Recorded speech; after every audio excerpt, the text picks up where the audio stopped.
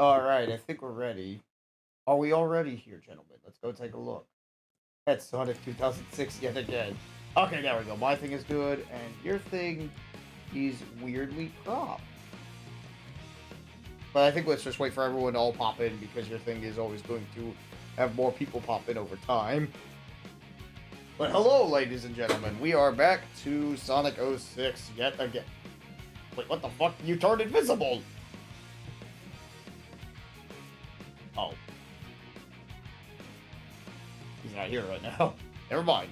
Anyway, we're gonna play some Sonic 06. Last time we had completed episode Sonic. So now we are going to do either Shadow or Silver. We are going to be doing Shadow the Hedgehog. That way we can get this out of the way. Because this game, I want to kind of done. So we gotta play through Shadow. One thing I will give praise for this game. They handle Shadow's characterization fairly well in this game, actually. I'm actually serious. I actually really like Shadow's characterization in this game. I actually like it a lot. Shadow's actually very well done in this. Transmission from HQ. There's an SOS coming from Dr. Eggman's base. Our last communication with our agent was 26 hours ago. We expect an immediate rescue. Shadow the Hedgehog. Understood. Initiating the mission now. In this game, he's a gun agent, so yeah, he definitely put his past behind him, alright.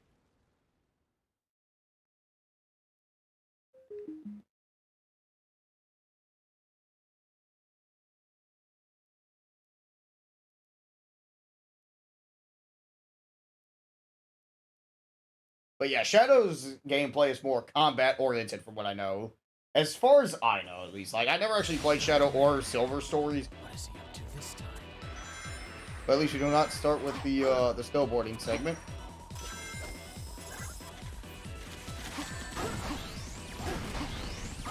Oh boy, I am not a big fan of that delay in between each homing attack. It feels weird already. Oh well. Actually, yeah, go screw yourself, buddy. I ain't fighting ya. Oh, damn.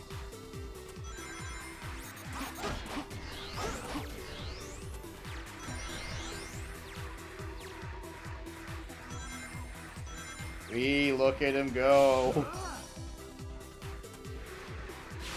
Ow. Damn it. My mic coming in close. Yeah, my mic's weird.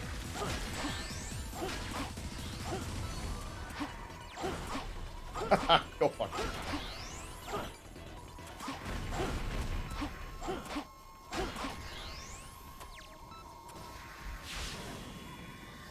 Well designed.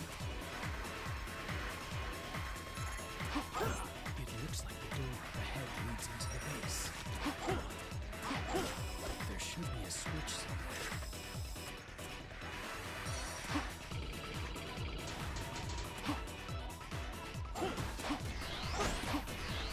Just as I thought.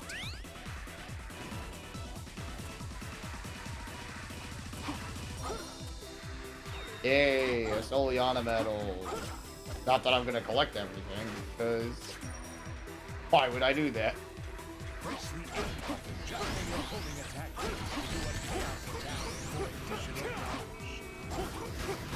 Okay.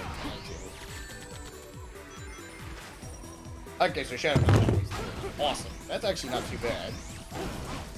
Actually, let me put my microphone right here. That way I can actually talk better. There we go. Where's everyone at? Damn. Let me check something real quick, gentlemen.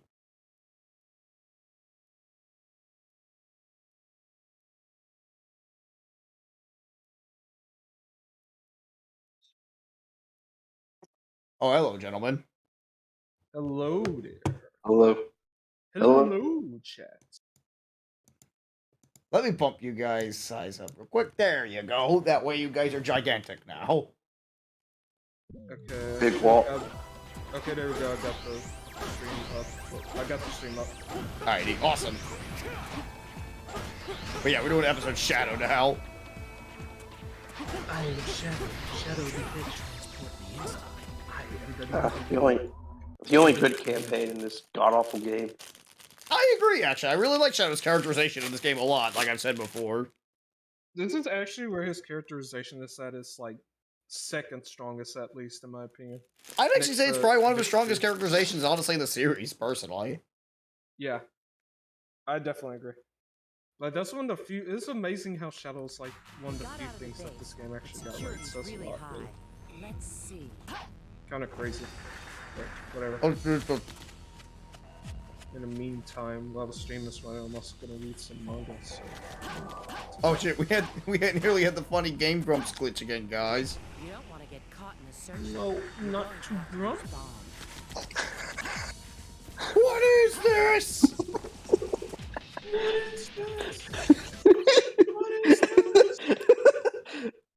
Sorry. Just I was looking for something on Google and then it just gave me something completely different instead. Instead of the Sticky Jalen. Was it Steven Seagal? No, it is something else. Something JJK related. This is about a manga. Me and him are reading. Steven. it may be about Steven Seagal. You don't know that.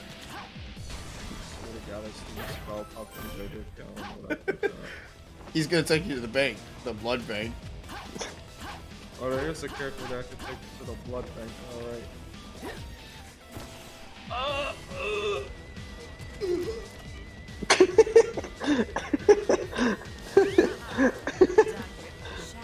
I hate the fact that I know in the anime that someone on the staff develops a character and gives them like really Case in point. Shots. Yeah, what I was showing him was that I was trying to look up a smug picture of this character, but instead it just Google just redirected me to instead of smug, just character smut. And I was like, shit, I don't want that. That character is actually involved in the movie, so thinking about that. What is this? Software crap. But yeah, Shadow's camping also. You just know there's a lot too because the character is literally a fishy anime boy. Mahito X Reader Public Orgasms. What is this? I know there's probably a bunch of that archive of our own. This is what the fuck? Oh geez, we're having some frame rate dips here, gentlemen. Oh, Yeah, I can see like, holy cow.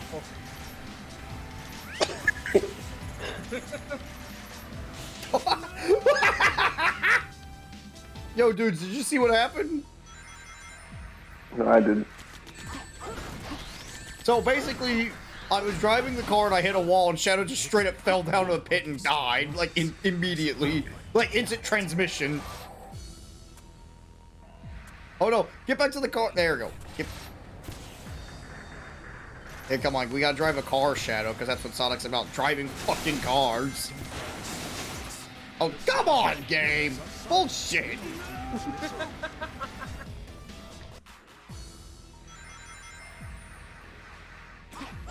You know what? Just DM me that picture. I might as well see what it looks like. Looks like that armed buggy still runs. No, I was saying something else. Yeah, he's gonna send you to the blood banks. I'm not talking about anything. I'm talking about something. You DM me. He just wants the blood bank, okay? Go to the blood bank. Man, I know this is gonna be just a personal complaint of mine, but I just really wish the triggers were the gas buttons, honestly, for this. But that's specifically due to how many Xbox 360 games use the triggers for the controls. For like, for cars.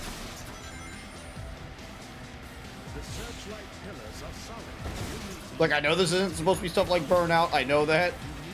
But it's just simply a small preference of mine for any driving controls nowadays to use the trigger buttons.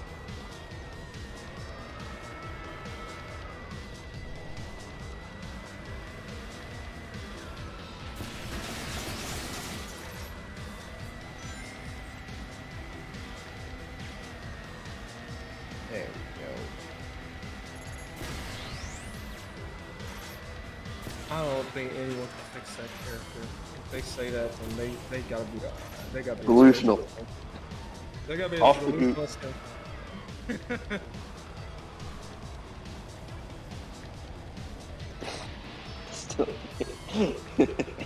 anyone says that they can change them or fix somebody, usually is probably someone I'd say that have.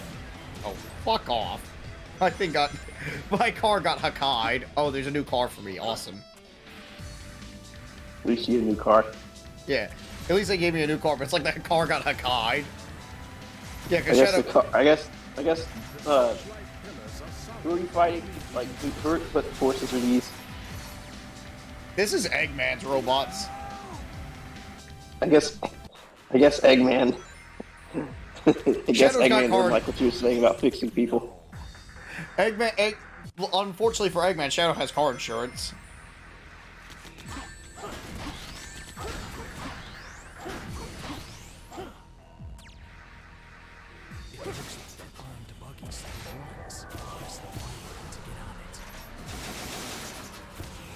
I was just laughing. Okay, I can finally look at the DM you sent me. Let me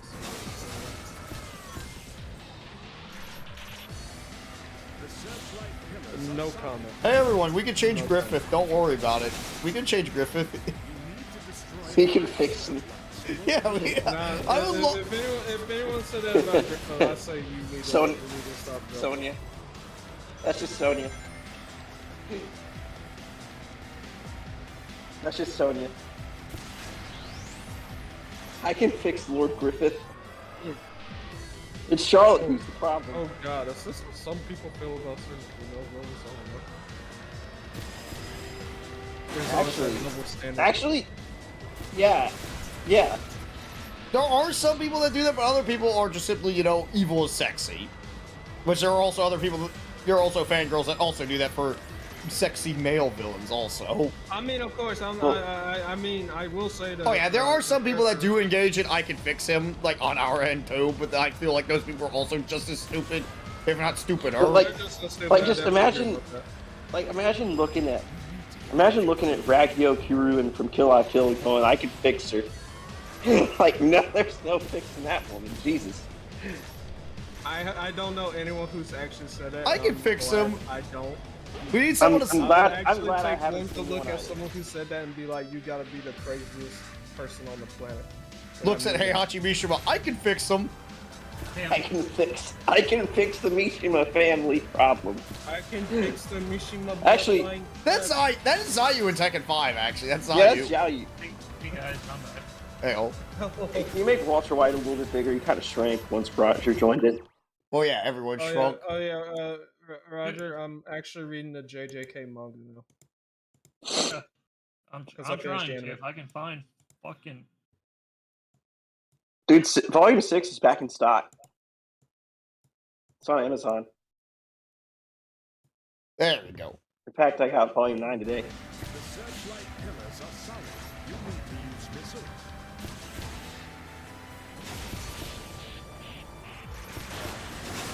Alright, where's the last fucking... There's the one of the last searchlights. Where... But how do we get there? The question. I also got an action figure of Gundam Exia. Yeah, I saw that. I was like, yeah, that's really nice. Yeah, it actually moves around a good bit. So it was giving me some trouble trying to put on some of its stuff. And I was like, geez, my Mobile Suit Gundam is too mobile. Who would have thought? Mobile, no way, the real mobile suit. What's funny was that a few days ago, I was looking at some like promotional video series Okay, good. The level's still for a bunch of Gundams, or like from like this game, and like as soon as like I get like halfway through, it starts showing Zero stuff or Exia doing something. I was like, oh, spoilers, get away. Yeah, I'm not gonna lie, bro. If you ever I was like, hold up. If you ever see something from 00, it's probably gonna be something from season 2 or later, so you kind of have to. There we put it go. off. That should probably fix our size. In my history of looking up stuff, usually. There we go. We got the correct size now. What the? Okay. But yeah, Walter White's still giant for you, man. You're good. Good. He big. He needs He to be. big boy. Big Walter. Oh, he big boy. Why he's so big? Wait, now we have Rouge and Shadow. Don't you want to know what this is? Rogue. My assignment was to rescue you, nothing more. Hello, Mario. With you, it's Can someone check the stream, make sure that none of us are having that are being corporeal again like we were before, like an inner Electro. I just want someone to double check real quick. It seems they don't want us to leave. What do you mean by corporal? Like we're not that way. You guys don't sound like you're eldritch beings. Y'all are fine. Okay, good. I was about to say I would have to let me. Okay, I hate like that. It's like that meme. I hate my pooter, but yeah, I do. I hate my pooter right now. Because every time I try to click on something, it tries to shatter it or shit itself. Fantastic. Defeat Egg Cerberus again. Oh, goody. Oh boy.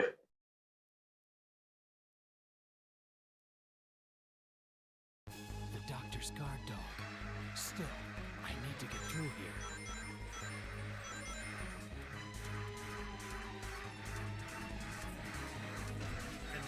Deal with the roughness. Hey, there you are, Jesse. I fixed your fault. There's the Egg Cerberus. Come on, get over here.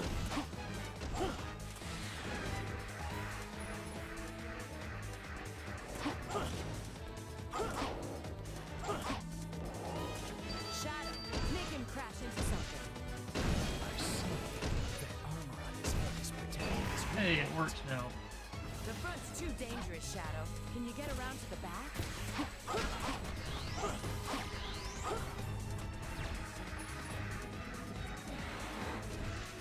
There we go. That's Yeah. good. Hey, it works. But the thing's really hard.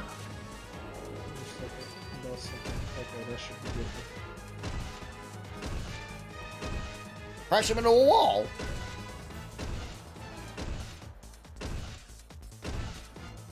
No, I crashed him right into a wall. Bullshit.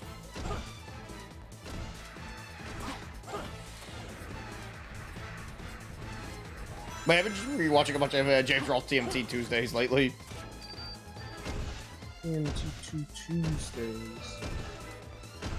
Like TGA Fridays. Looks like that armor's gone. Now it's my turn. Right. So, what I'm gonna do with this. I'll probably read more manga in a bit, but I gotta do some things first. Actually. So there's that.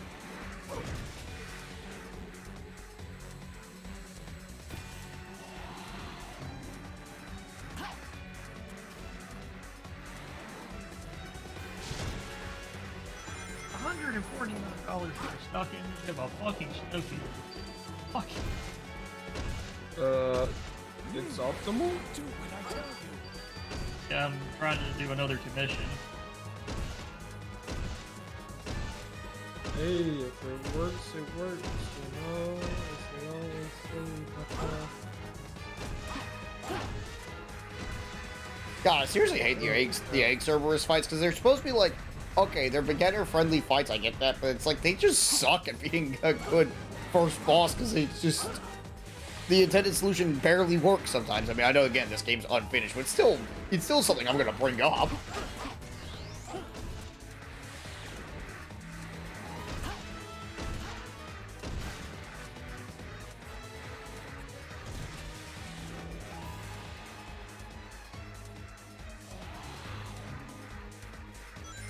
Where are you? There you are.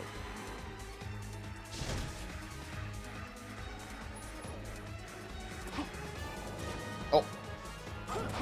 Awesome.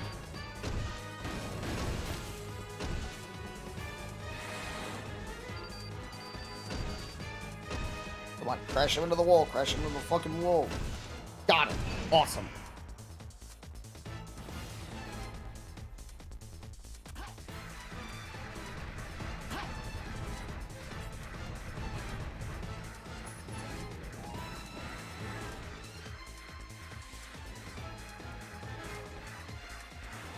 oh no, my driver being slow, bro. This is bad.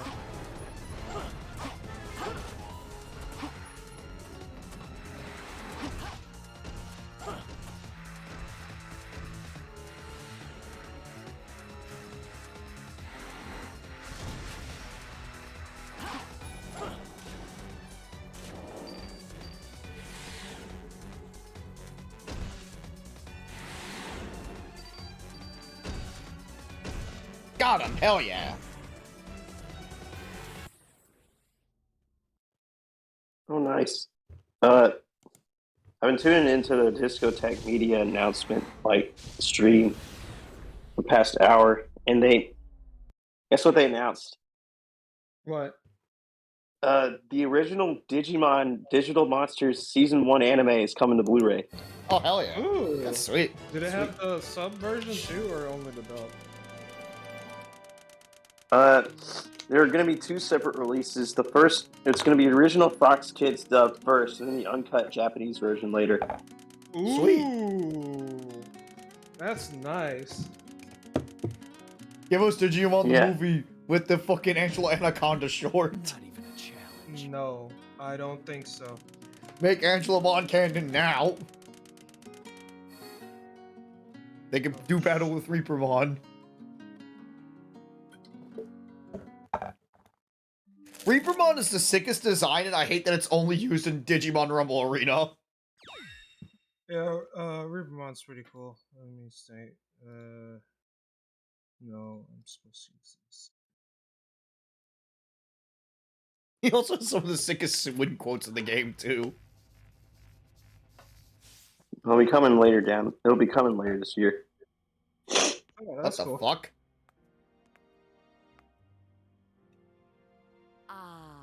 Soliana. I'm hoping one day that Discotheque can do a release of Gal Gaigar. But Constitutional monarchy. That'd be It's great. probably later. I would love I gotta to see wait. that. I'd love to see that.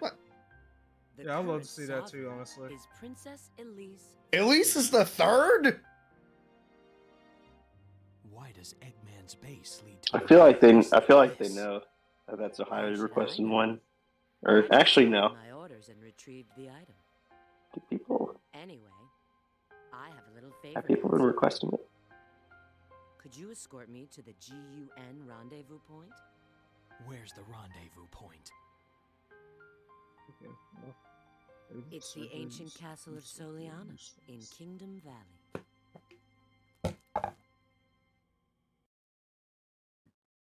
Head for the old castle.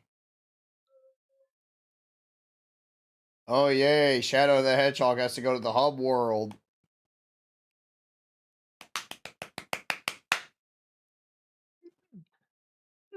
Hello, Mario.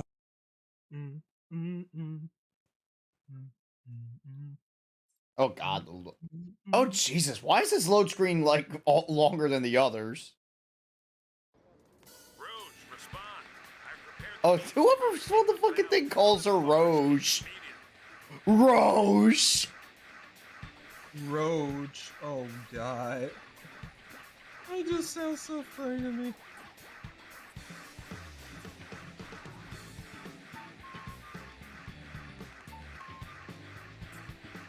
Poor Sonic Man. We need Sonic Man to go, you're a phony!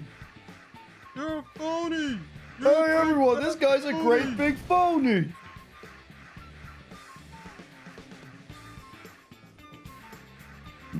Oh god, this game works even less with Shadow.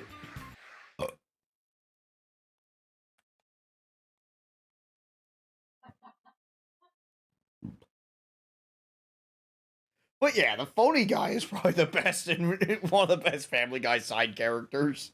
Like one shots.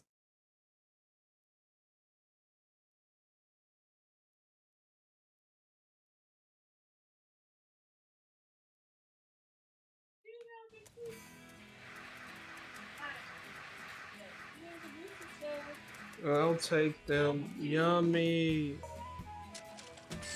Okay. I guess.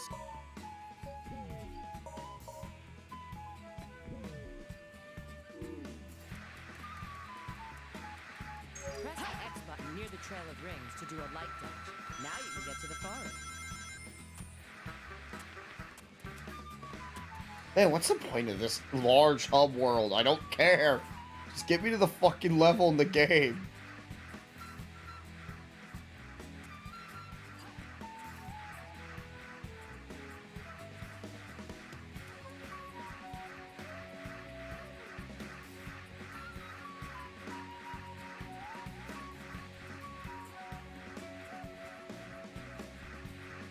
God, this is like more barren than Hyrule Field in fucking Ocarina of Time.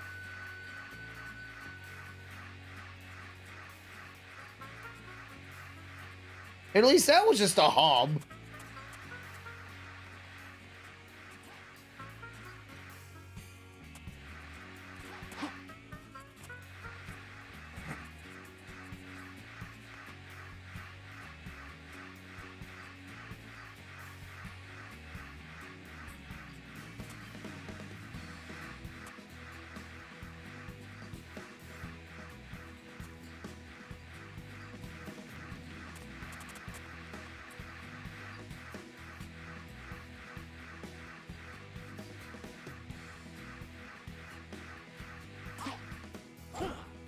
Where do I fucking go?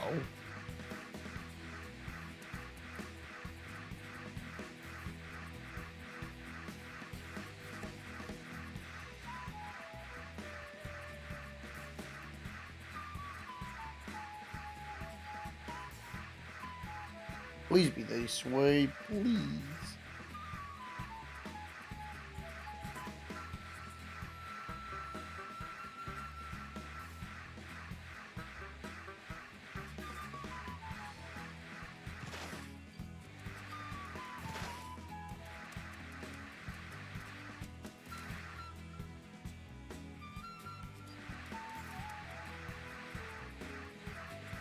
Oh, the problem is it doesn't show me the map.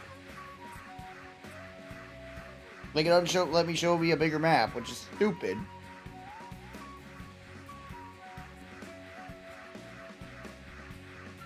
So you're telling the game designers you are stupid? Yes, they are. They are stupid. They were also stupid for... I'm gonna put my pre-stream up really quick, and then I'll begin.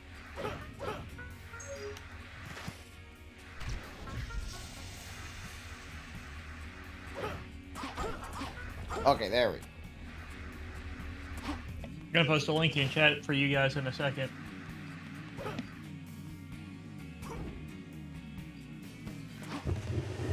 Let me go ahead and shout you out. Hello, Mario. The designs of this game are great big phonies. Hello, Mario.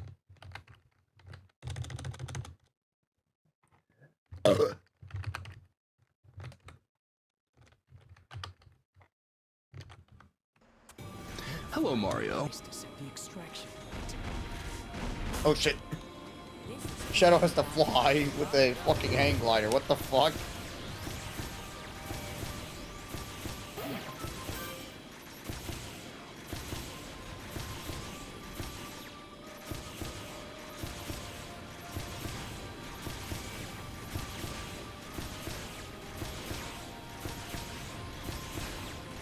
Hey, you wanna know what would make this section really worse if this was the PS3 version?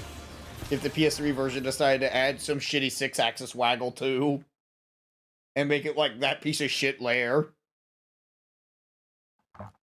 Yeah. But as far as I know, Sega wasn't that dumb. As far as I know.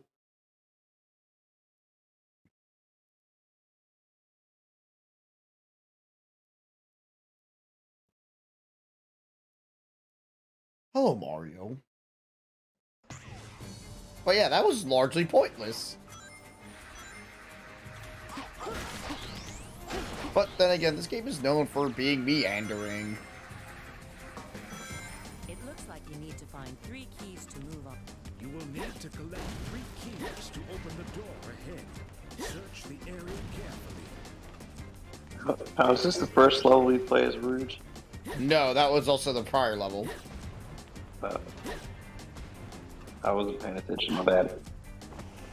I don't blame you. This game can get, like I said, this game gets very meandering. Okay, there's a key there. Can't get it though, cause silver.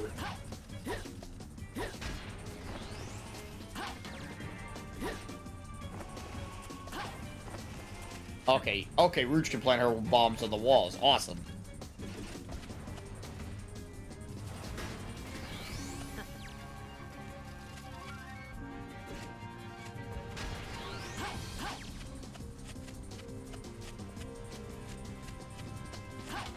Get me off this fucking wall. The wall's coming. I can't even get off the fucking wall. You can't get off the wall. I'm trapped. I'm fucking trapped. Get off the fucking wall. What is this fucking horseshit? I can't get off. Get off the wall. The wall is too strong.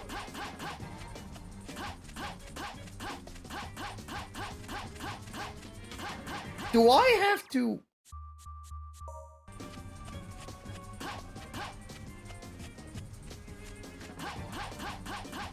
Yeah, I'm gonna have to do that because I can't fucking get off. Way to take LTG's advice, Rouge.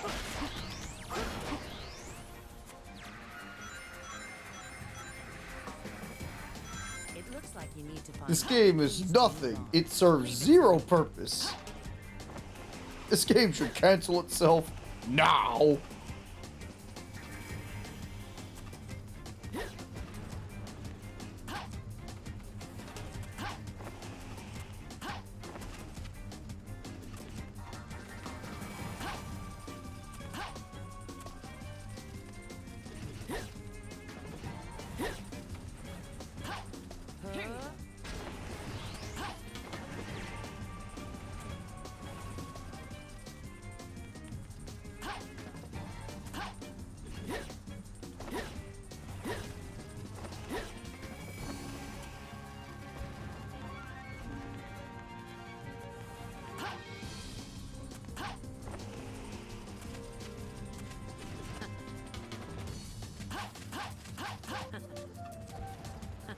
Okay, guess I gotta get up on this.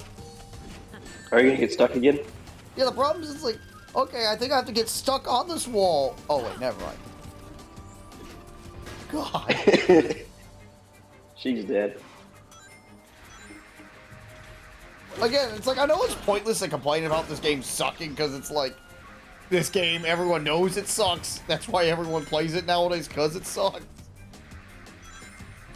But it's like, man, some of these things you just have no idea how bad it is until you actually play the fucking game.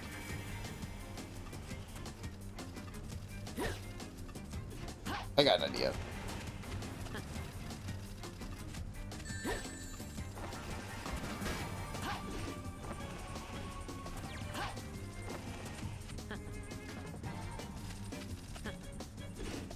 Alrighty, welcome back everybody to... Wait. Am I fucking stuck again? No! Huh. Okay, there we go. Awesome, I got free! I'm freedom! Alrighty, Yes. welcome back everybody. Yes. Wilbur Wallace. William Wallace. William Wallace. Fuck. Braveheart.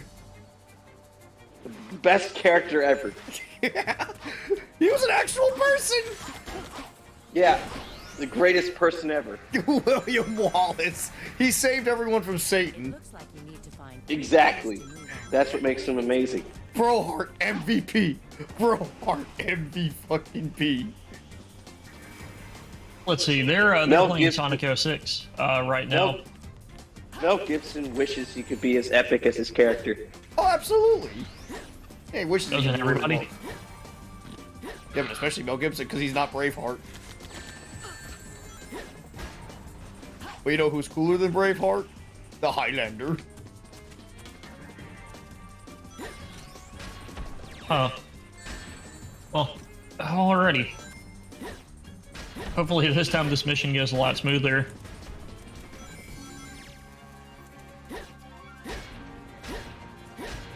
Like, this is like the equivalent of just throwing rocks.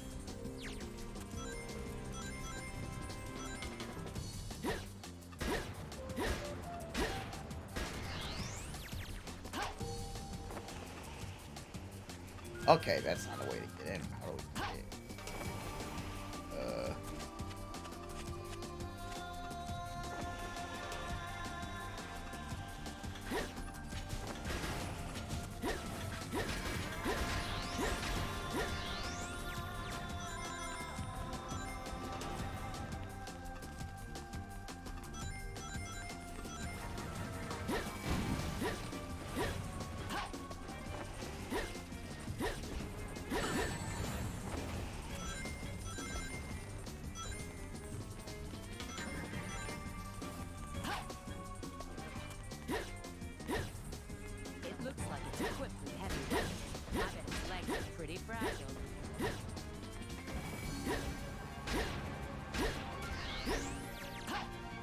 Okay, cool.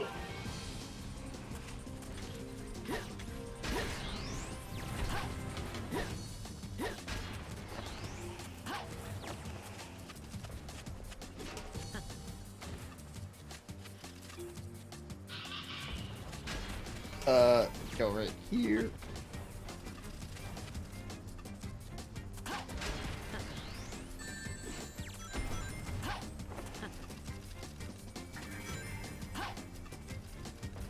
Awesome, we got the first key.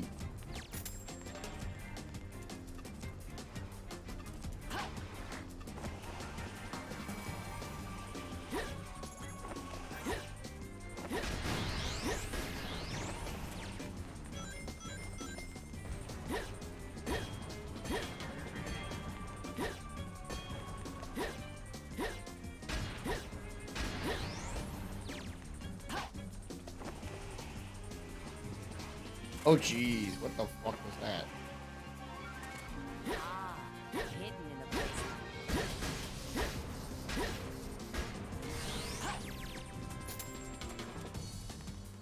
Yay!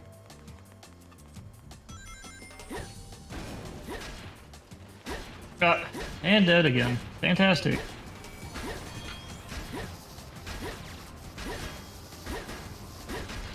Yeah.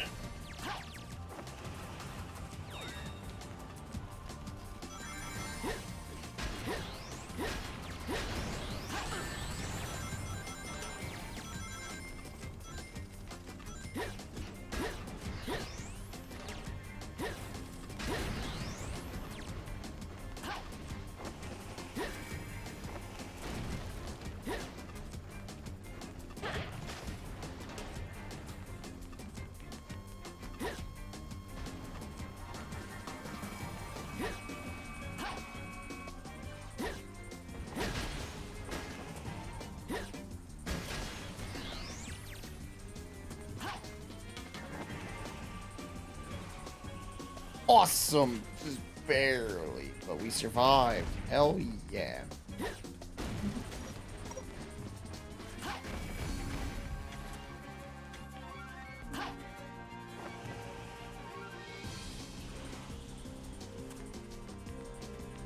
Every goddamn shot just missed him. Every villain is lemons.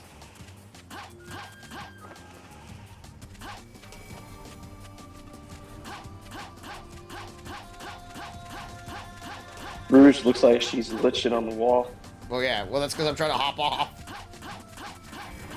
I think you're making the frame rate slower. Oh, yeah. Oh, whoa. Hold up. Got good. She had to fight against, like, Reality. God or something.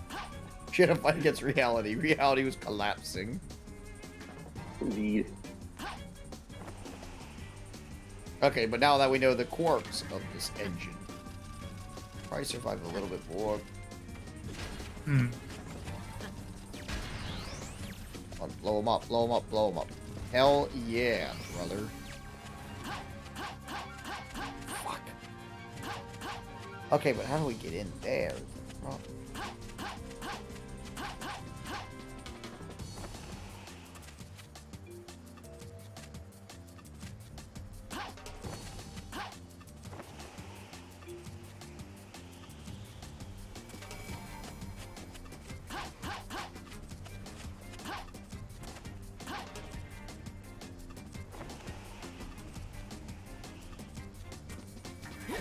Okay, so what's the point of this?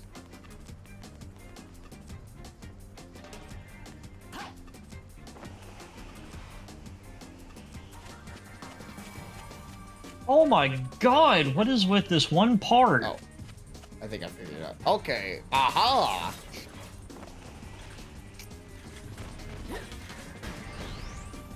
Oh, God! Oh, dear God. What's going on, YouTube? Back at you with another video. This is low No tier. God. We cope. See. Mauled. Let's get going. That's Indeed we do. come over there. Press the Y button to get out. Oh, great. I'm dreading this bit right here. The hover mission, the hover vehicle. We just need to be fast and hope nothing collapses on us. Because this is actually one of the most infamous parts of the game.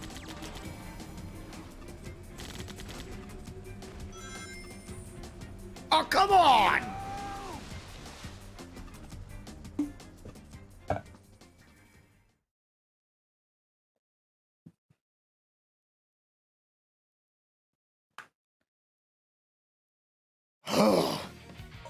At least it saved White Acropolis.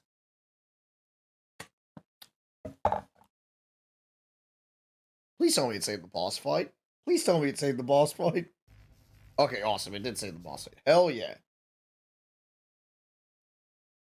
I just gotta play more of this shitty game. That is shitty.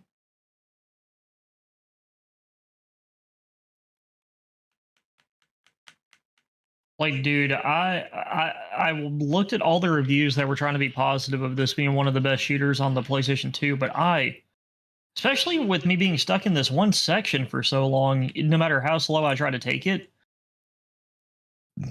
Not to mention, I love this weapon accuracy. Respond. I've prepared the means to go to Kingdom Valley. Go to the forest cave immediately.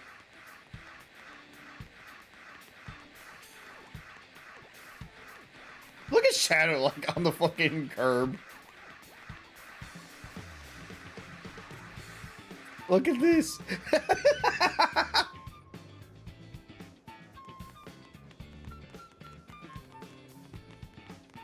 Gravity works in mysterious ways for the ultimate life form. Oh, yeah. I just love how they get to the curb that gives them that weird look. Yeah. Like stuff like that. Literally, clearly hitting him, but he wasn't reacting to being shot. Like my bullets were going straight through this guy. I mean, like we discussed before, Kills Out 1's kind of like mid. You know, this is starting to become less than mid. Like, what the fuck is this section?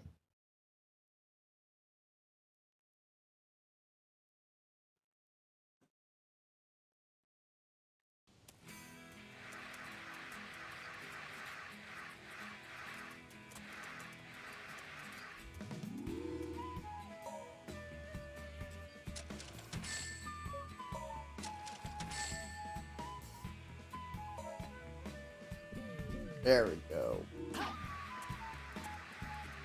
Oh, fuck off. I pressed the button. Oh no, I pressed the wrong button.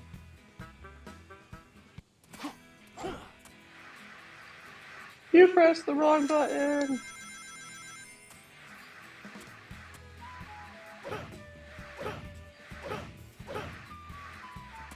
And not to mention, there's no like over armor or anything. Like, you have so little health, it feels.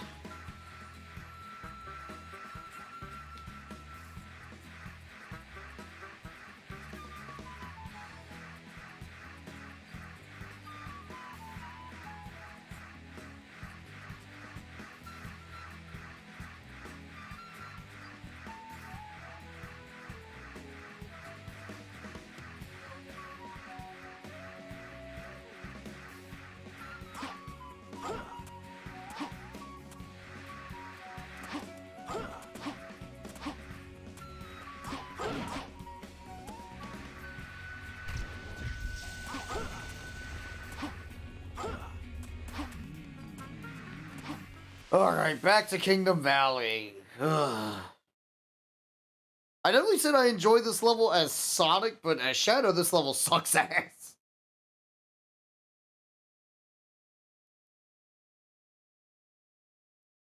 Ugh. A faraway place to set the extraction point. This is Kingdom Valley. Long ago, there was a royal...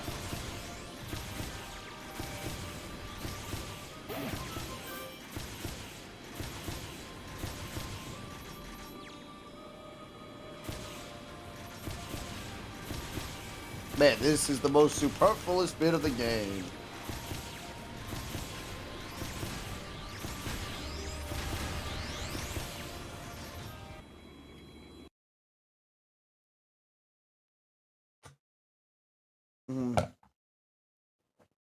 Yay.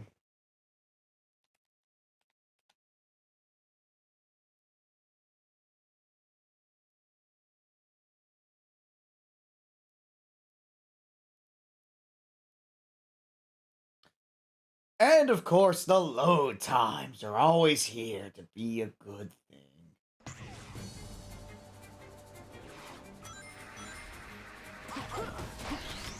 Guys, where you can take a shit faster than these load times. It looks like you need to find 3 keys to move on. Leave it to me.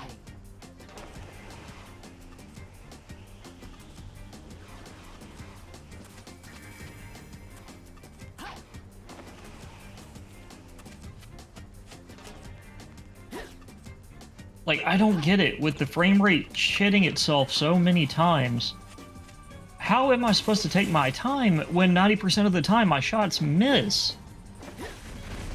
And I'm all the way back here! Remember the great quote that Michael Scott said, "You miss 100% of the shots you don't take." Dude, this doesn't help. Seriously, fuck this game. Killzone 1 kind of sucks. Yeah. Well, but like I watched fucking a few reviewers from around the time, and they were all like, "Oh man, this game's great. It's one of the best shooters on the console." Honestly, most reviews I saw at the time were pretty much, this game's mediocre. Like, I saw more people to be, like, generally like, yeah, this game's alright, but not the best shooters on the PS2. Yeah, but I don't understand how they dealt with the fucking checkpoint system. This is fucking horrible. One word, bribery.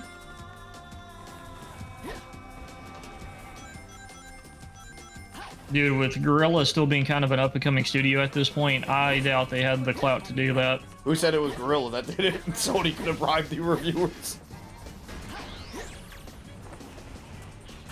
Not going full conspiracy theory, but just saying that could have been a thing.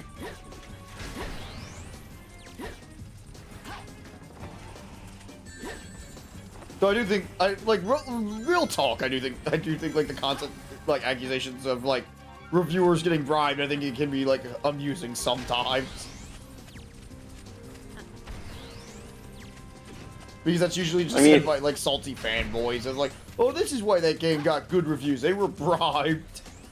I mean, there are some cases where oh yeah, there are cases, like, absolutely. Like, Driver 3 is a very famous case of bribery. Where 2 magazines were bribed to give, like, high reviews. Or what was it, Kane and Lynch? Kane and Lynch, okay, Kane and Lynch wasn't bribed. Kane and Lynch was a situation where most reviews for the game were pretty average, but what happened was that GameSpot, like, a prominent reviewer for GameSpot gave the game a fairly mediocre review, and IDOS threatened to pull advertising. And GameSpot at that point had a new shakeup in management that didn't know how to deal with that threat. So they just kind of had a knee-jerk reaction. That's exactly what happened, as explained by the guy that got fired.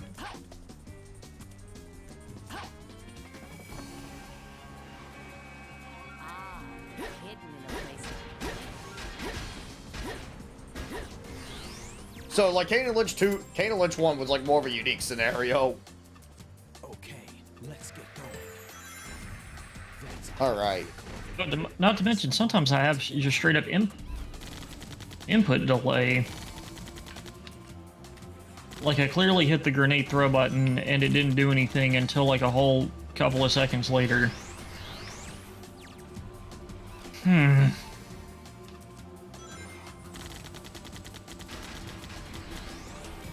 Okay, let's wait for that. Okay, right. I gotta stop treating this. There you go. Get out of the way. Make sure there are no towers collapsing before we continue our journey.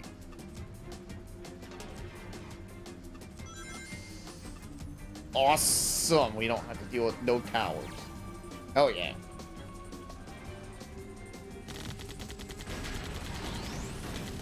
No towers to be tilted tonight.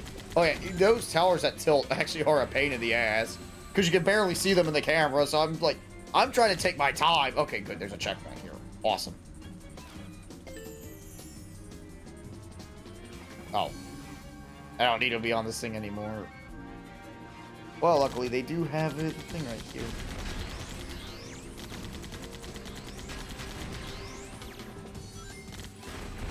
Radical. I don't know. I wouldn't say this game's pretty radical.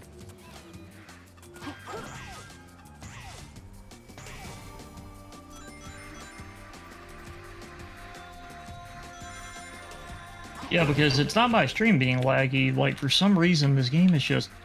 frame rate's all over the place.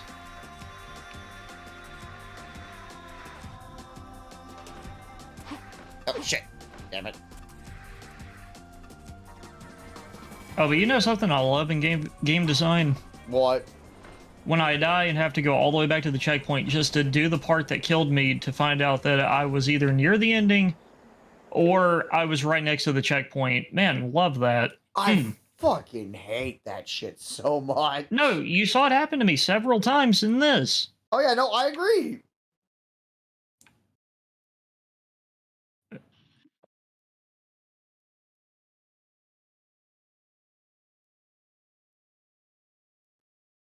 Like, that's extremely fair. 3 Hellgas just right and just turning the corner.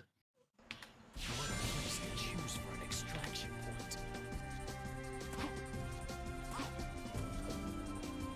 point. And dead. Fantastic. Awesome. I do not see how you can do this without it dying at least once. God damn it. What a place to choose for an extraction point.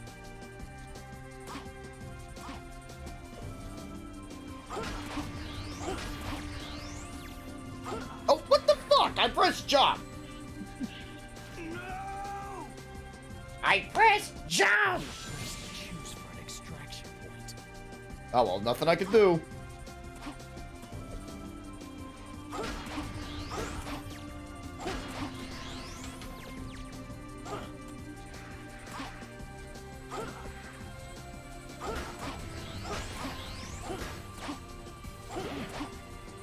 Oh.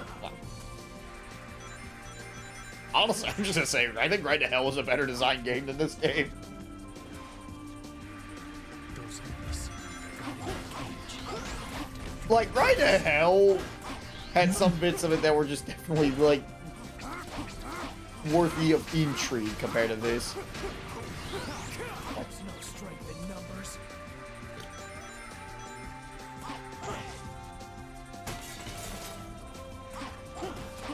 I'd still rather play this than Shadow the Hedgehog.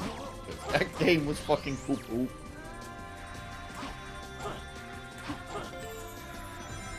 Alright. Oh, jeez. Oh, God. The frame rate's going bad.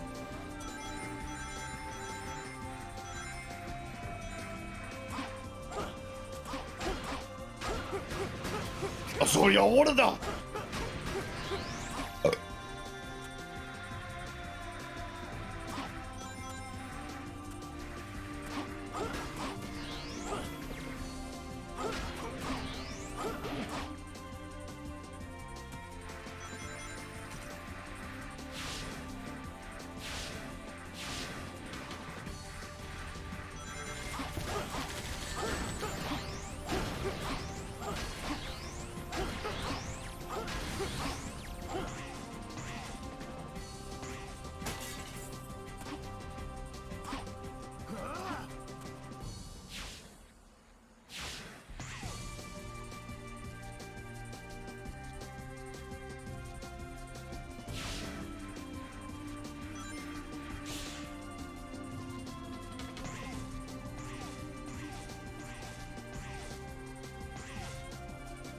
Let's get moving.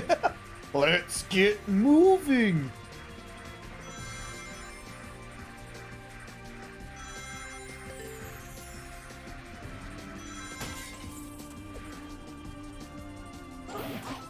And is this level almost fucking over? Damn, like...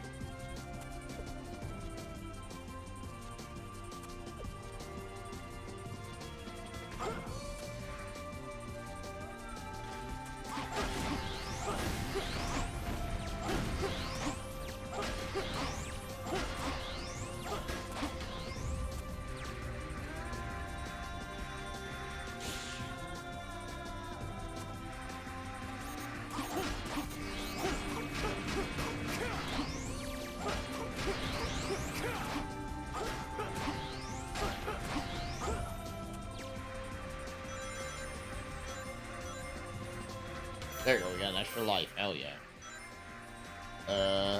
Where are we? There we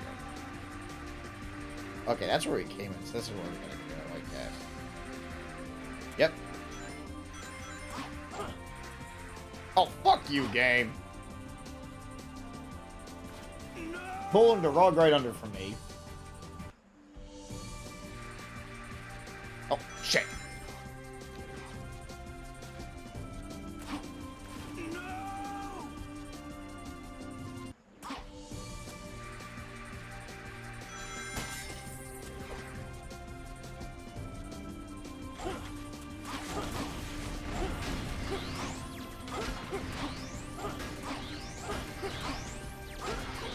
Oh boy. Why did they think dropping you in the middle of like 5 of these guys with no reaction time and low health? No! Fuck! Like I said, most of my issues about this game would probably be gone away if during major combat sections there was a fucking full heal somewhere.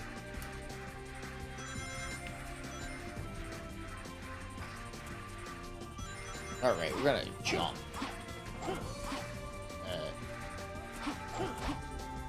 Awesome, we got the grind thing. But no, it has me do this. The extraction point.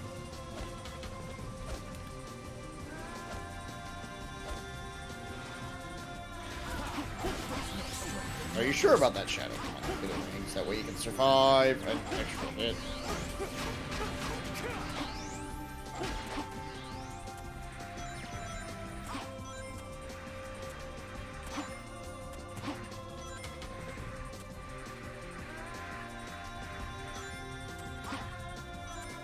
Okay, good. We got to the goal ring. Awesome.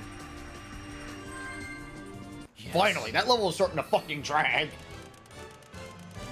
Because, of course, everything with Shadow from Sonic Heroes onwards has to be a fucking marathon. I guess that was all right.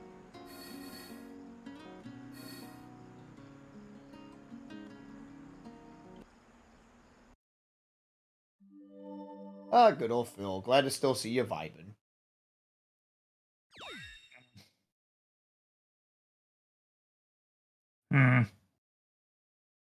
Vibing like a dancing cactus.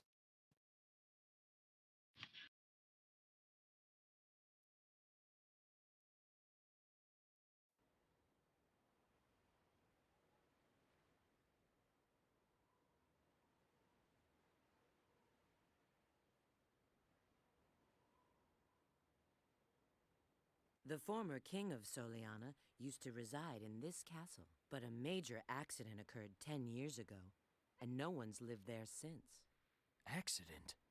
I heard a prototype energy engine failed, which caused the accident. I think the name of the plan was... The Solaris Project. Oh shit, Eggman's here. What are you doing here, buddy? Has he come to make an announcement? He seems to be. Sun God. Doctor! It's course. been a while, my dear. Fucking dead again. And of course, Shadow. Now, if you'd be so kind as to hand back the Scepter of Darkness you Eggman's just like, hey, can you please politely give me my fucking scepter back? We're just trying to free a dark god. Yeah, it's like, I need that power. I really do. I need that power. Give me the power. I just give me the scepter, Marge. Give me the scepter. Oh yeah, give me the bat, March. No! Oh shit! It's about to break. Enter the best villain, one of the best villains in Sonic history. Debatably, I'm gonna make that debatable because. I said one of. Okay, but allow me to turn it on his head. As we'll see throughout the game, his plan is so needlessly complicated that it falls apart. He's still cool. He's definitely better than Black Doom, I'll say that. But that's Okay, not a high bar. That's not a high bar to That's set. a low bar. It's like Black Doom is the worst Sonic villain ever. Ever. Like, I'll give the Deadly Six this. At least the Deadly Six look like they kind of fit in Sonic. Like, as designs. At least.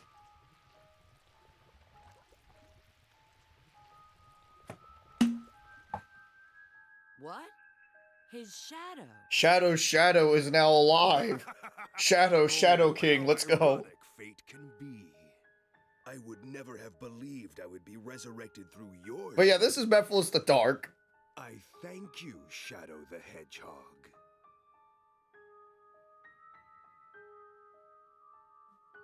Who are you? And how Voiced do by you Dan know my Green. name? Oh yeah.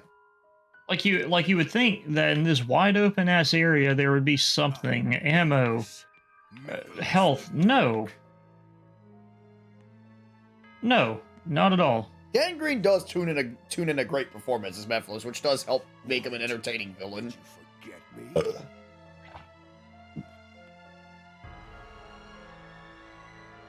I owe much to you, Shadow. Blah blah blah. Oh yes. Look at how like goofy-eyed he looks there. What you gave to me, I now return to you. A one-way ticket to oblivion. Ah. Oh no. What happens? Let's find out. Stay tuned. Viewers, same bat time, same bat channel.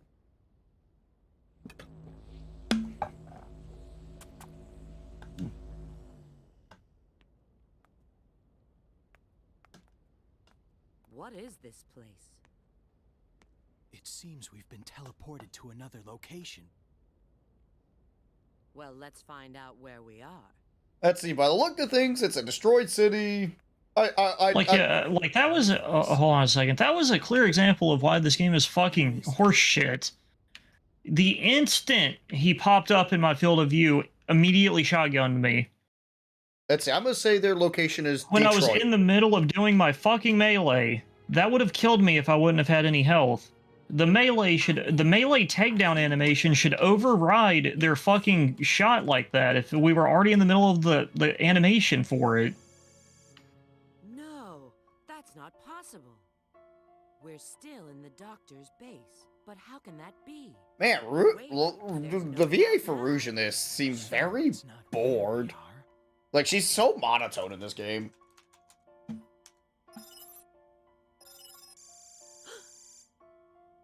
It appears we've gone through time, doesn't it? Yes, approximately 200 years. Maybe more, depending on when this database was last updated. Well, at least we know we've arrived in the future. I don't think I'm going to be able to actually beat the game. I think I'm literally stuck in an unwinnable situation because I didn't make it here with enough health. Chaos control. And there's no healing anywhere.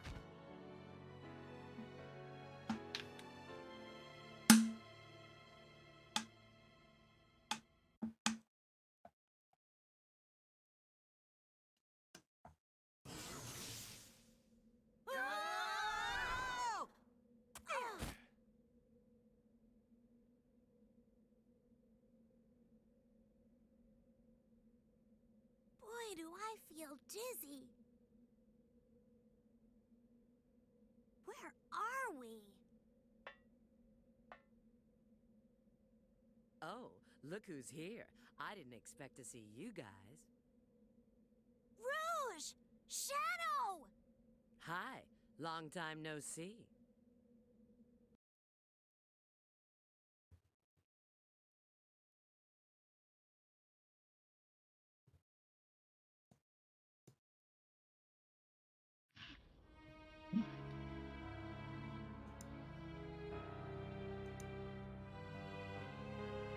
This is the distant future, far removed from our own timeline. Man, Detroit, man. Detroit looks off. Then that means Eggman's machine can control time. Actually, no. I think honestly, this looks closer to New Jersey than Detroit. Now, how can we get back to our own time? You need a space-time rift, but this requires a lot of energy. I see. You mean using your chaos control will... Yes, but that alone is insufficient. Okay, Shadow. It looks like we need to work together.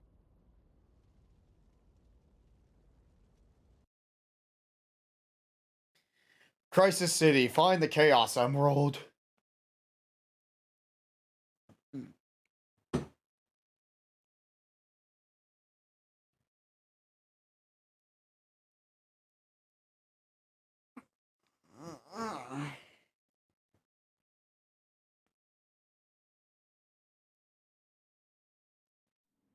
I'll be right back. Give me a quick second.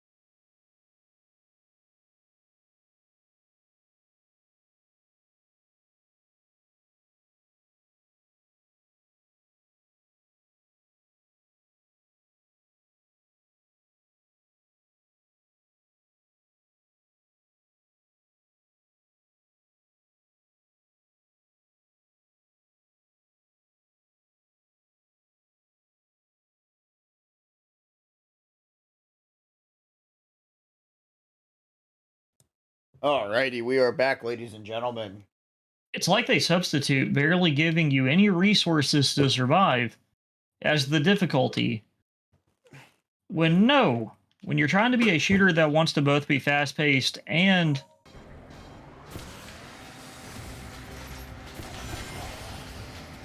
Oh my god! What do I do? The instant I walked through the doorway, they two of the Hellguests shotgunned me at once, shredding my health and pushing me over the threshold to death. What the fuck am I supposed to do?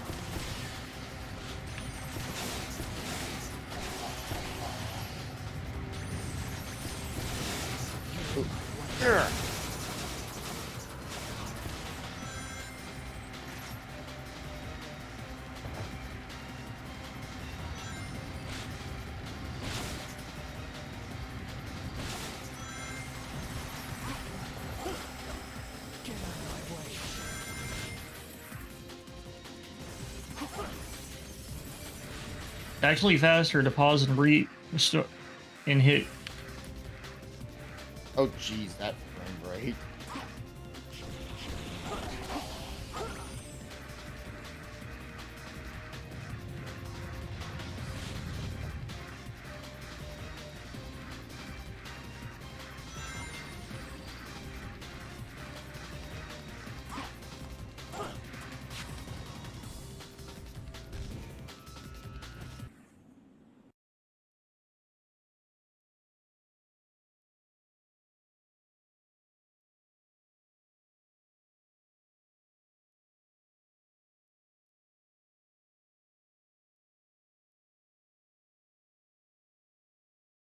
Oh, I see they're both muted. That's why they hadn't said anything for a while.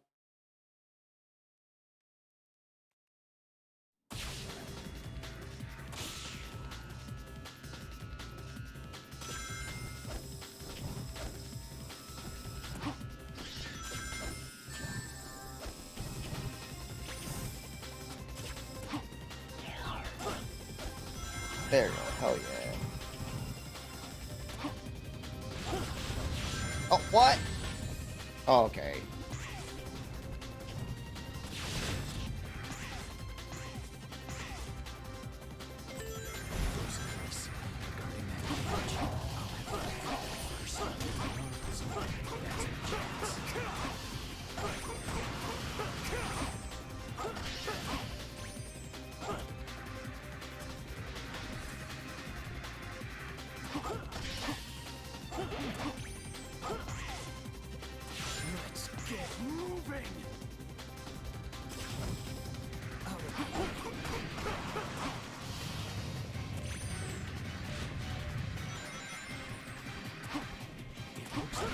use that monster to move ahead.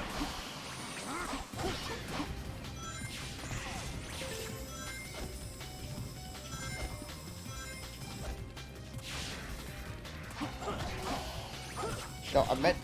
There. It's not over. I can't let down my guard. And oh boy, I have no health, so gonna die fucking instantly again. Dang, Jersey Shore looks like it took a turn for the worse after season 6. Oh yeah.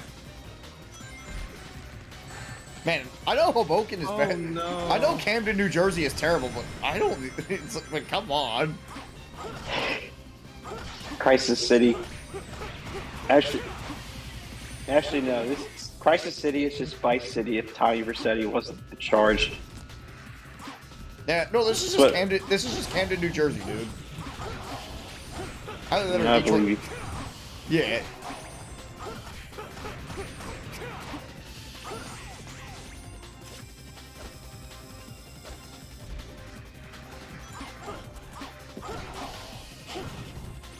Maybe the stage would be. Maybe the shadow stages would be better if you had weapons like in Shadow the Hedgehog. I agree, actually. I genuinely agree. I feel like giving Shadow a gun would actually be very helpful for this mission. Like, I hate the Shadow the Hedgehog game. That's mainly because of the whole kill all the enemies requirements. Honestly, the weapons were actually one of the things that worked in that game, genuinely. Like, the weapons are funny, but they actually worked as a gameplay mechanic. There's not really much for me to critique about them. Yes, Steve. What?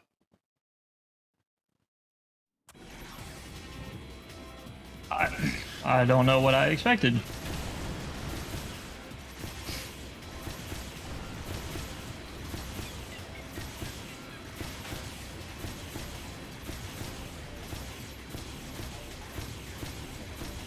Ugh. Oh, let's get that extra life. Oh, damn, I can't get that fucking life. Oh, no. Oh, no. Oh, no. Oh, no. What? What? What happened? I really don't know what happened there. I looked away for a few seconds. My fucking hoverboard broke. Major malfunction, officer. Like, I know I gotta shoot these things, but shooting it doesn't work. Man, you're telling me. Okay, I see what I gotta do. I just gotta speed up faster. Okay, so I'm going too slow. I got it. You know, Zero, the hoverboard from this game kind of reminds me of Stealth Gal a little bit. Oh yeah. Okay, there we go. We got it. Yay! Just a little bit, though. It's shittier in this game. Oh! Yay, this thing's fucking working. Let's beat this fucking game Finally. so we can move on to good games. We need to move on to some good games. But you played Broforce a few days ago. Yes, Are we you saying did. It's a Which bad was game? good. No, Broforce is good. Broforce is very good. No, I'm talking so we can move on to Sonic Unleashed. Yeah. I'm talking good Sonic games specifically. I mean, I am going to play Sonic Genesis after this one, but that's not even going to be a full playthrough. That's just more of a let's look specifically. Let's look at how awful this game is. Yeah, because Labyrinth Zone in that game is like virtually unplayable. Like that frame rate dips into like the frame rate in that game dips to like single digits on Labyrinth Zone, dude. Like you have no idea how fucking unplayable it is until you actually play the game yourself. I can't wait for the Sonic Genesis playthrough. Like this is what gets me so much about this game. Like, I know I look like I'm doing bad, and I want to do better, but what the fuck am I supposed to do with what this game gives me?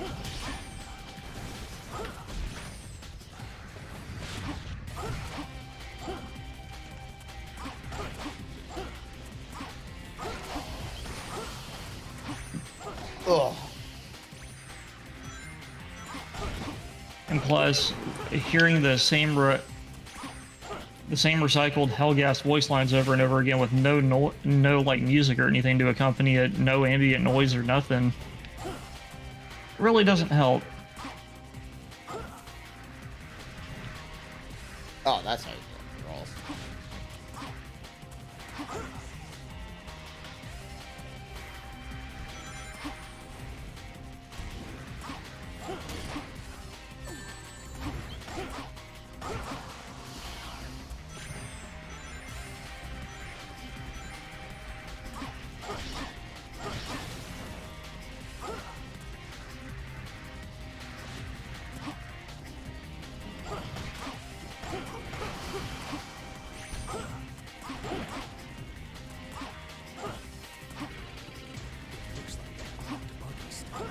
Okay, now we're gonna drive another car. Yay.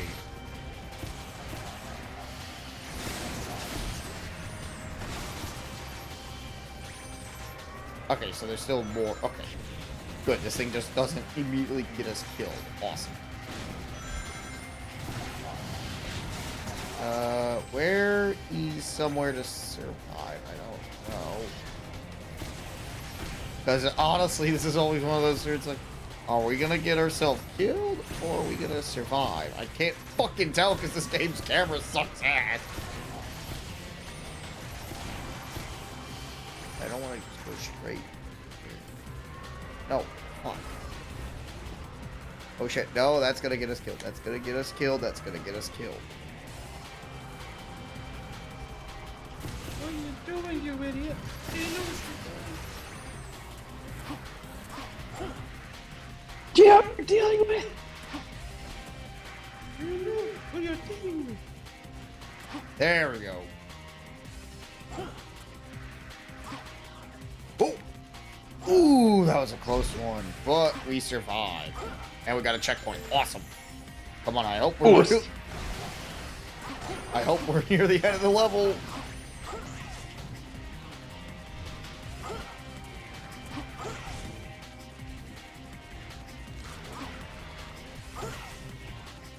Please find a health pack somewhere. Nope. Nope. Nope, of course not.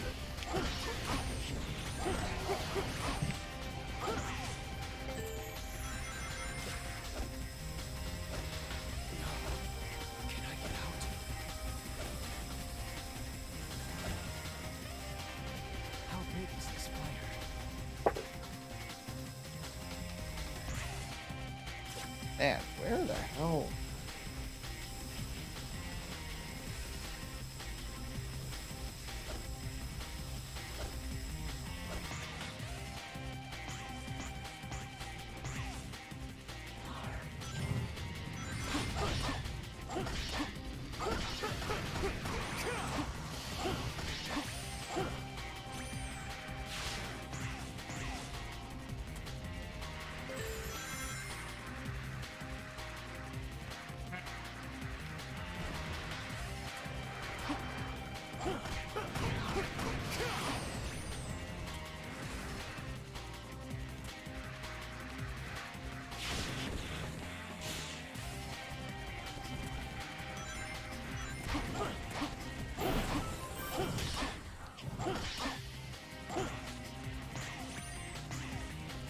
Finally, we're through the level. Hell yeah. Yes. Boss. Nothing like a good workout. That should honestly be a Sonic win quote or whatever for like one of these games. For Sonic, nothing like a good workout. Like, nothing like a good workout. Stuff like that. Gotcha. We just need gotcha. Truth be told, Sonic is just Paul Phoenix. If Paul Phoenix eats I a was chili talking about dog. Knuckles. That should be Knuckles. Oh, Knuckles should have yeah. gotcha. No, just Sonic and Knuckles are just going to do a flip, a flip kick. My precious. Actually, it makes sense because they both fight aliens, Beautiful. essentially. Your mysterious brilliance. And Shadow the Hedgehog, which is your favorite game, clearly. Don't fucking joke about that. You know better than to joke about that. Omega? Oh shit, Omega. He's What are you here. doing here?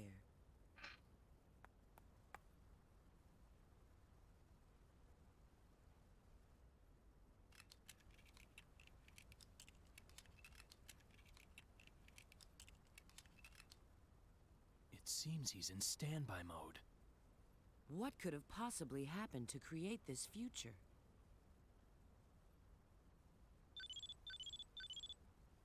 Yes, this is Rouge. Understood. We'll be there in a minute. It looks like Sonic and his friends have found something. I was going to say, if that was like Gun somehow, like how the hell are they able to contact her in the future? Is like Sonic on San Dimas time? Yeah.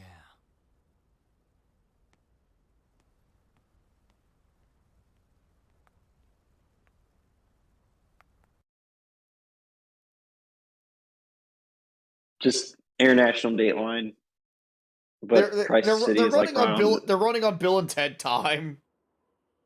Exactly. You guys are The difference is that Bill and Ted's Excellent Adventure is an awesome movie, and this game sucks ass. A Chaos Emerald! It's a great movie, though. You've already found one! Oh yeah, Excellent Adventure is a great movie. I may not look it, but I'm Dude. Oh, no, I'm saying Dude. this game. Okay, like all suffering aside, that cutscene was actually really good. Have you guys discovered anything? Dude, they're hinting at this at your head officer might be a little fucking crazy. There's a Chaos Emerald here, but You mean we've got to go through there? But he definitely came across as like a redditor because what he said to that poor like tech guy was just like, "You believe in God, may want to start praying to either it or whatever technological being you you believe in." Flame Core, find the Chaos Emerald. Your superior officer only believes in facts and logic. Man, honestly, Shadow's gameplay is just really fucking repetitive as shit in this. At least it's not. At least it's we're not doing, at least it's not a self-titled game, which is why I'm not as like raging about this. Like this game just doesn't anger me, but it just more bores me, honestly. There's nothing to joke about. There's no content. There is content. Okay, Dude, infrared. Okay, there is content to joke about, but the problem is just everyone knows about this game, so I feel like there's not really much for me to talk about. The content. We all know this game sucks ass at this point. Like, it is 2022. This game has been out for 16 years at this point. If you somehow don't know about this game's reputation, you have been living under a rock. I envy that rock. I wish I could live under it. Oh, yeah. Imagine having... I would love to live in a world where this would be like my first time seeing Sonic 06 in action. Oh yeah. Period.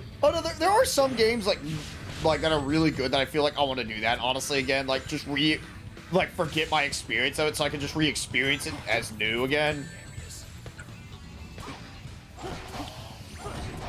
Yeah.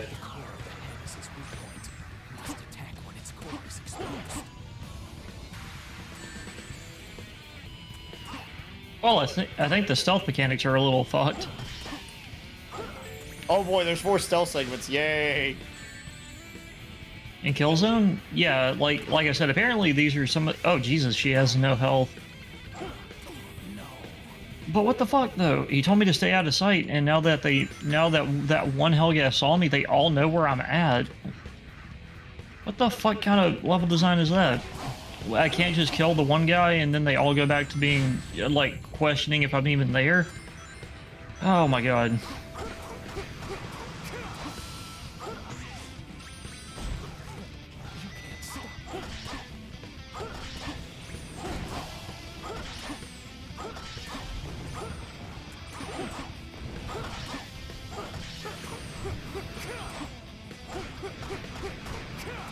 I mean, he's telling me to, like, stay out of sight, but it's taking me through pathways that go right in front of the fuckers. Like, I get that I'm supposed to use, like, my infrared to, like, stealth around, but what? Is everyone dead? What the? Oh, jeez, that could have been bad. We could have fallen off that cliff. He's going over that cliff. Oh, shit! Ah! Real fair game. Real fucking fair. Speed racer moment.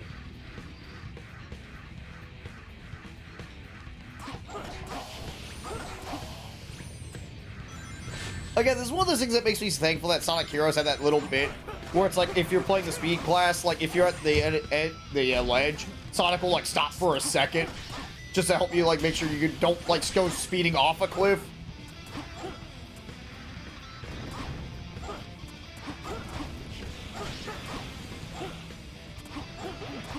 But I don't even feel like you have speed in this either.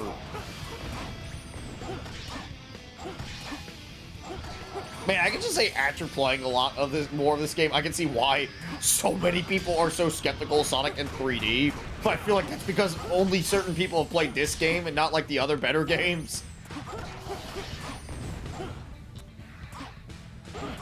Or they've only looked footage at this one particular game. Oh, shit.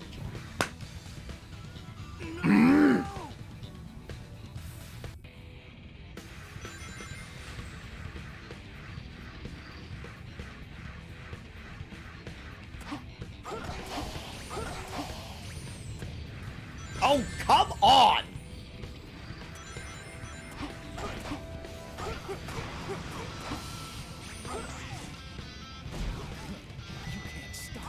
I don't know about that. They can't stop me, alright. But they sure as hell can bore me. What? I did not get fucking hit by that asshole.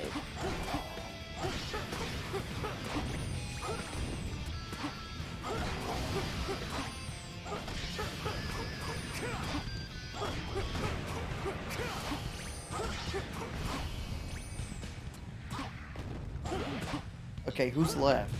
Nobody. Awesome. Alright. There. We jump. We jump.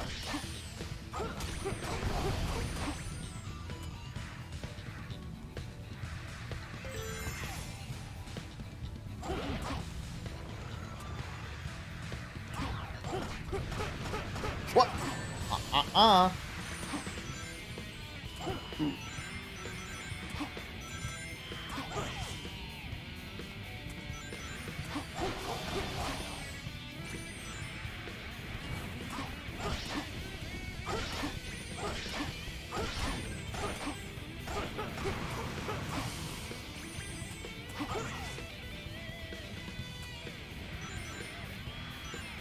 Use the fruit that comes floating along with the lava flow. I will say, like as everyone does say, the music in this game still slaps. Which it do. Yeah, that's kind of a that's kind of a given with the Sonic game, though. Except for Dark Chronicles, that game's soundtrack sucks ass. I've heard better midis on VGmusic.com. But is that considered a mainline game? It's almost every. Okay, there's an extra because the adage that I've heard is mainline Sonic games have consistent soundtracks. I usually hear pretty much almost every Sonic game has an awesome soundtrack. Like pretty much the usual exception is Dark Chronicles and I mean not Dark Chronicles, Sonic Chronicles, Dark Brotherhood, and Sonic Boom. But those are like the exceptions to the rule. But hey, two games having shit soundtracks out of a whole, like out of a series as prolific as Sonic the Hedgehog, not bad, honestly. Like, only two games are ones that only have notably bad soundtracks.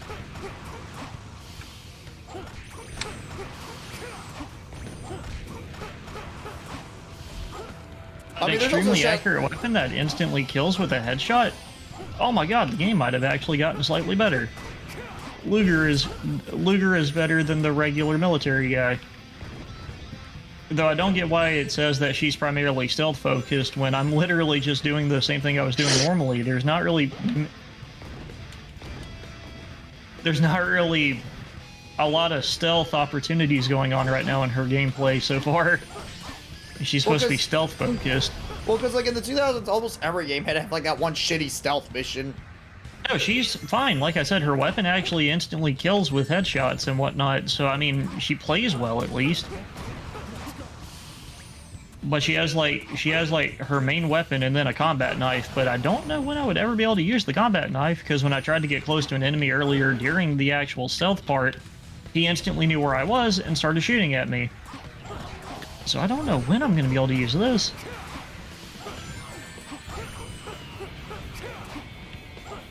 But this is actually kind of cool, though, playing with Templar, the guy that I was using earlier. That's kind of neat.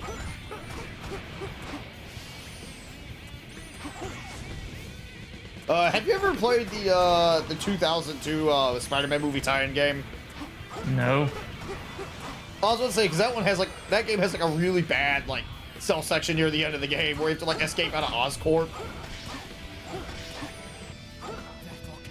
Where it's like you have to evade their super soldiers. And it's like if they see you once, they fucking like fill you with fucking bullets.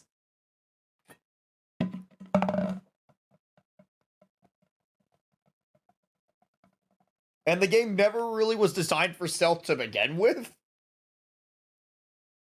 So you can kind of do the math there and see what happens. Like, I'm okay. Like, to me, stealth missions are like... Yeah, the original 06. The original 06 lightning voltage.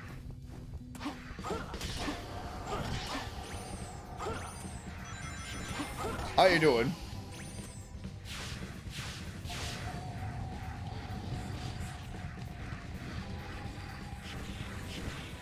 And she actually has health pickups in her level. She actually has consistent health pickups after major combat sections. What the fuck, though? It's like they didn't test those early parts with Templar. She's got a lot of fixes because that level had a consistent frame rate, wasn't too dark. The only complaint is that her stealth mechanics were barely used, but she has weapons that can instantly kill with headshots. Like, what the fuck happened? Luger is a lot better than Templar is so far. And she's, like I said, she's supposed to be like optional stealth. How bad is the PS3 version compared to the 360 version, Lightning Voltage? Because I'm using the 360 version. I've heard like horror stories about the PS3 version.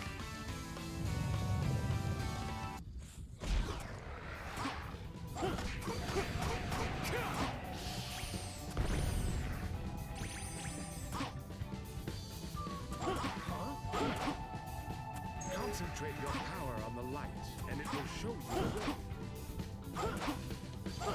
Okay, I'm trying to...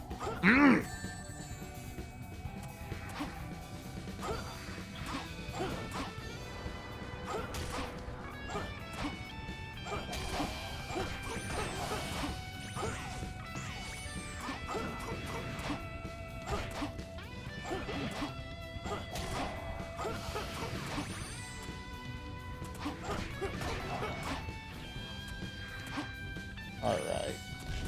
And because because her levels are more open with less buildings, she actually has a good frame rate too. So I can actually use the sniper rifle without it going at 2 frames a second. Oh, for your experience, the PS3 version runs better Lightning Voltage? I see. I haven't actually played. Makes sense, since that makes sense because wasn't that the system that 06 was originally designed for before they tacked on more consoles? Well, it was designed for both 360 and PS3, but I thought I remember in Matt's video their plan was just PS3. no, it was both Xbox 360 and PS3, but the PS3 was supposed to be like the primary focus. But then the PS3 specs were like then Sonic Team found out, oh shit, the PS3 is really hard to fucking work with. Because remember, the PS3 had that bizarre architecture. I was gonna say that also sounds about right. Dude, what? She actually does have consistent health pickups. Luger is a lot better quality improvement than the intro was. So what? Was the intro just like a massive ball ache to see if you would stick with it? Sorry. I will say this game just had a random ramp in quality. Killzone actually got slightly better. But it took me 3 missions in and a whole new character. Reminds me of what Yahtzee said when he was playing, what's it called? Dark Void. Where, like, all of a sudden the game just got really good. It's like, he's like, holy shit, where did this game have the sudden right to start kicking ass? Oh, but I looked up what part of her issue is. Her levels are actually more open, so it's kind of hard to tell where you need to go sometimes.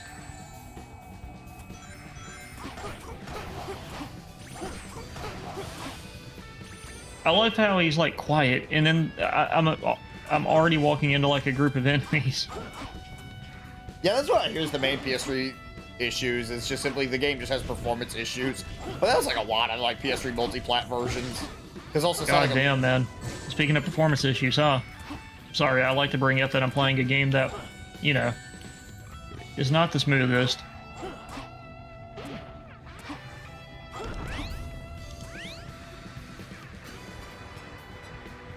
There we go. We finally got out of there, but hopefully we can get some extra lives soon. Also, I love that she has infrared, and you can actually see the enemies. Like I said, like, what happened? Templar, like, sucked as a generic FPS, but Luger, the stealth lady, is a lot better. Oh, there we go. I guess I can arguably say that Luger is best girl. I don't know. I mean, you can say that as far as the game is concerned. Man, oh man, when the gameplay is all... Okay, now we got a Rouge section. Yay! No, this oh, wait, that probably explains why in 2 and 3 you just play as the same character the whole time and don't do multi-character. Maybe that's part of the reason. Maybe it was hard for them to balance the other 3. Yeah, because a lot of reviews that were after at least 2 came out, people started to actually bring up that that might have been part of the reason. Because these characters apparently all play drastically differently, but apparently their stories also are drastic in quality difference, too.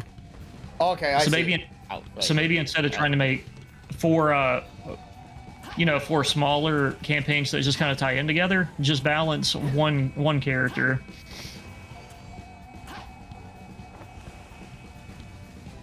I see. See, I loved it.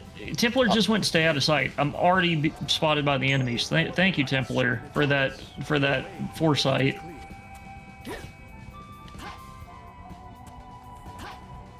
Okay. I just have to hop up and throw the bomb.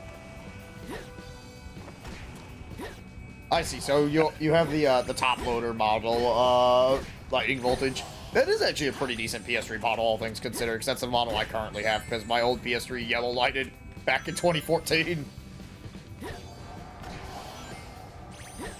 And it was like the one that had perfect PS2 compatibility too, which sucks. The 4 USB. Yeah, the 4 USB fat that had perfect PS2 compatibility. Oh no, they're just referred to as the 4 USB now. Well, yeah, but there's like 2 models of the fat, where one had perfect PS2 emulation, and the other one had like imperfect PS2 compatibility.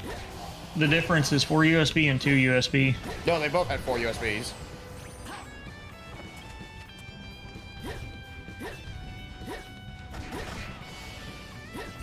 It wasn't until the Slim that they were like, okay, well, yeah, we're gonna have 2 USBs. Why did they like trim them down? That makes no sense to me. Because they also had like 4 random ass I'm saying like USB card slots. Well, I'm saying they could get rid of the card slots, but I'm just talking strictly like, but the USBs could stay. Like they could still keep it as 4 USBs. Like getting rid of the card slots was smart because like outside the SD card slot, who the fuck was gonna use the other card slots? Yeah, they were primarily for like uploading photos and videos to the thing. Yeah.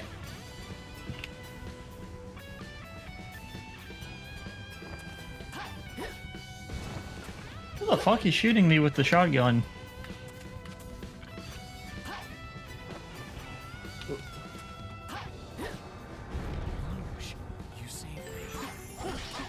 Oh Jesus!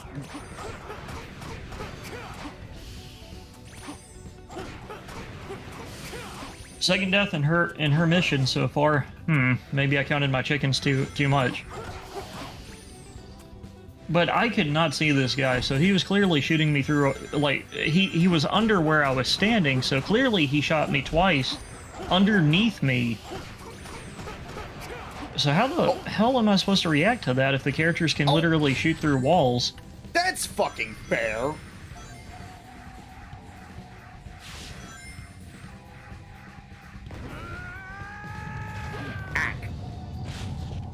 Ack. Is Shadow a fucking Martian? Oh yeah, thank God, the gold ring. Hell yeah.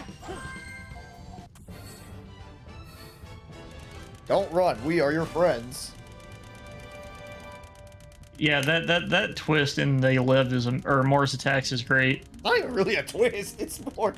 Like, because that's just immediate, like, oh yeah, fuck this guy, we're gonna just blast him. Guess that was all right. It's like the movie's called Mars Attacks. It would make sense for it to be a twist. It's like, oh, we're just gonna go kill these humans.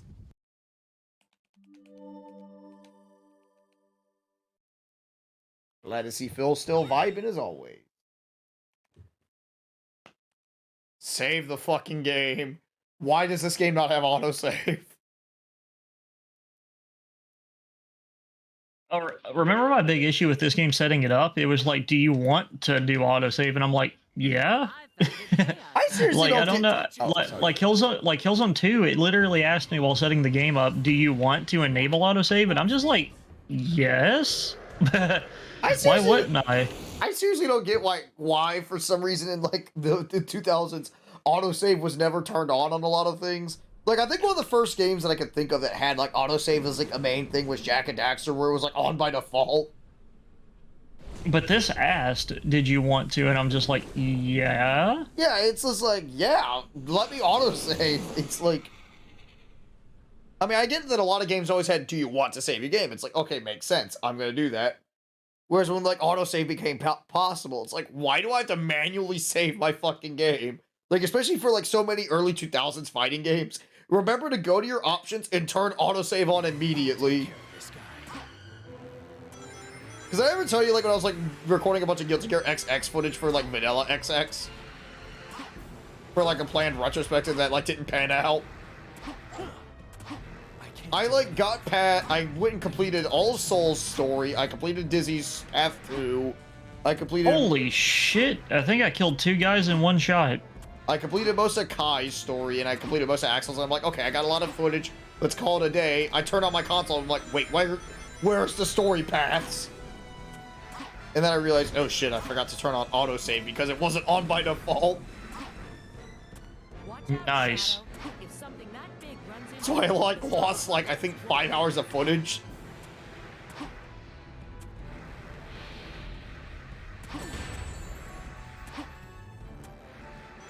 Oh, like, Tekken 1 doesn't even have autosave. You have to remember to save everybody. So if you unlocked Heihachi, but shut off your console, you lost Heihachi. That literally sounds like something Heihachi would do. Oh, dude, imagine if it was like... Heihachi turned off your autosave. No, he unplugged your console.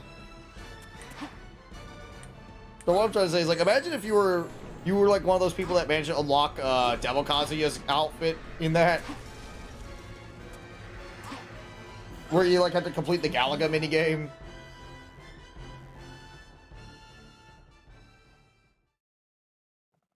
Oh, you forgot to save?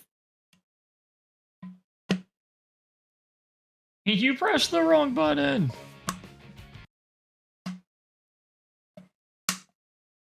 Wait, are we almost done Shadow's story? If we are, I hope we finish it today.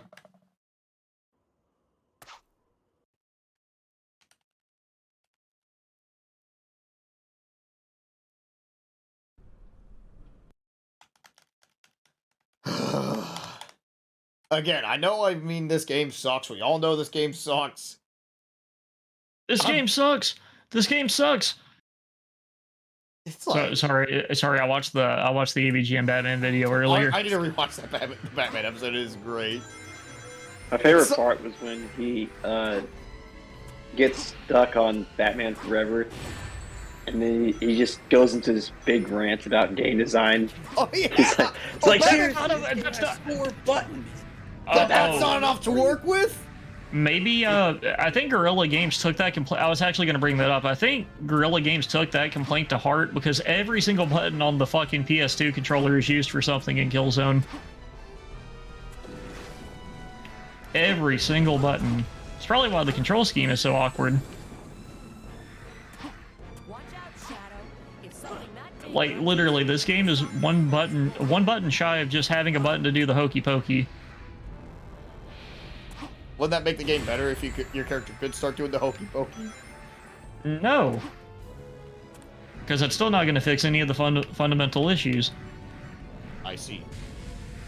Like I said, most of my complaints would be most of my complaints would be null and void if I could just get some health after a massive combat area. Come on, go over right here.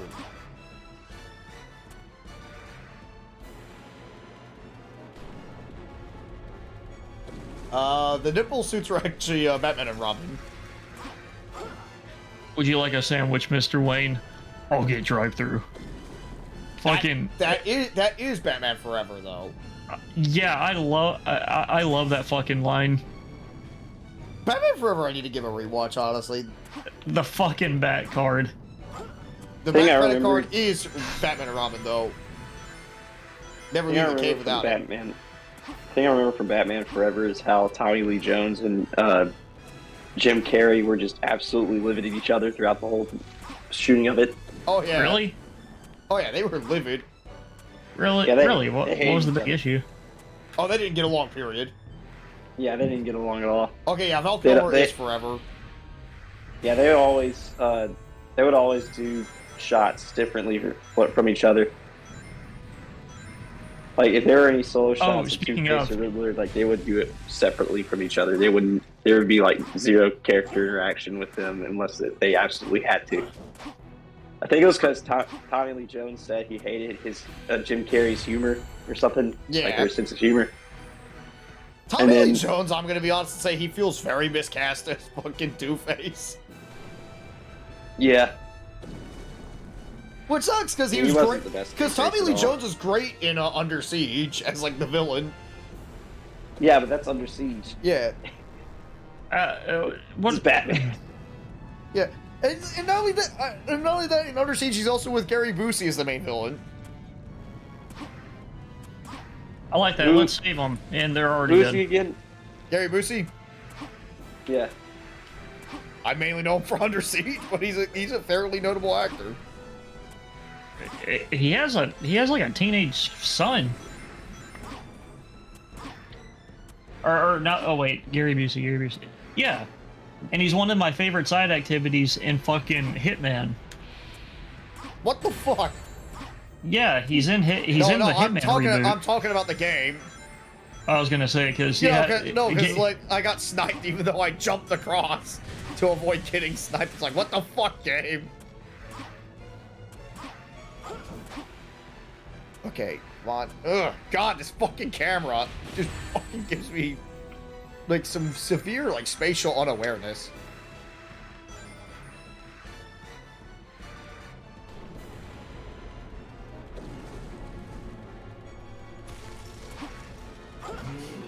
You're not as tough as you look.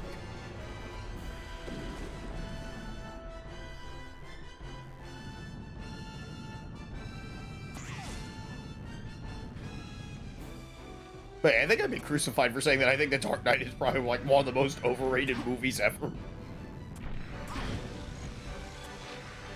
Probably would, because I'd be the one crucifying you. Like, I think Dark Knight's a decent movie, but I think a lot of people like overrated as the best Batman movie. It spawned one of the absolute most insufferable fucking groups of people ever, though. Like when that movie came out is when I started to notice a massive influx of the people that think they are the Joker. Oh yeah, I'm the Joker, baby. I mean, great. Heath Ledger's Joker is probably one of the best takes of the character for sure. I'm not saying it isn't. I'm just saying that when the movie came out. Saying, that's all. I'm not. But yeah, no. I know exactly what you're talking about, though. I mean, I wouldn't say Heath Ledger's Joker is one of the best. I'd say he's the best. No, the reason why I'd say arguably one of the best. Actually, okay. my favorite is 60s Batman. 60s Batman Joker. The reason why I say that's debatable is that we have Mark Hamill and we have Joaquin Phoenix. I mean, I don't count Joaquin Phoenix actually, since he's not really tied to any sort of Batman story. He's just kind of Joker off doing his own thing. Well, yeah, but I'm just saying. If we're talking Batman, like the thing is, he is a fantastic actor, especially now that I've seen the movie. But my whole thing with him is I don't consider him a Batman Joker because that's not his movie. Well, yeah, but I'm just simply saying, like, so for pairing Batman Jokers, my favorite is Cesar Romero. Yes, he's Yeah. 60s Batman Joker, because I love shit like Batman. If you were in my presence, I would beat you to a pulp. Start Also, beating Joker. Jack Nicholson's also pretty good too. Oh yeah, dude, I love that fact that all the money that rains down during his fucking like parade, it literally has Joker's face printed on it. It does not actually. That's a myth. Did it? No, it does not at all. Like James Rolfe debunked it. It's a common How so? misconception. He was talking about he was talking about scenes that don't exist in movies, and that was like one of them. Oh, okay. Yeah. Give that a watch because he also talks about movie misquotes too. I think I've seen the movie misquotes one. Yeah, that was like before he did the movie misquotes, but he was like talking about the Mandela effect in movies, and that was like one of the scenes he was talking about.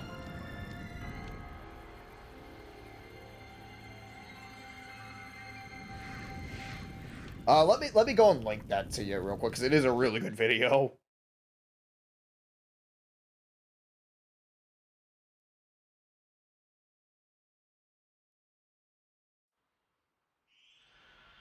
Mandela effect in movies, yeah, this is the one. But if we're counting like movie Batman Joker, yeah, probably Jack Nicholson. The Michael Keaton Batman movies are classics for a lot of reasons. Batman 89 is pretty good. I haven't really seen Batman Returns enough to give a solid opinion on that one personally. Batman Returns is a fucking mess. Yeah, like that's pretty much what I hear from a lot of people. Like I hear so many different stuff on it. But Michael Keaton Batman 89 is iconic for very good reason. Oh yeah, absolutely.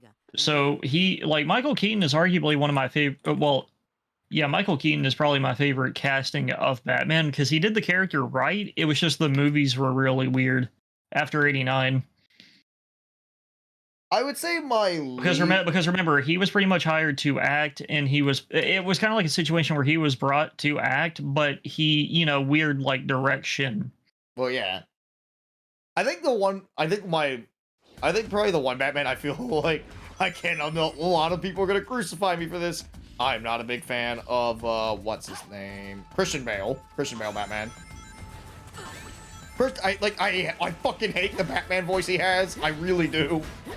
I mean, that's I can kind of agree. That's kind of why I'm not really into Dark Knight. Like, I love the Joker in that movie. I think Harvey Dent's also really well done.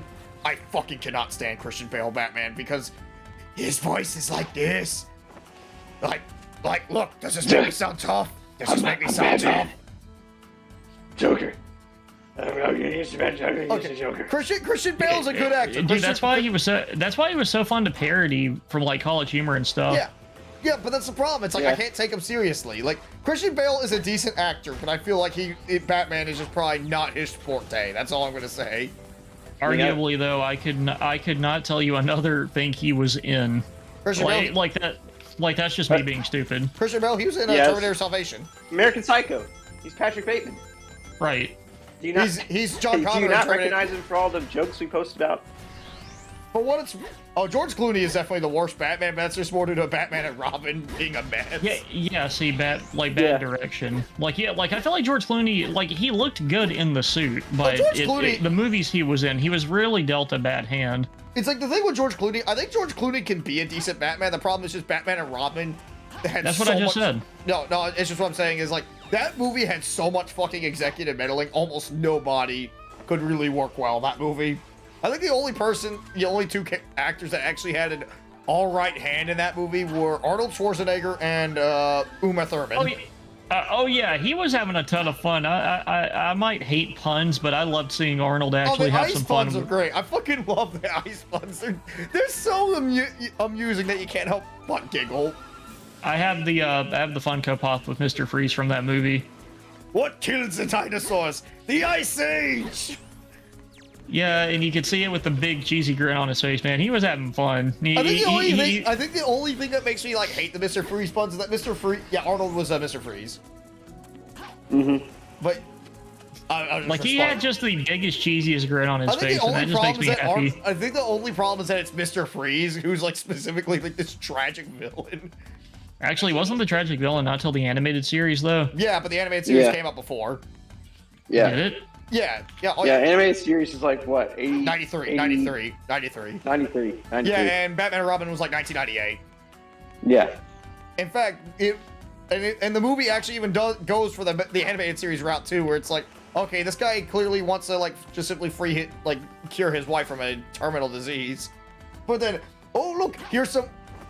Again, with Chris O'Donnell was an alright Robin. It's just the problem is the movie makes Robin super fucking whiny. Like, I know this is Doug Walker. Man. Don't forget about infamous rubber lips. Doug Walker, I think, like, really nailed it on the head of like how whiny Robin is. Like, you could just replace any clip of him going. Are two of my fellow soldiers like shooting at each other? I think so. I mean, I know this is Doug Walker, and Nostalgia Critic isn't really in high regard anymore, but I still think that's like one of those things where it's like, okay, he nailed it on the head with this fucking character. People still watch his reviews. Well, yeah, but like he was on James's podcast not too long ago. Yeah, but Nostalgia Critic sucks ass nowadays. The Wall. That's all I can say. Yeah. The Wall kind of forever changes how you perceive a reviewer. Yeah. Not to mention, like, Doug, like, even going back to Doug's earlier reviews, it's like the problem with fucking Doug Walker, like, looking back at his reviews, it's like, he's very useless as a fucking critic, honestly. Like, genuinely useless. Mainly because Doug Walker also has a tendency to, like, blatantly miss the point to certain things that he reviews. And I say one thing about Killzone I am thankful for. Once again, I am very thankful that the fucking AI helpers actually do kill stuff. A lot of games back in the day did not do that. Like, yeah, like, you know what I mean, where you would have like a squad of like people following you around in a mission in a shooter back in these days, and they would be shooting, but they might as well just be shooting or just be standing there. At least Chris O'Donnell was Dick Grayson before he became Nightwing, and not the Jason Todd bullshit says lightning voltage. Jason Todd, I really have no strong opinion on personally, because I only really know him as the Red Hood. And that's mainly because of what I played out of Injustice 2. And he was pretty cool in that game, I'll give him that. Excuse me? I had full health, I believe. What killed me? Also, I discovered that it is literally faster to just... I'm really fucking confused. What just killed me? I had full health.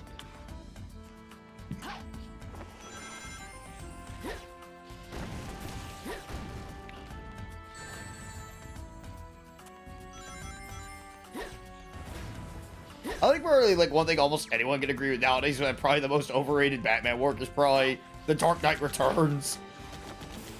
No idea what that even. I don't think I've read that one. That's that was from like 1987. It was like Frank Miller's like big break with Batman. Hmm. Like, it's not a bad story, but it's like one of those where you can see, like, if you read any of Frank Miller's like later works, you can. It's one of those works where you start to really see Frank Miller's writing flaws, like in hindsight.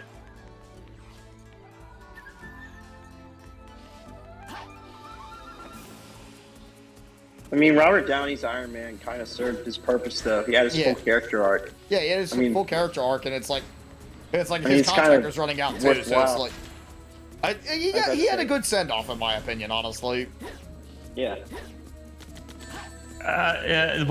He had one of my favorite stupid memes to come out of that too. I just left that. What was it? It was just, "I am inevitable. Hi, inevitable. I'm dad." Oh yeah, I love that shit so much. He literally whipped out a universal sized. He whipped out a universal sized reverse Uno card. I remember, like, my theater when that scene popped up. There's like a huge gasp when we heard, "And I am Iron Man." Oh, I kind of feel bad about James and his crew during their podcast because they actually said that they had a guy, like, they all went to go watch it so they could review it for James's channel, like just do a roundtable discussion at the whatever they called it. Cinematic Rentals. Yeah, and the way I think it was Kieran described it, he said that they had a guy that would not shut the fuck up. Oh man, Like there was a guy in their theater that would just not shut the fuck up. Oh yeah. Yeah, apparently it also happened when they tried to see Deadpool and they had a bunch of assholes like screaming and making jokes and stuff. Oh, I hate people like that in movie theaters. Like seriously, if you're gonna do that, like at least do it to yourselves. Like just whisper. Like they described it as like, yeah, watching it was awesome in theaters, but like in scenes like that, they just like the fucking people that were there as well, just regular people, just would not shut up.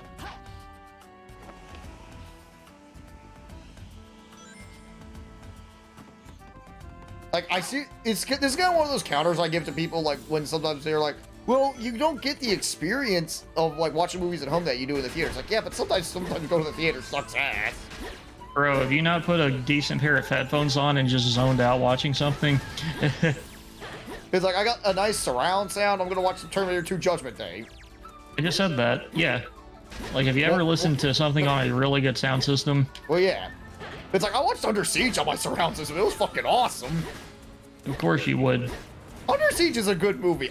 Like, say what you will about Steven Seagal's acting ability, or lack thereof, but Under Siege is a pretty fun time. That's exactly why I'm shocked that you're bringing that up. I'm like, okay. I mean, because it was like the most recent thing I watched on this thing.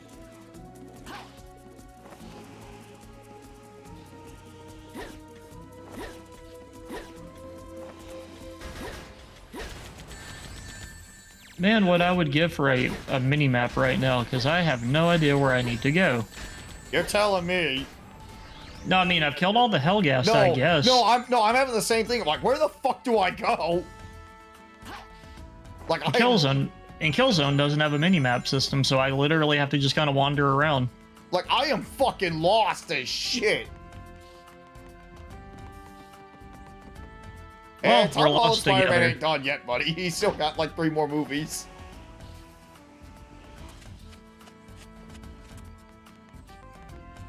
Okay, there we go. That's where we go, game. Thank you for spawning. The second you said that, I figured out where to go. Oh my god. We had like a mind merge. We put our 2 brain cells together. Finally, we can progress through this god-awful piece of shit. Hey, Oh, my God. thoughts exactly. Man, the fucking frame rate tanks so hard. Dude! Everything you're saying right now, everything you're saying right now is syncing up with me too, because that happened too. Am I? It's like when we joke about shit. When I say anything, it's weird. Like when we joked about Steven Seagal, those movies went on fucking sale. Oh, yes! The gold ring! Yes! Freedom! Okay, I don't think I'm done with the. Yeah, I don't Let's think go, I'm done William with the Wallace. quite yet. But whenever you mentioned that you figured out where to go, I figured out where to go. Whenever the frame rate shit itself, it shit itself on my end too. Yeah, no Way Home is definitely not that guy's last movie. There were like 3 more movies in his contract. I've been talking often, but I just realized I basically myself. How the fuck was that an S rank? Well, is it? Well, hold on. Is it as Spider-Man? No, that's not his last movie as Spider-Man No, at all. those movies, that's just rumored. There's nothing really confirmed about him coming back. Oh, Yeah. Are we sure? I thought Yeah. that was Yeah, confirmed. there's nothing Yeah. concrete yet. That's why I was I mean, confused it's by what likely, but Jesse was it's talking not. about. Honestly, Tom Holland's Spider-Man is fine. Andrew Garfield's Spider-Man, though, wasn't that great until No Way Home. Well, he was always good. It's just he was given shitty writing because of the. Oh, yeah. Because Amazing Yeah. Spider-Man was just clearly made for a cash grab. He couldn't do Tobey Maguire cry face. Well, yeah, Tobey we got Maguire's Andrew Tobey Garfield. Maguire crying is face. a really good Spider-Man, like low-key.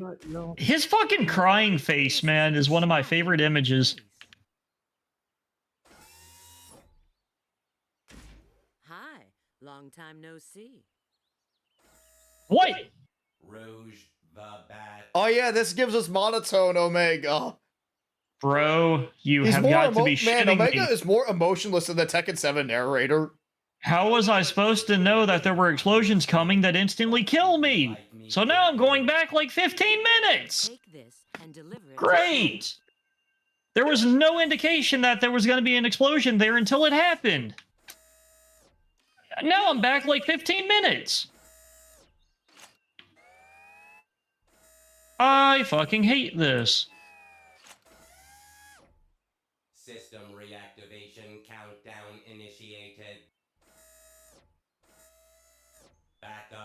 source, spare Oh, magazines. this is the part where Rouge is administering the lead. The Not lead the to lead. Omega. Man, Omega The is lead. just so emotionless in this. I mean, I know I know Omega's a robot, but come He's on. really walking slash Shadow. No longer permitted. Kind of like the complaint people had about the guy from Game of Thrones as Ghost in Destiny. It's like Omega is more emotionless in this game than the Tekken 7 narrator. Who voices the Ghost now in Destiny 2? I don't know. That replaced Peter Dinklage. I know he's a much more well-known voice actor, but he's what killed me. I had full health. I have no clue why I died instantly. If somebody could please explain why Killzone randomly can kill me instantly when I have full health when it's just 2 enemies with normal weapons, please let me know. Why are you here? Did you ruin this world? Yeah, because like people complained that Peter Dinklage was kind of robotic. Which granted, yes, he was very much so in Destiny 1 and like early in Destiny 2 before he got recast. I forget who voices him now, but Ghost is now way more like he still talks robotically, but at least he has like personality. By Iblis's flames. What do you think happened? I only remember the voice, cannot tell you the voice actor. Search for the guilty. Who did this, you may ask? Humanity wasn't just jealous of your power. They feared Blah blah blah. Villain breaking speech. Blah blah blah. they used this They crucified Shadow. He died for our sins. Shadow Jesus. He died for your sins. I can't get over the fact that Shadow's fucking crucified. I still can't think. I can't take Shadow seriously without thinking of the nice cock meme. So that's what he died for. My headcanon. Shadow died for everyone to have a 6-inch shirt. Exactly. Like I can't see Shadow without thinking of that dumbass image macro. Just hey bro, nice cock. Why is Shadow fucking? Why is there a Sonic game where one of the hedgehogs is crucified? I mean, took long enough if you ask me. It's like this is an image I didn't expect to fucking. Oh shit, he has the lean. Emote suggestions? No, I'm not having crucified Shadow as an emote. Don't censor us. such foolishness. Very well. Let's see. If I think I'm stuck in a similar spot as last time I streamed this. I died, lost a ton of progress, and now for some reason all the enemies in the area are aggro and already know where I am. So I have no way to do like I did earlier where I was actually able to take my goddamn time. This is who I am. No, the enemies instantly know where I am now because for some reason the AI's programmed I'm talking to be about like... the game. I'm talking about No, my playthrough. I'm not talking about you. I'm venting. Where the fuck do I... Because I hate this fucking game's confusing ass design choices. Like, I'm used to the control scheme now. Like, I know how it works. But god damn it, when you literally have to go through 20 minutes worth of shit just to get killed instantly, like I did earlier, now I gotta do it all over again because the checkpoints are inconsistent.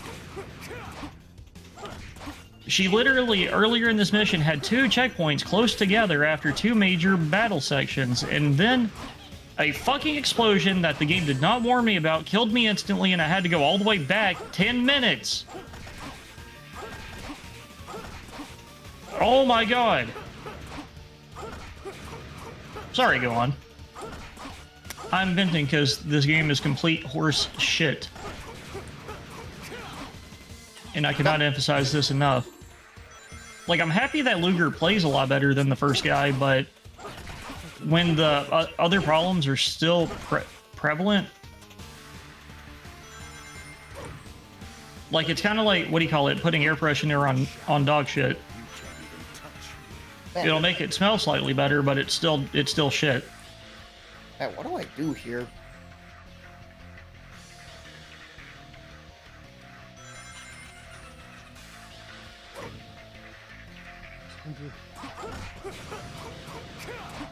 Yeah, I'm killing people way more consistently with Luger. Man, what the fuck do I seriously do here? I don't get it. But I'm starting to pick up that there's friendly fire because Templar keeps hitting me on accident.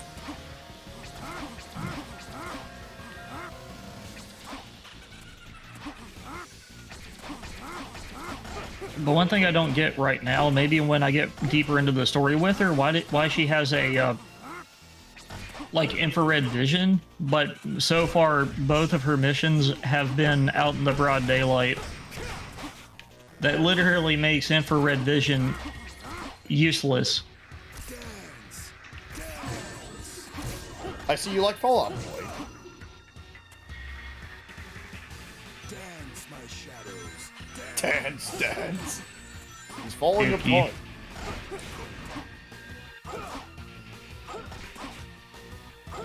Gah! Gah! Okay, yeah, Mephiles is an entertaining villain. I'll give this game credit there.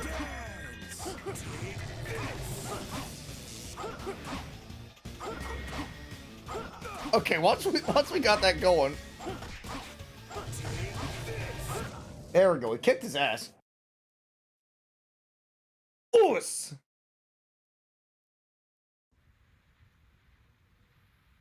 Give Nothing me like your a good lead. workout. Oh shit! No, Shadow got blasted. Shadow looks like he jizzed himself there. I still love that Sonic going supersonic with the fucking reverb part.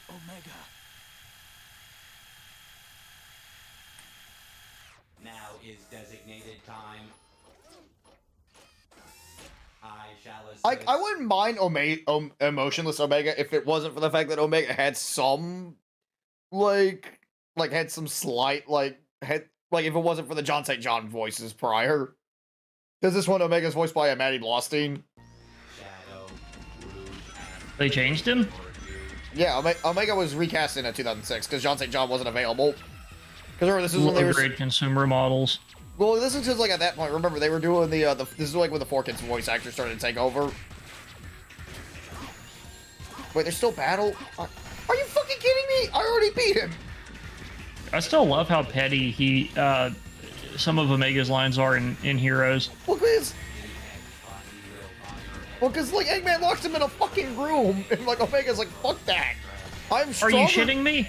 Dude! I wish this could get clipped because the explosions went off now before I ended up in the area. What the fuck? Like the explosions that would have cleared the pathway for me to actually get up there, it went off this time before I got there. There was a new piece of dialogue that popped up that was just like, let me blow that up and clear the way. Okay.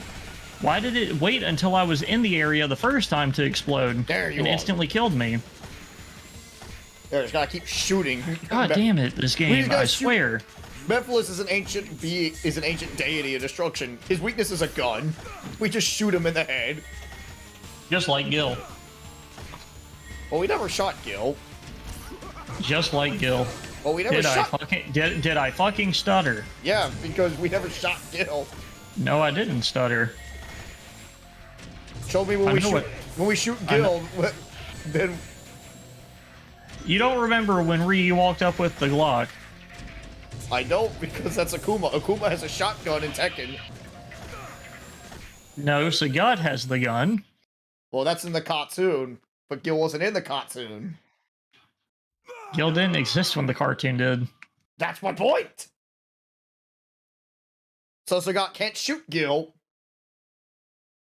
What happened to his fucking torso? Pointless argument is pointless. Move on. Yes. We need to watch more of the Street Fighter cartoon, seriously. How are you pronouncing it like that? I was watching Movie Bob talk about the animated Mario movie, okay? And he always goes, I'm gonna watch a Mario cartoon, because he has a Boston accent.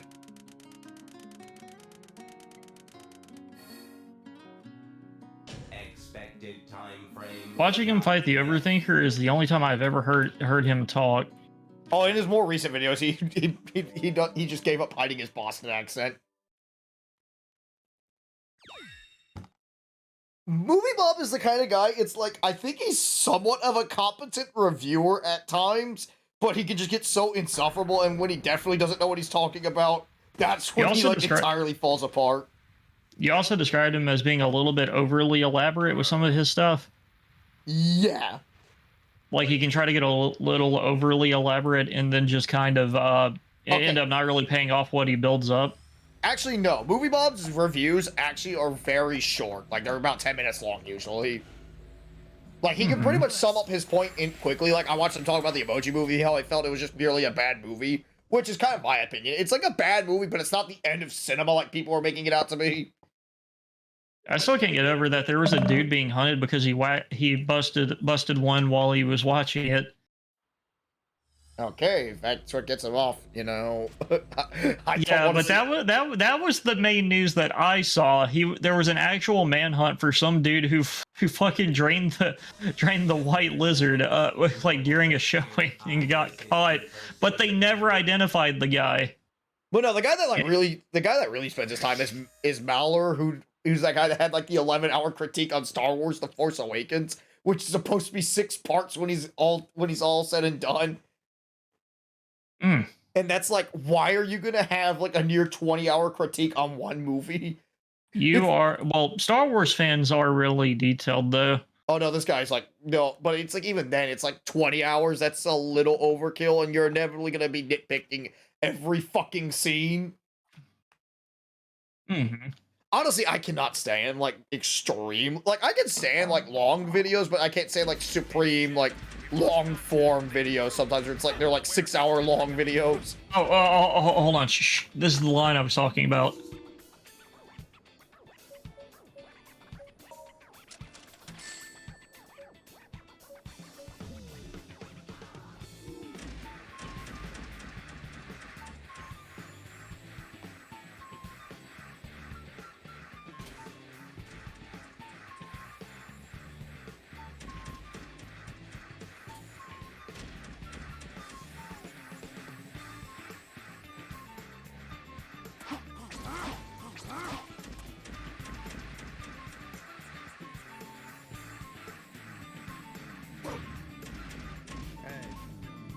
Who the fuck is this guy? This game was serious up till this. Like, I feel the one reviewer that I really have a hard time watching is Quentin reviews, because his reviews are like really batted out nowadays. Jesus Christ, Jesse, you should have seen what I just saw in that cutscene. The second they tried to run for cover, the fucking camera was shoved so far up Luger's ass. Why, yes, I will spend 8 hours talking about Victorious. Dude, like, I forgot about games from this era, man. If there's a female character, they are going to do everything but insert that camera right up their ass. Jesus. Okay, where do we fucking go to get in here?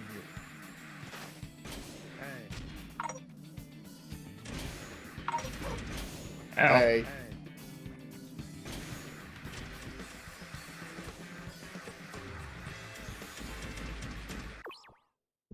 Anyway, I think it's getting a little late for me, so I think I'm gonna hop off. I'll see that later. Alright, take care.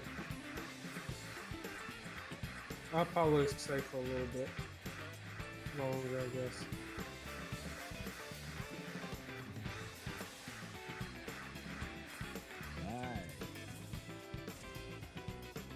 Okay, so he's gotta go to the warehouses to find Rouge.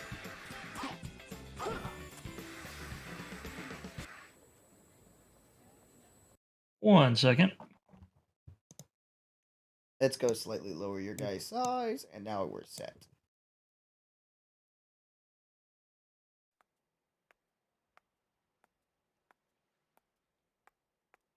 Hi.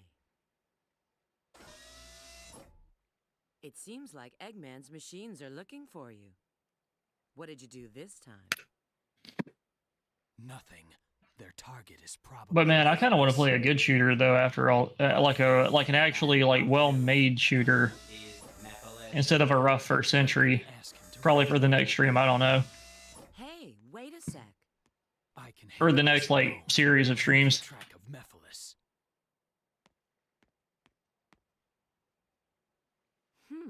He finally shows up again, and then he leaves before even saying hello. Well, it seems his little trip hasn't changed him. I do like Omega's movement in this, where he moves more robotically. That's kind of cool. GUNHQ? Yes. Or that could just be him being jank. No, like because there's like servo sounds also when he moves.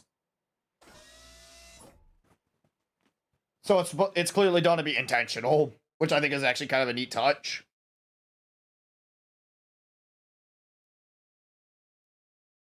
I can't believe you made me think about the Emoji Movie Masturbator. That was a weird series of events. I think the guy still wasn't caught.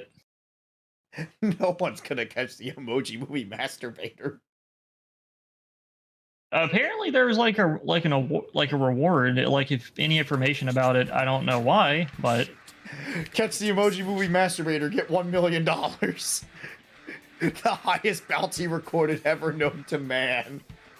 There was a trend though of turning emoji characters into like waifus on Twitter a couple of, last year or so. So maybe he was onto something. Don't know why in the fuck, but people will literally whack one out to anything, I guess. Yeah, I don't get it either. I swear. People will literally see a piece of wood and try to have sex with it. There was like something I remember reading this story. Okay, I remember there's a story about this guy that I read a while back that just did nothing but go to Walmart and masturbate, just to Walmart itself.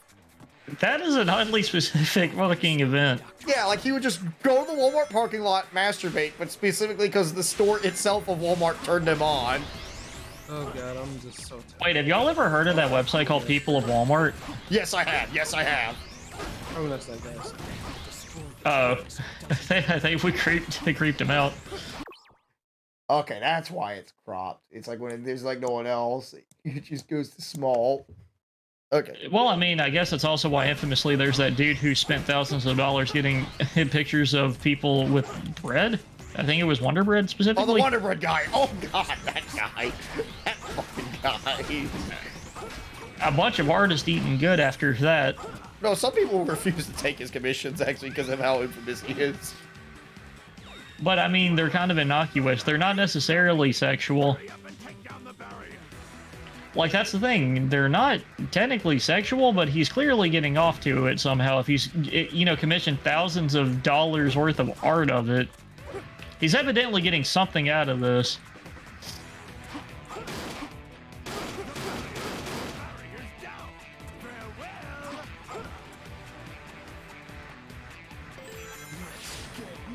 Let's get moving.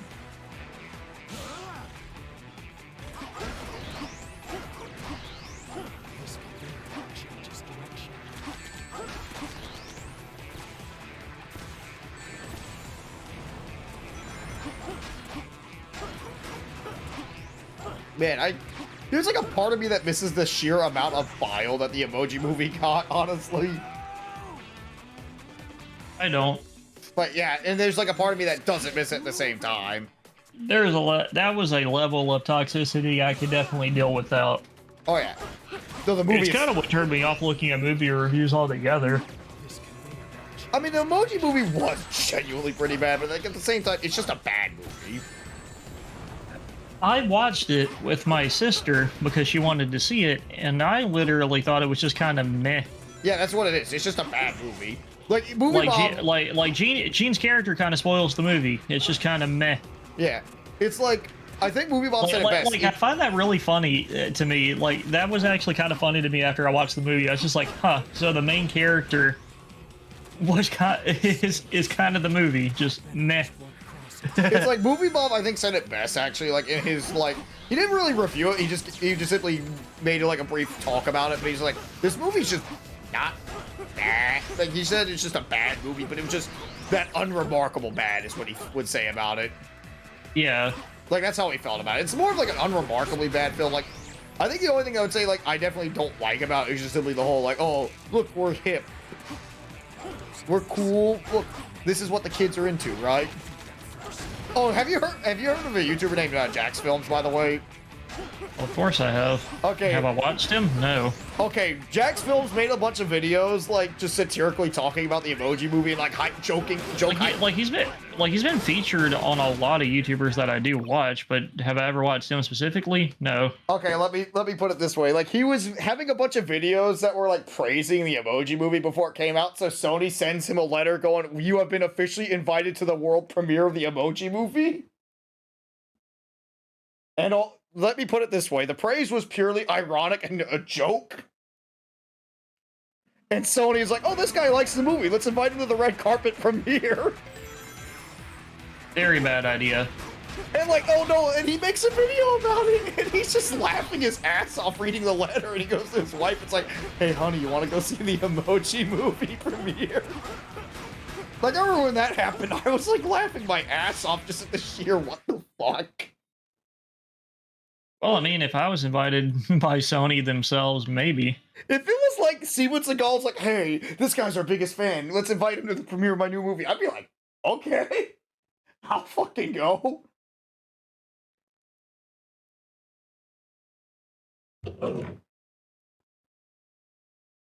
Let's see, I'll be right back. I gotta go take a piss. Fantastic stream.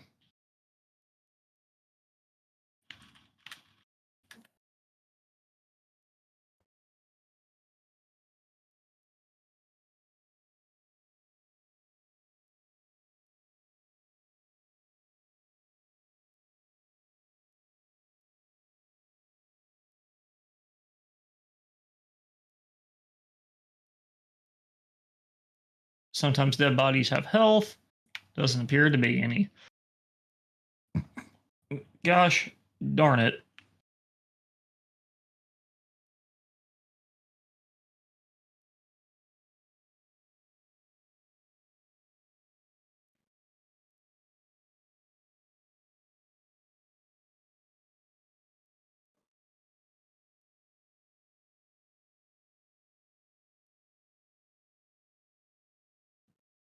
Ugh. Alrighty, I am back to kick some tail.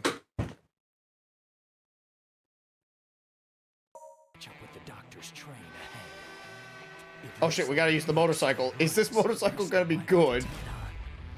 Oh god. You already know the answer to that. No, because here's the thing: the cars handled okay in this game for what it's worth, but man, the motor. Oh god, I missed the motorcycle from Shadow the Hedgehog, and that thing handled like ass.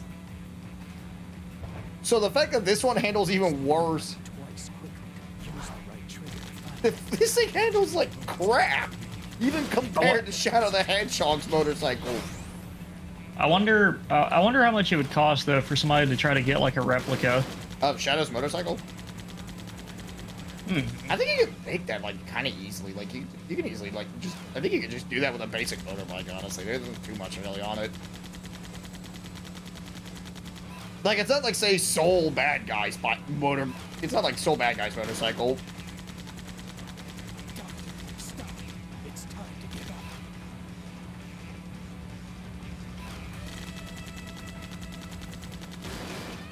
Yeah!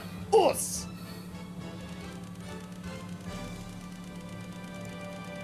Well, also, you know somebody I watched that I hadn't watched in a while? I watched Classic Game Room's review of this game, and I was just like, man, his videos actually were arguably pretty good quality for early on YouTube, but Jesus. Oh, yeah. Too bad he apparently turned into kind of an asshole to his fans. God, I haven't watched like Classic Game Room like fucking years. That's a name I haven't heard in a long time. Yeah, but like apparently when his channel started to decline due to like the partnership with Amazon and not uploading to YouTube in forever, and his he randomly decided to change it to be focused around comic books, and then his own comic book. But then when he got declining viewership because people were primarily there for his, you know, kind of interesting opinions on games, he started to say that it was the fans' fault for not supporting him. And started to apparently become kind of vitriolic if anybody would try to ask him for like more detail, you know, like care to elaborate. Then he'd kind of be like, you know, do the stereotypical like kill yourself kind of thing. If you want to know, you should go find him yourself. But here's a Like, well, he probably, yeah, he didn't say that exactly, but he would be just like super toxic to any fans that would try to ask him like, what happened? So you don't like my content? Walk off a cliff. This is Mark from Classic Game Room. When you capture Mephiles, you must bring him to me. Then I'll tell you the truth about Solaris. Kind of shit like that, huh? Mm-hmm. I bet I've died at least 100 times, and I'm not even halfway through the game yet. Sorry, you bring that up right when I died again, and, you know, that's another... Like, I was just like... Oh, sorry. Like I said, I'm willing to learn a game, because that's kind of my policy when it comes to streaming, I guess. I'm not gonna rage quit a game and just change. I think the only game like I said, I'll come close to actually rage quitting is Sonic Genesis, but that's specifically because I have played that game in the past, and like Labyrinth Zone is like virtually unplayable in that game. But that's more like I'm explicitly making it clear that will probably not be a full playthrough. That's just going to be more of a let's look.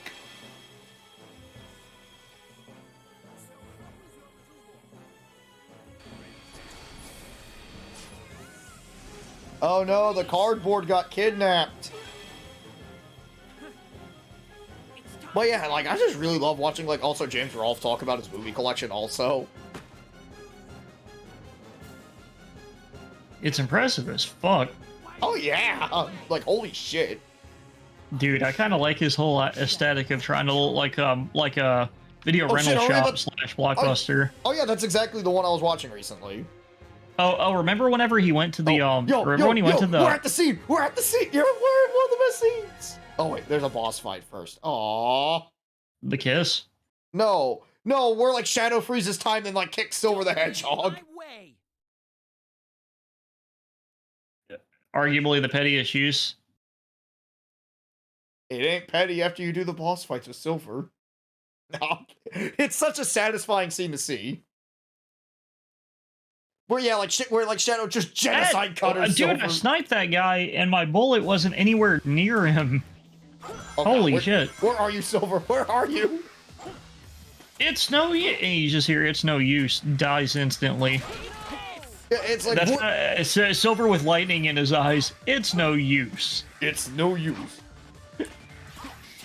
Oh shit! No, he got me in the air! He got me in the air! No! Come on, don't grab me! Don't grab me again! No! Like, Silver, it's like, because I beat him on my first try when we were doing Sonic's campaign. That's mainly because, again, I knew about how bullshit Silver was, and I remember, like, when I first fought him when I bought this game, I explicitly made sure to, like, wait. There, let's run away. You want to run away from Silver immediately until he grabs something. Like, Silver, you gotta keep your distance. Like, oh, did me and Thomas talk to you about our palm mirrors that we had one day? No. I think palm mirrors are the scariest mirror matches I think I've ever dealt with in Tekken. You, sir, have not seen Jack Mirror. Oh, I have seen a few Jack mirrors, but it's like palm. Those are so stupid.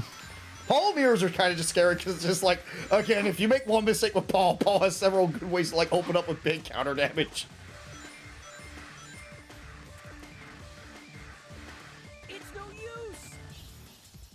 Oh, I think I'm in that situation again where I've killed all the enemies, but I do not know where to go. Fuck yourself, Silver. Uh-oh, did you get stuck in the Family Guy funny moments?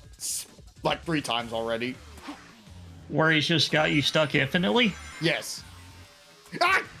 Okay, good. There's nothing there that'll get me stuck on, so he'll just push me back as long as he just doesn't run up immediately. Like I said, the instant he says it's no use, you just see the lightning. Again, you... Oh, shit! Come on. Okay, get him at a good enough distance that way I can just simply... There we go, I can still get a ring. Stay away from me, you bastard! Okay, good.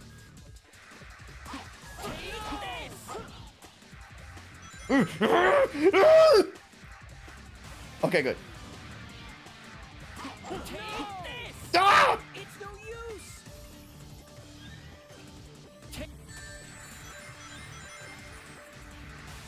Come on. Grab something. Ah! Oh, fuck. Ah! It's no use. No! No. Almost had him!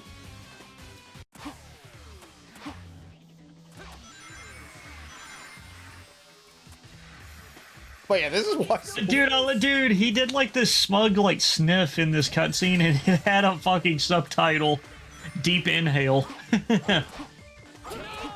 Run! Ah! It's no use.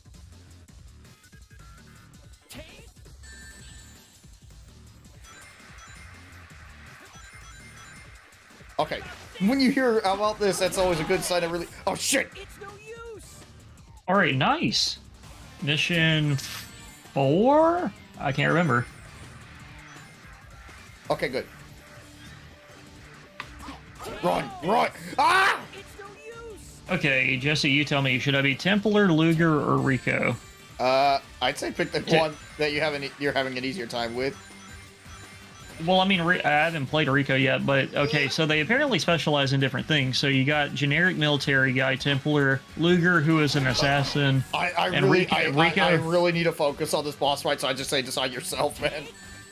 I'll try Rico, the heavy weapons expert. No, no, no! Come on, please make sure there's nothing. Okay, Uh-oh, good. it's showing this area is tightly closed. Okay, good. We have enough room to run. Will the frame rate shut itself again? I bet shit, so. Come on, come on, come on! Stay away from me, you silver bastard! Okay, good. Awesome, we beat him. Whew.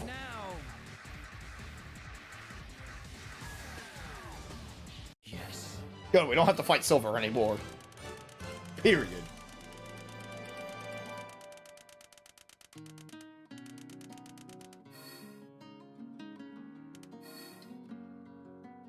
Guess that was all right.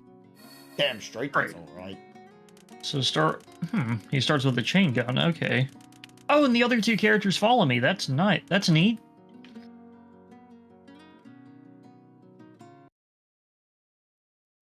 Okay, and he has just a regular pistol as his sidearm. Gotcha.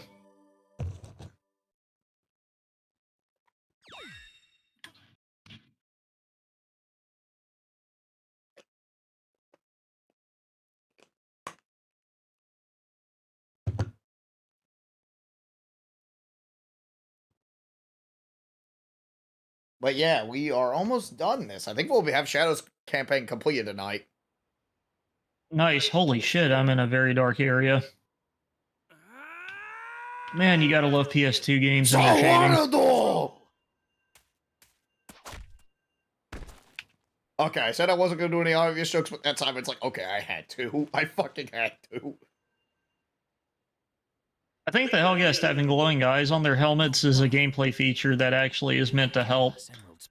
Because, Jesus Christ, I forgot how dark PS2 games can get, and I'm basically in just a dark subway. Holy shit, this is near, like, pitch black. It all depends on me, Potleaf the Hedgehog. After I destroy you, I'm going to smoke a J. Oh, you'd probably like Salty DK Dan, then. That's actually kind of what one of his Sonic OC jokes was. I think Brain Scratch Commentary made a similar joke to that when they were playing Sonic 06 also. My AI teammate shot the Hellgas before my fucking melee animation finished. I just need to remember if they did a joke like that, because it's been a while since I've seen some of Brain Scratch Commentary stuff. Not sure who that is. It's one of some Call Me Johnny's other Let's Play groups. Oh wait, you told me about this before. Yeah, give them a watch sometime. They do some pretty amusing LPs. But they're all like post commentary LPs explicitly too. So it's more of like an MST3K with someone like having gameplay recorded in the background. So it's more than reacting to someone's playthrough. So kind of like what we were doing. Kind of. Not exactly. It's more like one of the members of the group would play through the game, like pre-record their playthrough, and then and they show, hey, this is my playthrough. It's kind of how Clement does his LPs, where he does them, where he records the gameplay, then does post commentary. So it's like a sort of. Oh my god, I kind of want to do that with Killzone. I had to do that with one of my Jack X parts. I remember because the audio got corrupted. I can't believe Cedric called it though from a mile away. What? the twist of Jack X Combat Racing. Well, that was before that was like before we had to do the post commentary. It's not. It is not subtle at all. I actually do like. Oh, that's kind of cool. Like, I actually do see some smart resource management in this because there's a lot of it.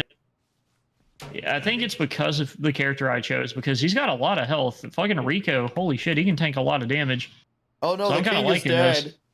Dude, I'm kind of liking this character. He's a heavy weapons expert with a machine gun and a shitload of health. I like this. I like big, powerful characters where I can just grunt, like, just fucking blow through motherfuckers like nothing. Sorry, what was I talking about? Oh no, they're escaping. Oh yeah, right.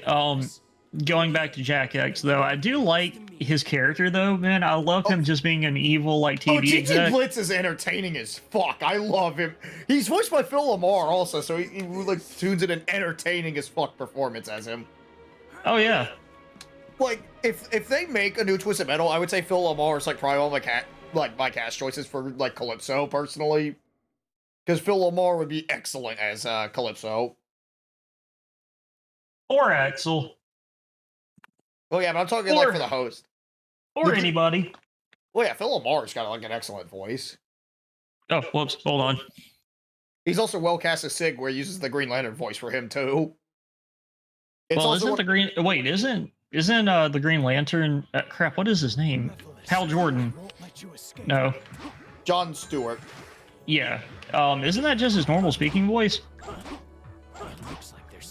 If it is, it's fucking rad as shit. Like, if I'm not mistaken, I think that's just him speaking normally. Like, cause that voice is that is like one of the coolest voices you can have. Because I was a huge fan of Samurai Jack when growing up, and I remember going on YouTube and looking up interviews with him. I'm fairly certain that's just how he sounds normally. It's also whenever I play the original Injustice, whenever I play Green Lantern, I'm always using the John Stewart skin. Because you have Phil Lamar come back for that voice too.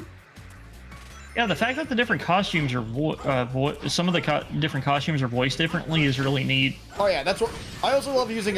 Even though I never see the Arrow TV show, I always use the Arrow costume just because I think that's actually a pretty cool nod. What? That like there's for Green Arrow you have a costume based on the Arrow TV show, and it has like his actor from Arrow popping for the voice too. And he does a really good job too, so I'm like, oh, I'm using this costume. This costume is pretty sick. I also like it with Cyborg Superman, where they also add a reverb for that too, which is a nice touch. Kind of like if I ever play Conga and War of the Monsters, I pick the Cyborg skin because they do the same thing. I usually use either Cyborg Superman or just regular, personally. Because regular Superman's neat because he's just good Superman. And not like the most overplayed cliche of Superman of him being evil now. Because people want to because I feel like some writers trying too hard to subvert Superman have to resort to what if he was evil? It's like, okay. We talked about that already.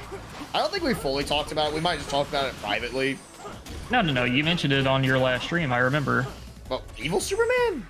Yeah. I don't think I did. Yeah, remember I mentioned, like, people should check out Brightburn. I never talked about fucking evil Superman. No, I might have just talked about, like, something about people missing the point of a certain comic book, but I don't think I talked about evil Superman and how I'm starting to get annoyed how that trope's overplayed out. I don't know. We talk about so much that it's hard for me to keep track of what we've talked about sometimes. There must be a switch for the door ahead. Leave this up to me.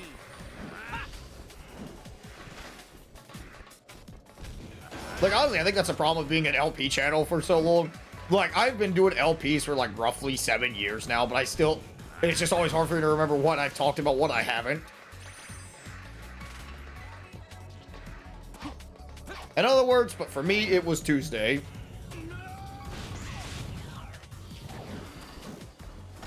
I want an art print of that Bison Napoleon painting. Oh yeah, I love Bison on the horse. Yeah, just a reference to that famous Napoleon art piece.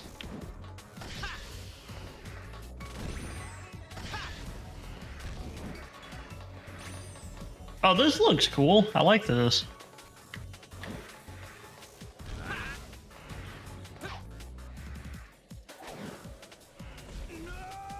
I love Shadow's death. No! Not into the pit. It burns. Goku! The CDI games.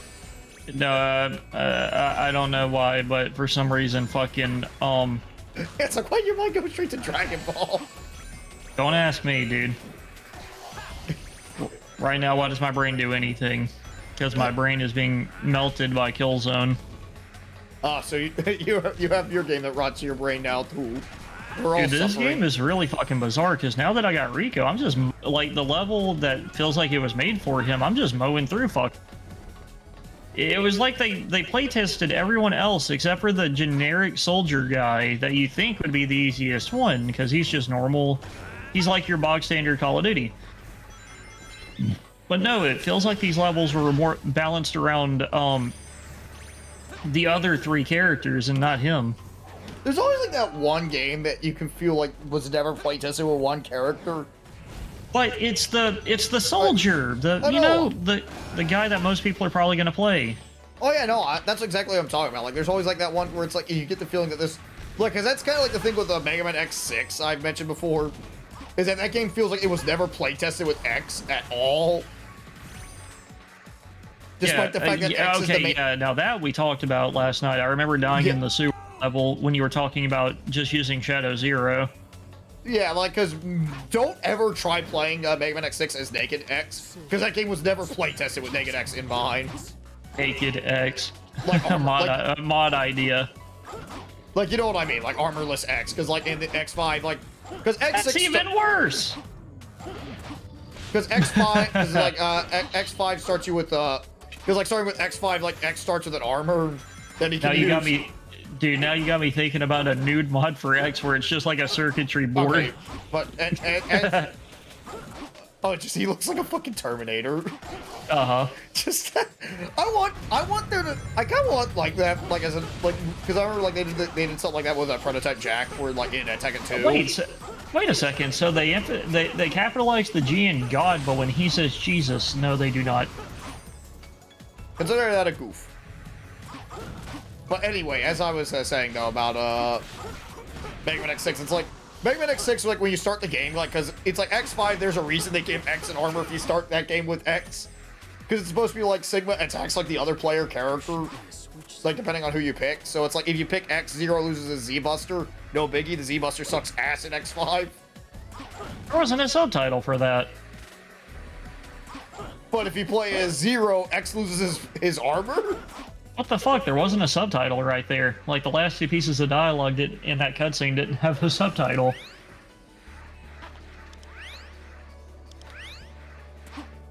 Hey, but yeah, see, good news. I am now like 3 missions more into the game, so I think I'm at close to halfway, I guess, because they're teasing a boss. Or it sounds like it sounds like a boss. I think I only have like 1 level with Shadow left after this. All I have left is the desert. Oh god, that means we're almost to the silver story, and then after that, that's the last story.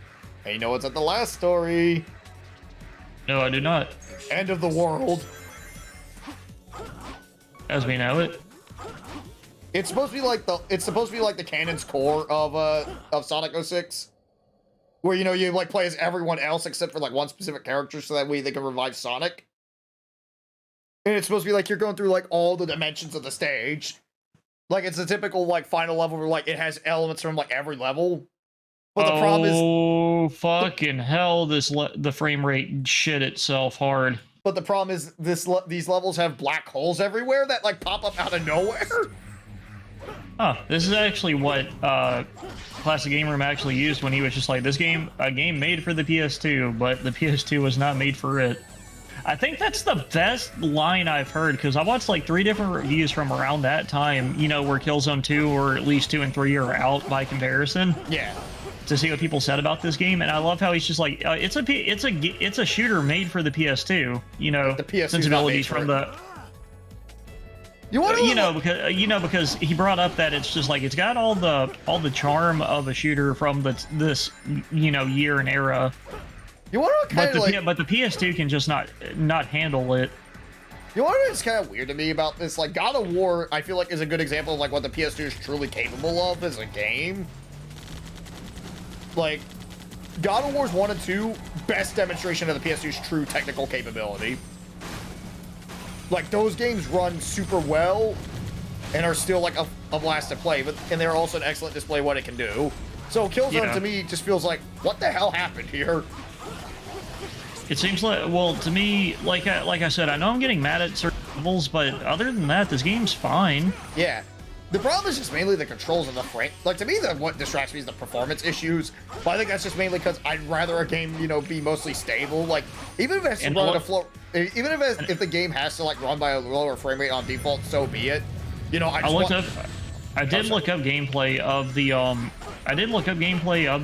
the Classics HD version, and it looks like there's still some stuttering.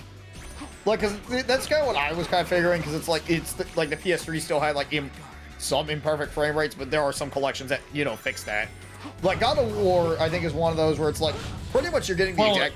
Well, what it is, it looked like the Classic HD line that Killzone was a part of was basically just we're gonna pretty up the textures and put it in widescreen. Yeah, that's probably what it is, because that's how most of those collections are. They're just like, hey, we're gonna pretty this up and make it on widescreen and just make the game mostly pretty much playable.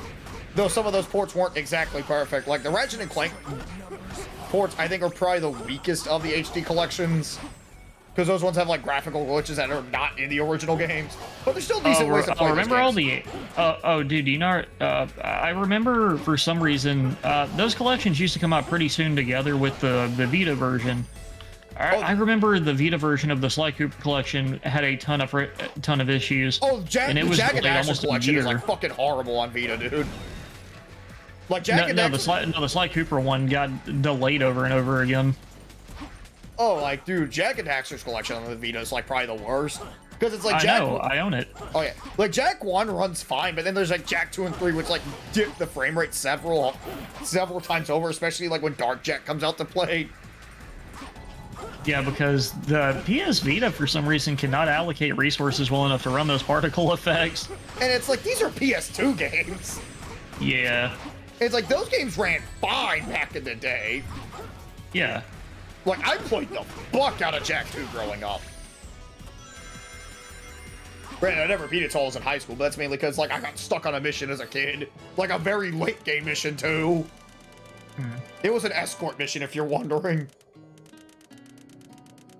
Where you had to, like, escort 3 dudes to the sewer. Like, watch my Let's Play. I fucking absolutely make it clear I despise that mission. With and that is a clean-ass segue to advertise your YouTube. Jesus. Well, I'm going to actually, probably Let's Play Jack 2, because I feel like I could do a little better. But I wouldn't mind co-commentating with you.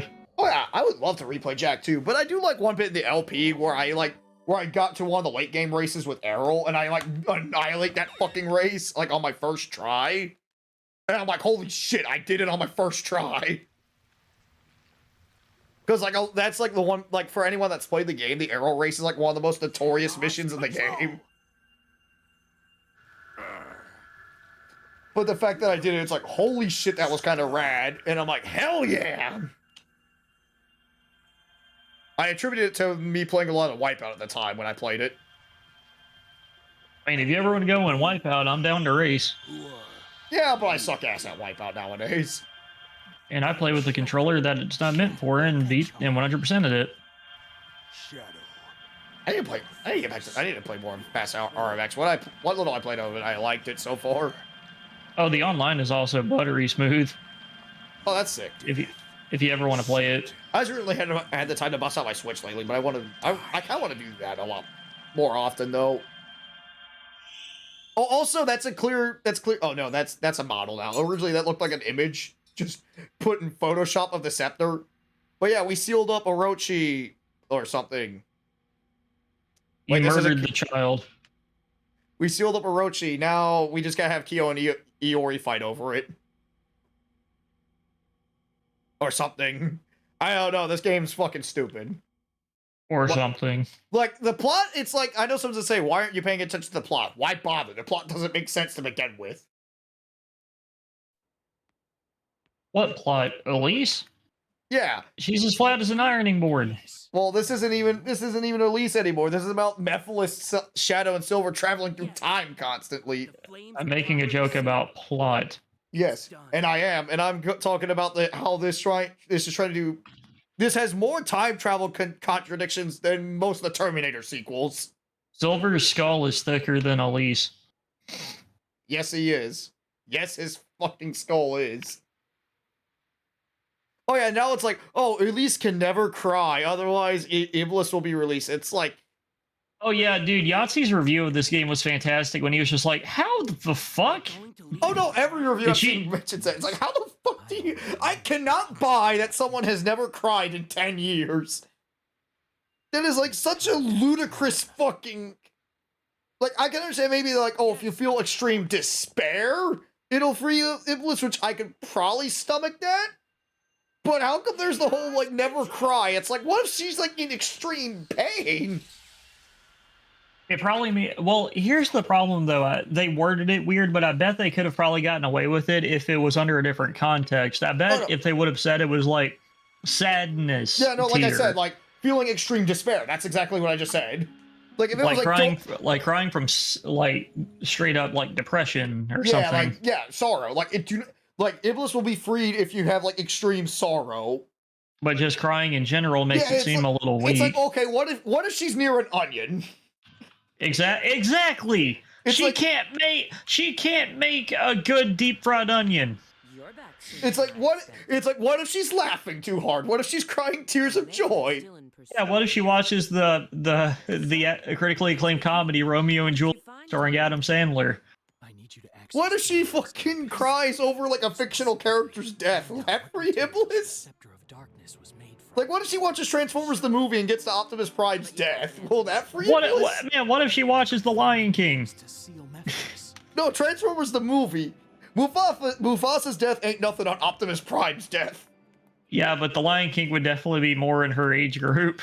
No, she's watches Transformers the movie. She's not 40. She watches Transformers the movie. Like, she's not 40 years old. No, maybe the Duke of Soliana's like, no, we're watching Transformers the fucking movie. You gotta listen to the touch and dare. We are making this the national anthem of Soliana, the touch. It's a fucking big band rendition of it. You got the touch. I would love a big band rendition of You Got the Touch. There probably is one. Did my game... Oh, I thought my game froze for a second. I'm like, what the fuck? And now it immediately puts me in a mission. I will give here's the thing. I will give Killzone credit there. I've had the AI freak out and lock up and stuff. It has not crashed on me yet, so I will give Killzone credit in that. The frame rate might run like ass, but it hasn't crashed yet. This fucking game, man. Oh no, help! Archaeologist, what do we gotta save you from? What do we gotta save Lara Croft from? I do want to stream Tomb Raider 1 sometime. That game's actually pretty good. It's a little dated, but it's fun to play. Play it on the N-Gage. Fuck that, I'm a fine to N-Gage. No. The N-Gage actually has a pretty decent emulator. I brought that up because you brought up Tomb Raider. I watched a video where they explained that, like, there's a bunch of unreleased N-Gage games that you can play through emulator now because it's actually got an emulator. Have you ever seen the Sonic Advance N-Gage port? Yeah, who did I watch that reviewed that? Was that Stop Skeletons from Fighting? I think so. He showed that it runs okay. It's just because it runs in a weird aspect ratio, it's just nearly impossible. For some reason. Because it's not some reason. That's how the N-Gage's screen looks. Yeah, that's the problem. But there are games though that took that into account, and you would like flip it upwards to like play the game to get it slightly wider. Also, dude, remember, if I'm not mistaken, I think the Puyo game on N-Gage was the first time Puyo had come out over here under Puyo and not as a spinoff to something. I think it was actually like on Neo Geo Pocket Color first. I'd have to look that up. No, I think the Engage version is the first time it came out under Puyo over here. Actually, no, we had a GBA port in 2002. Because the Engage was like, what, 2004? Same year as this. So would you much rather play Killzone or the Engage? Killzone? Fuck the Engage. I ain't signing up for no plan on the Engage.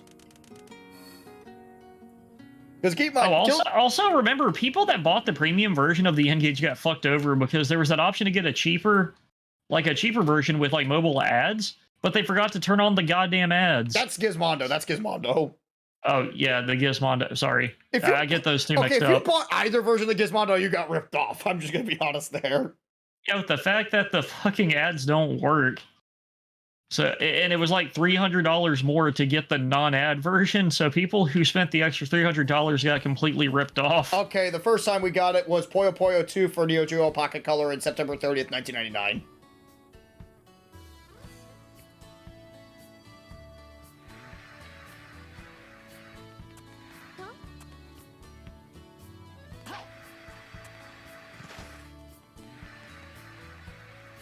Okay, so where do we go now?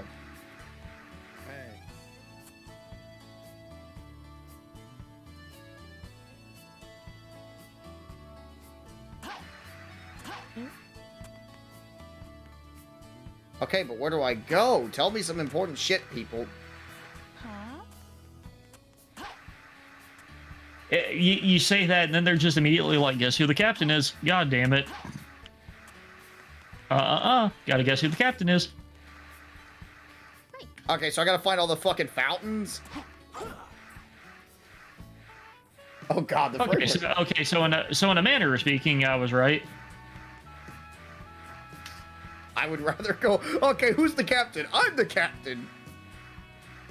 I'm the map.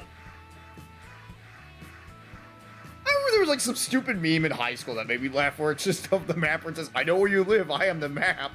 Like, I don't know why, that made me just giggle uncontrollably for some reason at the time. Dora has the power to find your IP address. Dora has your IP address? I have your IP address. What is she supposed to sound like, a fucking Spanish drug cartel? No, that's how I read that one Travis gif. Where am I supposed to go? Throw a coin in it and your wish becomes true. How do I throw a fucking coin, lady? Okay, so do I light? Okay, I have to light the fucking candles. Okay.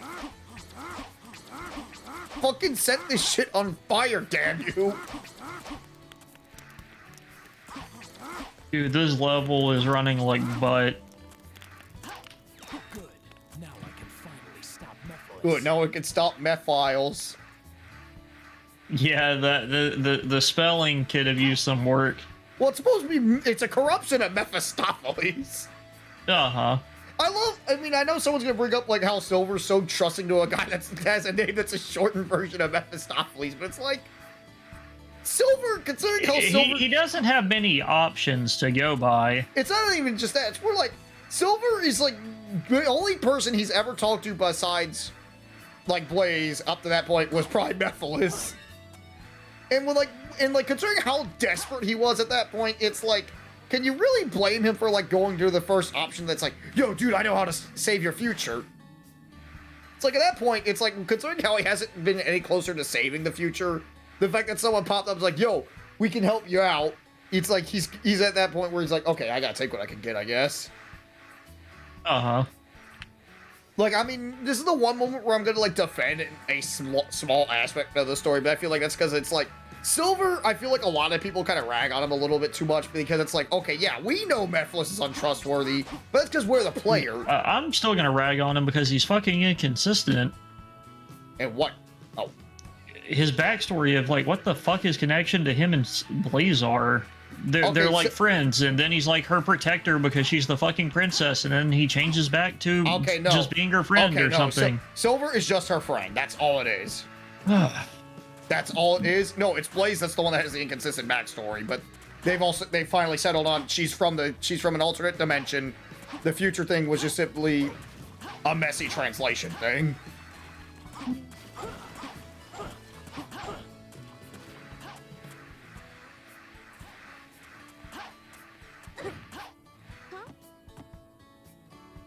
Okay, we have the fucking thing. We can stop Mephiles.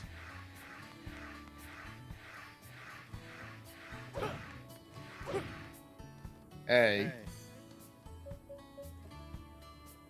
That on your soundboard, the fucking hey. I got an achievement. Yay! Dude, I bet there's a streamer that has that as like a notification. Just hey.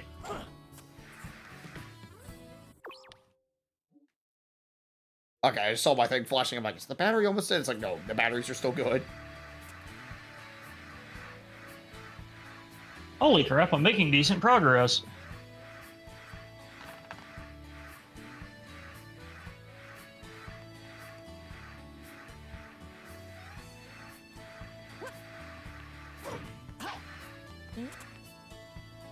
No, I'm not talking to you, kid. I'm talking to your dad. Fuck off!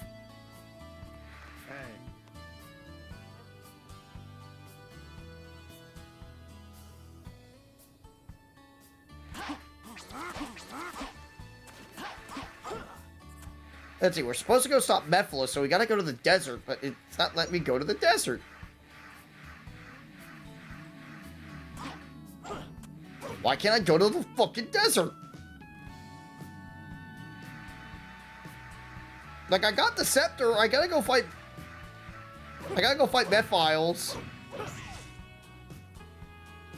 Do I have to do some stupid shit for these people, too?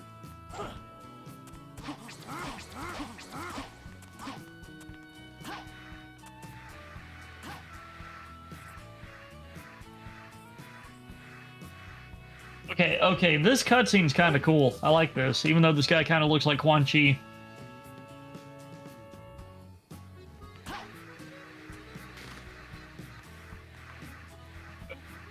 Wait, does Shadow Like, have to go? like I need to DM this to you. I hope I can find just a render, like an image of his render. Does Shadow have to go to Wave Ocean?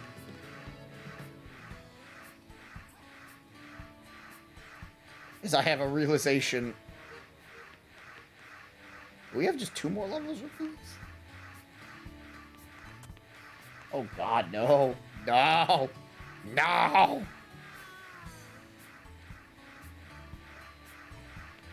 Evil Jesse is forcing me to play Sunny.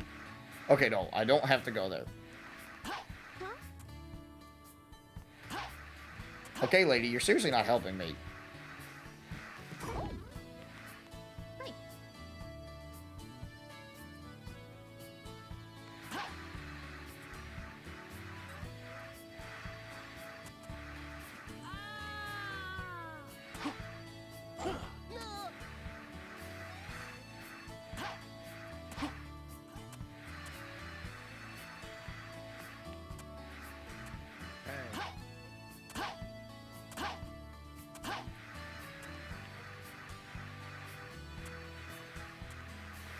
Alrighty. Where's the archaeologist again? Oh yeah, check your DMs really quick. Like, look at that. Look at this guy. Tell me he doesn't kind of look like Quan Chi. God, where the fuck do I go?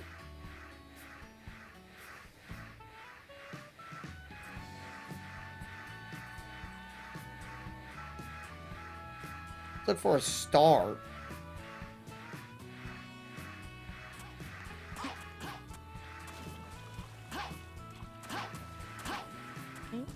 You can get to the ocean near the gate that leads into the city. Okay, that doesn't fucking help.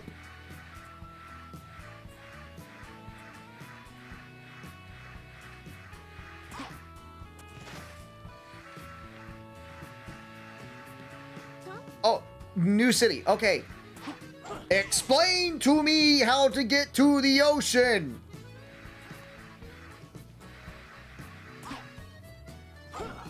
It's like, that's the gate that leads to New City, okay? That does not help me.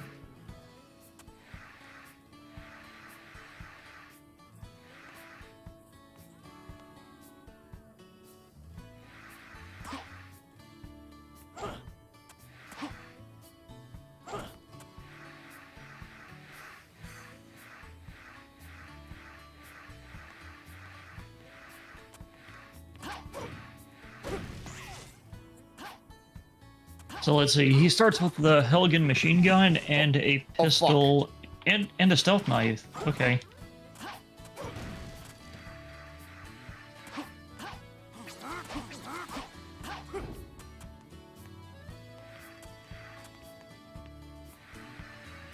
Okay, I see a spring. Oh, of course. You know, they could have just did what they did with Sonic and have just rings there to make it clear. Oh, I'm supposed to go to Wave Ocean first, then the desert.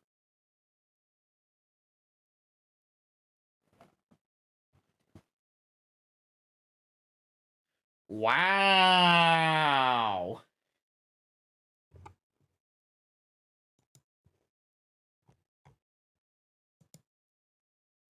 Oh yeah, that hell looks like Quan Chi, dude. Yeah, that's the character I just unlocked. Oh, thanks for the follow. Network lights.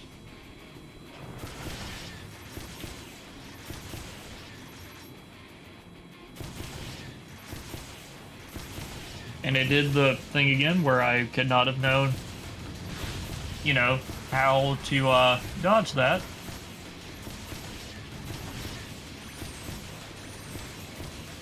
Man, now we're just back on the fucking hover. The fucking hang glider. One quick Man, second. the hang gliders are so fucking monotonous because it's just there. Oh shit, I missed the extra life. Not me.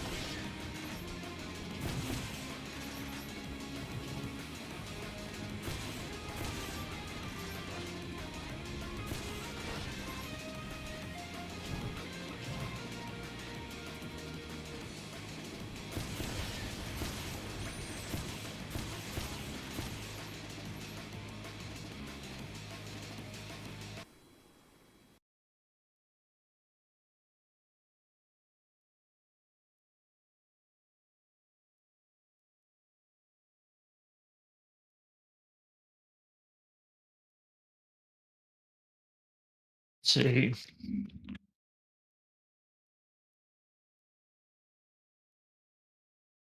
But now that I'm actually getting levels where the frame rate doesn't shit itself, and the characters are interesting to play as, you know, yeah, I'm starting to see some improvement. Okay, now we gotta play. We gotta play as Omega.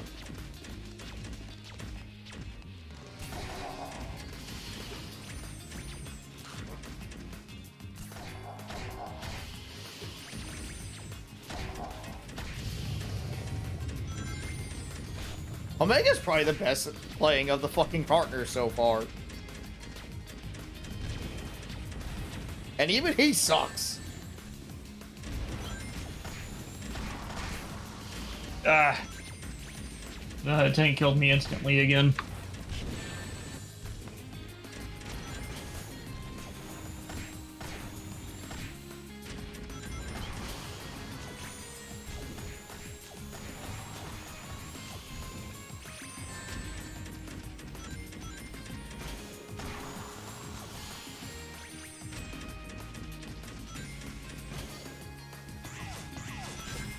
Okay, seeing him grind to sick one is pretty cool.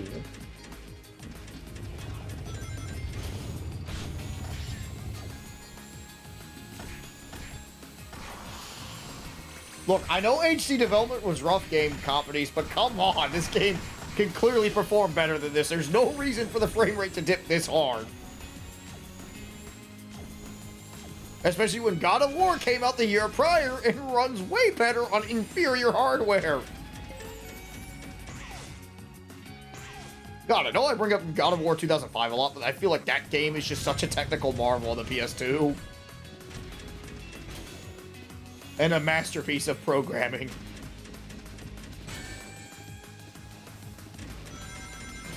I mean, hell, like, we were starting to have already some, like, decent HD ports. Man, early 360 titles are wild, because it's like, sometimes you had, like, straight-up polished versions of existing games, like Need for Speed Most Wanted. It was only on 360, I believe. It was, like, on everything, but, like, the definitive version was just 360 only. Which I find really strange. Well, because it was a launch title. It's like one of the best fucking racing games you can get on the 360. The problem is getting it nowadays because there's the new Most Wanted. Most Wanted 2012. Yeah, the Criterion one. Which, I mean, is still a fine game. Oh, yeah. But it's like the problem is you have like a name of like one of the most beloved entries. You're bound to like invite comparisons at that point. That's not Carbon. Well, I'm talking like, you know, for a lot of people. Wasn't Carbon its sequel? Carbon is my favorite. Well, what I'm saying is like, wasn't Carbon like the sequel to Most Wanted? Huh? Like, wasn't Carbon the sequel to Most Wanted, like the 2005 one? No, not if I'm mistaken. The Carbon's its own standalone game. Hang on, let me look that up.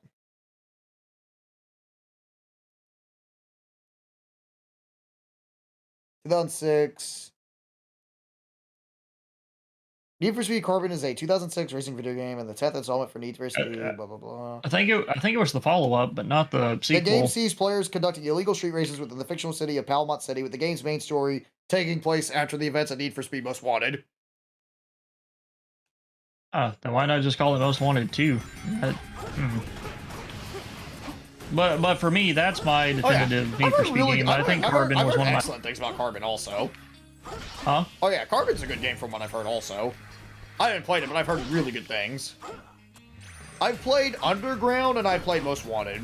Those games are pretty alright from what I played so far. Underground's really good. Honestly, the one game I could not just get myself back into for the life of me is Gran Turismo. Which sucks because I really loved it at the time, but I just cannot play those games anymore for some reason. Like, I just cannot have the drive to play those games anymore. Aha, drive. The pun was really not intended. I just really just don't know a better word to use. Then if you want to play a game like Gran Turismo but be a little bit more easy access, I recommend checking out Grid. Oh yeah, I've heard great things about Grid. Oh yeah, you get to pick the style of racing you prefer. I think that just makes it really hard for you to get back into Gran Turismo. It's just like how much time you have to really invest into those games. And I get it. They're meant to be like very long form games that you're supposed to like play for a while, and that's fine. Like I remember at the time, oh yeah, Gran Turismo I definitely played for a while back in the day, but that's mainly because one, it was like one of the first PS3 games I owned, so of course I'm gonna play a lot of it. I mean, not PS3, PS2, you know what I mean. Man, Gran Turismo 3, dude, like, when that game came out, dude, that was like the one game where I thought to myself, man, graphics can't get better than this. Ah, shit! It's kind of the curse of Gran Turismo. Oh, yeah. Oh, dude, Gran Turismo 3's opening, dude, at the time, like, was so fucking hype. With it playing Lenny Kravitz also. With a sick-ass remix. And, like, it also did a good job, like, showing, like, real-life races at the same time, too, which is pretty sick. Welcome, Omega. It won't take much for me. Okay, we'll find Omega soon. Hang in there. Daytona, let's go. Go away. I need to buy Daytona HD still on my PS3 soon. Like, there's still, like, that bit of me that's like, I need to get some PS3 games before, like, in case the store does shut down, but it's just like, I haven't really had the time to go do that yet. I think, honestly, they're the only games I'm really needing to do that for. Probably Mega Man Legends 2 and Tron Bond, because I own Legends 1 physically, and that's, like, the only one I'm gonna go, okay, I'm gonna go and just simply cope with the fact that I own this one physically and not probably bother getting Tron Bond, because that's, like, I think according to Metal Jesus Rocks, that's, like, I think one of the top 10 rarest PS1 games, like, in America, at least. What game? Tron Bond.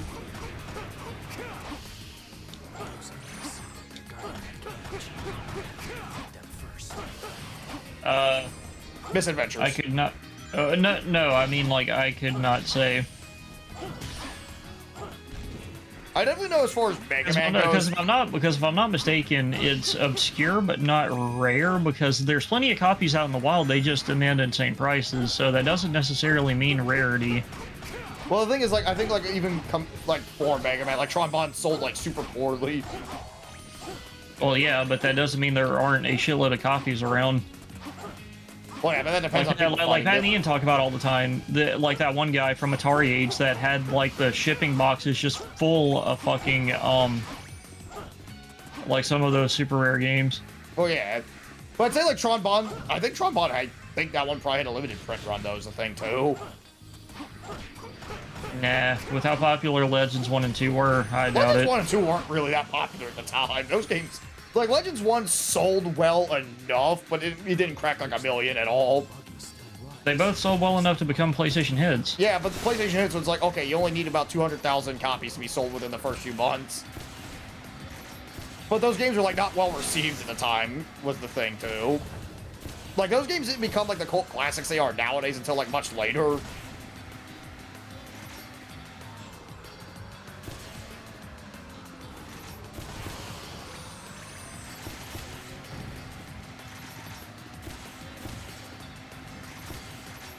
That X4 didn't even sell that well at all from what I've heard, which is why like X5 and 6 like don't even have like animated cutscenes at all. That's why they have like the comic book cutscenes in those games. Because like they had to rein in the budget.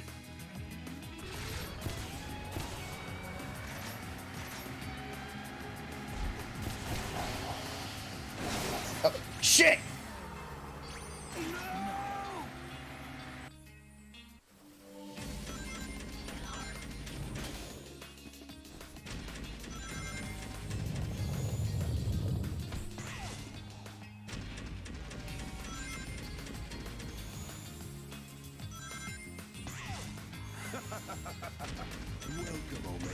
I'm looking this shit up for Tron Mod, actually, 'cause that actually does kind of get me curious.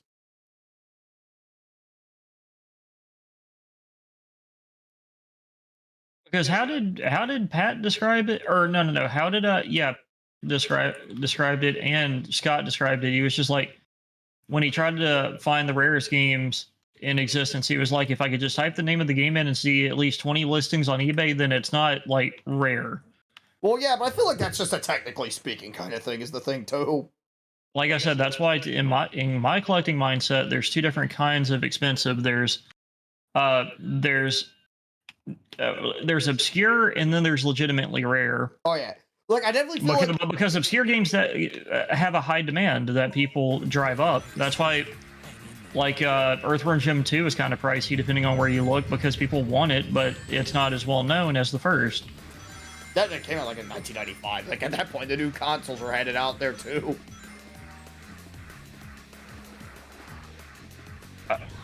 Like, I definitely do agree that there are certain games I would deem more obscure than rare. Like, Earthbound is not as rare as people make it out to be. Absolutely not. No, it is not. Like, it definitely didn't sell well, but there are a lot of, like, there are a lot more copies floating out in the wild than people imply. Yeah, it was a first-party Nintendo game. Of course they weren't going to produce a lot of those. And not only that, it's like, that game was, like, on... They heavily advertised it in things like Nintendo Power. And not only that, that game was, like, pretty much in bargain bins everywhere, like, by the late 90s. So when Smash 64 came out and, like, people got interested again, a lot of people immediately swooped up to get those copies in the bargain bins for, like, $3. Like, Earthbound is definitely the one game I think a lot of people, like super make it clear, like, oh yeah, this game's rare. It's like, no, the fuck it is not. It's uncommon, but it's not rare. Like, rare is Little Samson or Flintstones. Flintstones 2 specifically. Actually, Little Samson, not much anymore, because that's actually one of the shipping boxes that dude that was friends with Pat had. Okay, but... yeah, he was willing to literally just sell off some copies at reasonable prices, because he had several boxes of a lot of these more rare games. Like, literally shipping boxes that would go to stores. Flintstones, I definitely know, like, Flintstones 2, I know. Yeah, because remember that, wait, did you ever see that Atari Age saga where literally the members were trying, or the Nintendo Age saga where that guy was talking about, like, oh yeah, I think it'd be nice to get a couple of pretty reasonably priced copies of some of these games out there. I have several in storage and no idea what to really do with them, so I'm going to sell them at reasonable prices on eBay. And the people trying to protect their fucking investment in a lot of these games started to threaten the fucker. Oh, damn. Yeah, and Pat defending him is why he got eventually why they banned Pat for his podcast off the Nintendo Age, was because they were mad at him because he was saying, like, oh yeah, putting a couple of reasonably priced copies of these games out in the wild seems like it'd be pretty good. Honestly, I really don't get it. Like, so that's it's Because like, he says that because if I'm not mistaken, Pat described the Nintendo Age forum as a bunch of elitists that wanted to purposely like drive prices up to protect their investment. sounds about right sometimes with certain games I've seen. Hmm. Like, I like collecting video games, but I feel like there are certain prices I'm like, okay, you guys are fucking stupid.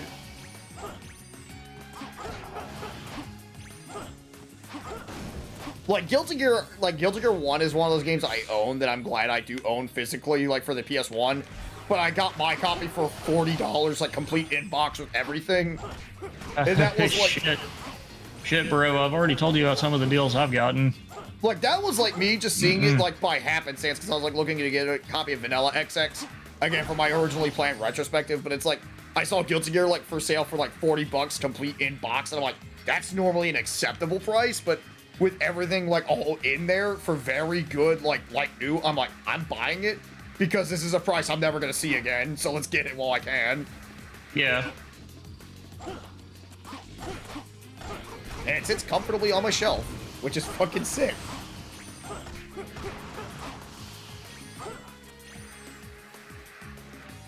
Thinking about getting a Japanese GameCube. Oh yeah, so I can get a Japanese copy of Cube of War. Because I have Cube of War, you've seen it in person. I have Cube of War Survival of the Fittest. I've had it since I was a kid. From my local Blockbuster closing down. Because I like that game. I love how weird it is. It's probably the reason why I like more like off-the-wall games today. I would definitely say like when it comes like but let me tell you, like Cube of War is like a $400 or $500 game in the condition I have for right now, which is why I kind of want to protect it because I don't want to risk wearing it out. Because I'm telling you, dude, I love this game so much that if that disc ever stops, I will probably cry. Like I know I make that joke a lot, but legitimately, I would probably cry and probably be really, really fucking mad if my copy of Cube of War stopped working. That's kind of how I would like copy of Skull Monkeys. Because I have it's not just the value, but it's also because I have a lot of to this specific copy of Cube of War. I used to rent it a lot whenever I was a kid at Blockbuster, and whenever they were closing down, I literally went there on the last possible day before they fully shuttered their doors. And they had it waiting behind the counter for me because they knew I would come to buy. Okay, that's where we go. Awesome. Hell so yeah. with memories like that tied to it, and still having the receipt from when I bought it in the case, you know, it would make me really sad for that copy to not work anymore. Not only because it would also hurt my wallet a lot to try to buy another one.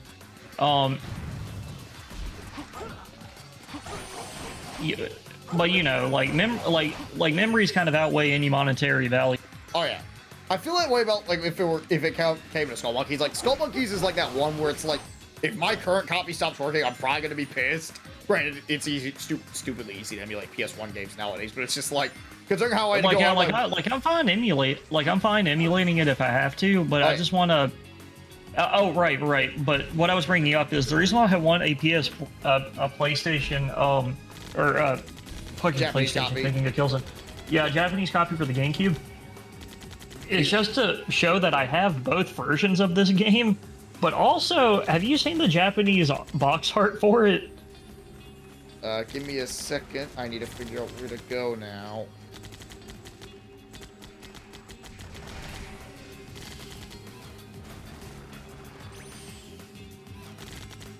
Awesome. We finally made it. I hear the goal ring. Get out! Get off, Shadow! Get off the fucking hover bike!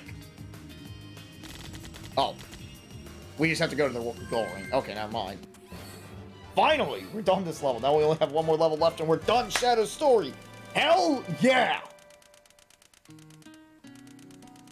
Freedom!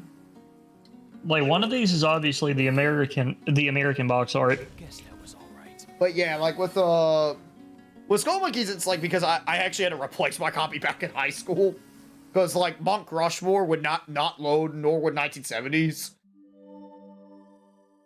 So let me send this to you to get your opinion on how the fuck these look. Like not only that, like some of the music would skip too, which was very fucking distracting to me. So I just had to go get my copy replaced, and I remember I think I had to pay like $30 for that at the time. I mean, it's Cubivore. I've shown you gameplay of it. Like, Cubivore is a weird game, but like, I mean, at least the American box art looks weird, but still kind of gets across the point of the game. But look at that fucking Japanese box art. Oh yeah, like, what the fuck is going on there? Look at that. Don't tell me you didn't know. Oh, not to mention, it got like a almost 200-page art book for some reason in Japan that I want to try to hunt down, but it's like $80. That was your. Also, a model kit, from what I understand. Yeah, there's like a model kit where you can put like a Cubivore together, and it's like half Cubivore, half like skeletal structure. To kind of explain how the fucking Cubivores actually work. Man, he's just getting shot and like just being so nonchalant about being fucking raided by a minigun, and the minigun has like no recoil to it whatsoever. Well, I mean, Omega's miniguns are kind of like that. No, there is no minigun from Omega's like no recoil from the minigun. It's just weird. No, remember? Yeah, he does. Yeah, remember? He has twin Gatling guns. Well, yeah, that's what I'm saying. But there's no recoil on it. Like they're not shaking at all, which is weird. Like it's so unusually still, which is like kind of distracting. And there's like no impact on the gun either. Shadow's quills look like they're detached from his head in that cutscene also.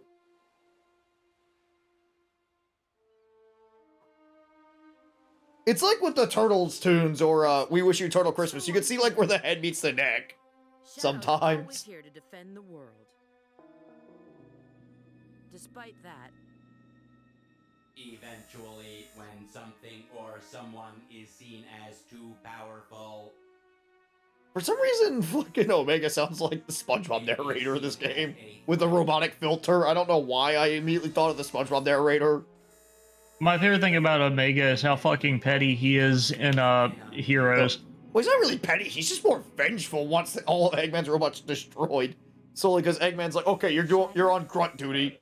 Nah, I could see Omega doing the like looking at those fucking robots and doing the fucking LTG monologue.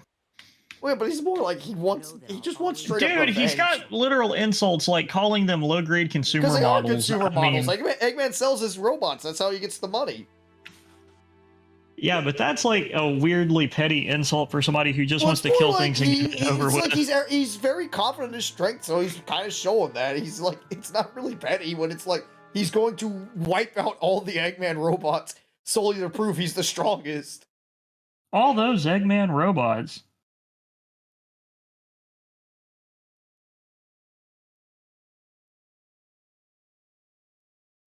Alright, we only have one level left. We're finally free from Shadow, and we have to play Silver. I seriously hope we get done with Silver's campaign. Like, we'll be finished with Silver's campaign, because I seriously just want to move on to Sonic Unleashed so fucking bad. Oh, now we have a mission, because this game seriously can't stop fucking putting...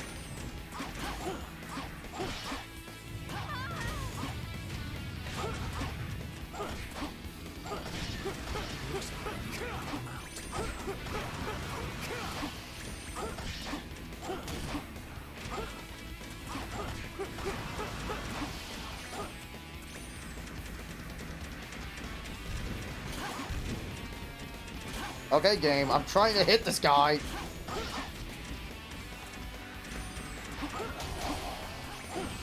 Like, here's the problem, though. It doesn't really tell you, like, what mission you're on in Killzone. So it's kind of hard to gauge, like, how far into the story I am.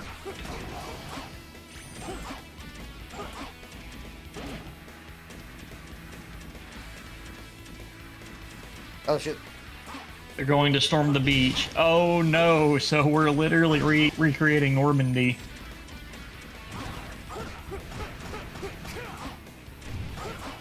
Okay, there's some dudes here. Let's go take them out.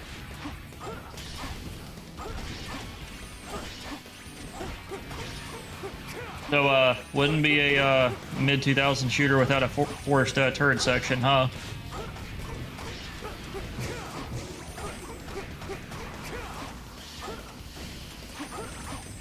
God, turret sections are probably like all my least favorite gaming cliches, honestly. Oh, well, I mean, the turret here actually seems to be doing the job. Well, it's mainly because, like, most of them, like, there are some that are fine, and there are certain games where they're fun to use the turrets. But I feel like most turret sections are usually, like, really poorly done rail shooters sometimes. Mm-hmm.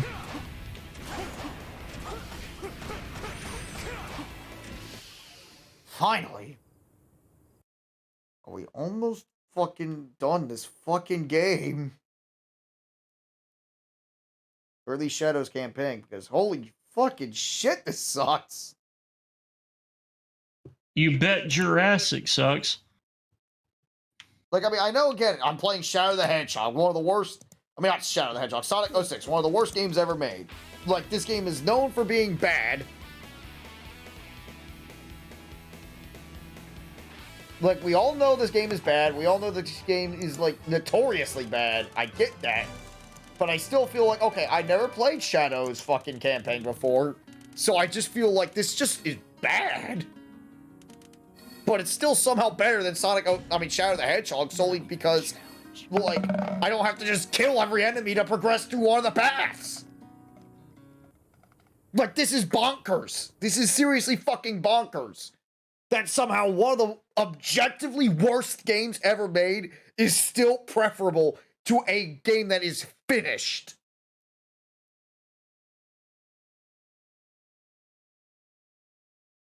Like, I don't... supposed to do?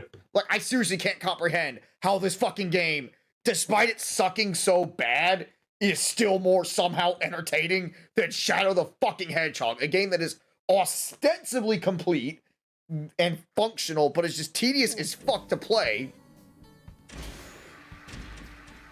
At least you don't have to play this game 10 fucking times, so that we know these streams will not outlast the Shadow 06 playthrough, which that took, like, I think, like, what? Didn't that take, like, 6 parts?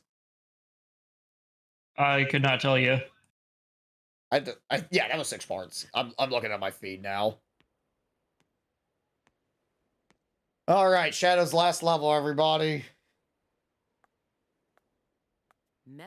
We're at the home stretch of this campaign, at least. Then we have Silver.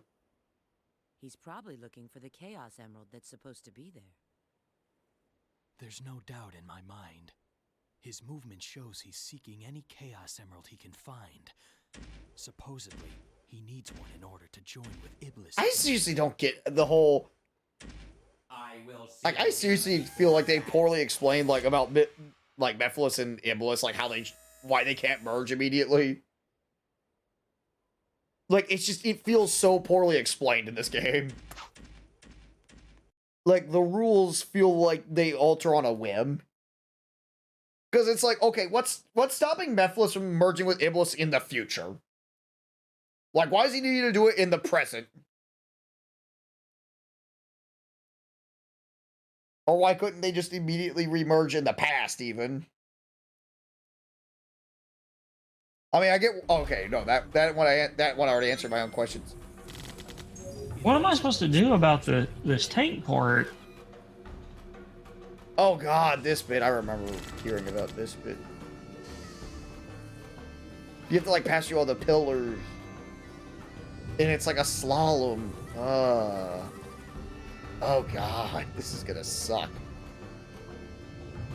Oh yeah, because this one... Oh, yeah, because these ones have, like, the really weird dunes. I remember seeing YouTube footage of this shit back in the day. I think, like, probably, like, I remember, like, one of my first real tastes of, like, hour-long videos was the Retro Replays review of Sonic 06. Where he had, like, an hour-long review. I'm like, man, why do you need a fucking hour to review this? And I see his review, I'm like, okay, that explains everything. Why an hour is perfectly necessary.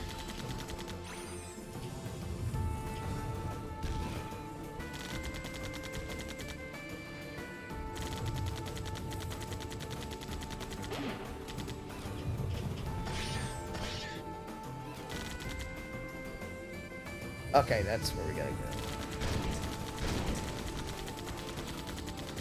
Ah, damn, I missed the extra life.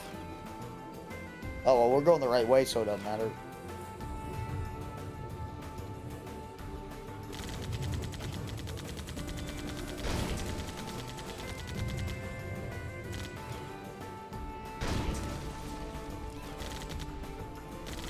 Okay, we made it.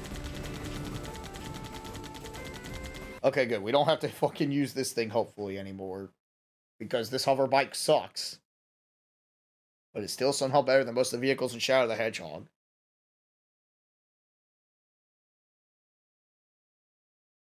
I honestly want to say this that I do hate about 06. I hate how 06 has kind of like led to a new bar for Sonic, where most of the time people can go, well, at least it's not that bad. I'm like, I don't want that to be our bar quality. I want there to be just great games, not just, at least it's not that bad.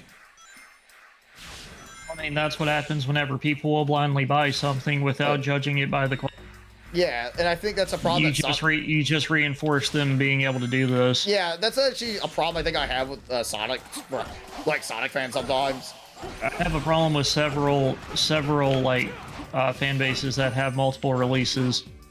Like, it's like, I love the Sonic series, but I'm definitely willing to... That's why I kind of love and hate how Nintendo handles stuff, because they still really, yeah, they make a lot of, like, Mario games and games in, like, their mainline franchises, but at least whenever people try to complain to them, they're like, shut the fuck up, we know what we're doing. Oh, fuck. Because a lot of the problems that a lot of people have with, like, modern Sonic games come from things where... Sega brings up, like, oh, we tried to listen to the fans and take their request. And, like, never do that. Like, honestly, I think Sonic is a good example of why you should never fucking listen to your fan base as your primary advice. Like, it's good to get an idea what the fans want, usually. The problem is Sonic is a fan base. You know that one bit from Itchy and Scratchy and Poochie? No idea what you're referring to specifically. The Simpsons. No, like, I have no idea what you're trying to refer to. Like, you know that one moment in the Itchy and Scratchy and Poochie episode with the test audiences? No. Like, have you not seen that episode of The Simpsons? You never seen the Poochie episode? Dude, I cannot recite The Simpsons by heart. Okay, so basically, the main plot of the episode is that Itchy and Scratchy's having declining ratings because it's been on for so long, you know? Yeah, a fair concern. So basically... the creators decide, hey, let's get a test audience and see what we can do to improve the show. So they play a bunch of Itchy and Scratchy stuff for the test audiences. And then there's like a bit where the guy that's like hosting the thing goes, okay, so how would you kids like to see Itchy and Scratchy handle real life situations like the ones you face every day? And everyone's like, yeah. And they go, or maybe they can handle more fantastical stuff like wizards and aliens. And they go, yeah. And the guy can't like make heads or tails of it. It's like, so you want realistic, down to earth with magic robots? That sounds fucking awesome. Well, no, but then you have like the creator go, you kids don't know what you want. That's why you're still kids, because you're stupid. And it's like meant to be like a jab at like unpleasable fan bases that say they want one thing, but you have like other fan bases demand another thing. I feel like that quote from SpongeBob also aged pretty well for that too. But I don't want it. But then why did you ask for it? Oh, seriously, give Itchy and Scratchy and Poochie a watch. It is one of the best episodes, and it's like always it is always a relevant episode. Oh. Head for the nether. Okay, awesome. Good. Have to redo a lot. Itchy and Scratchy are the central focus of one of my favorite all-time Simpsons episodes. The day the comedy died, I think. Day Violet's died. That's the one. Yeah, I forgot what the subtitle was, but yeah, the episode where they find the original creator. Oh yeah, but yeah, give the Poochie episode a watch, because that one's like it's a parody of like how everyone wanted to make the next mascot with attitude. Also. Oh man, everybody remember Awesome Possum? Yeah, he's a parody of like that. Like Poochie is exactly what. Like at the end of the episode, they decided to create Poochie, who is totally radical and in your face.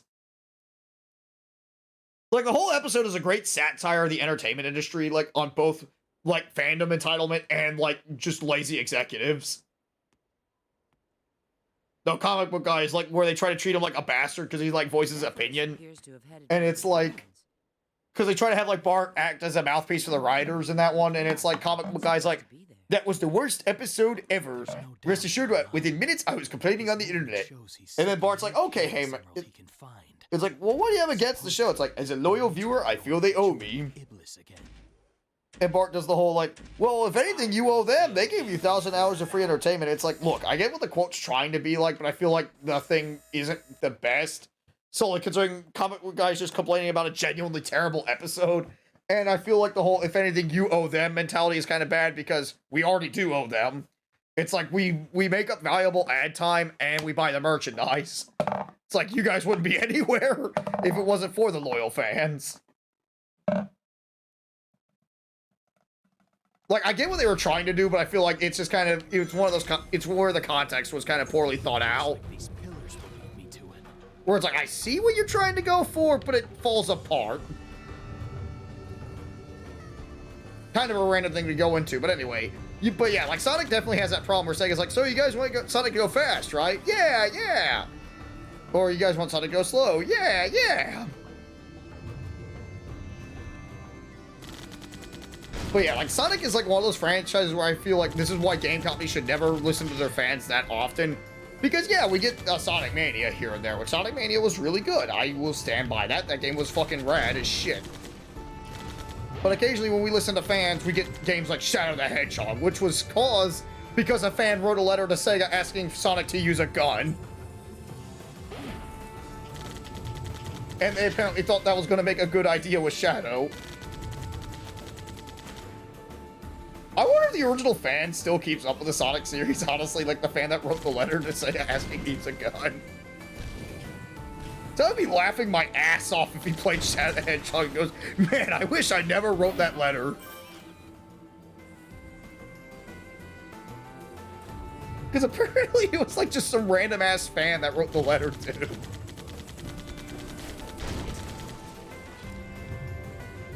God, I'm gonna write a random letter to Harada and go, hey, can you make Paul Phoenix the main character of Tekken 8 and have him win King of Iron Fist? If that much power is there.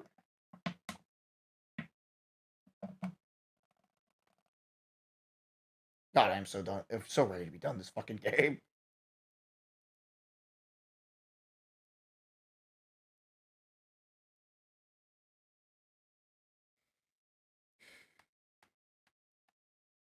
Especially because these fucking load times are, like, horrendous, dude. It's just a bit further.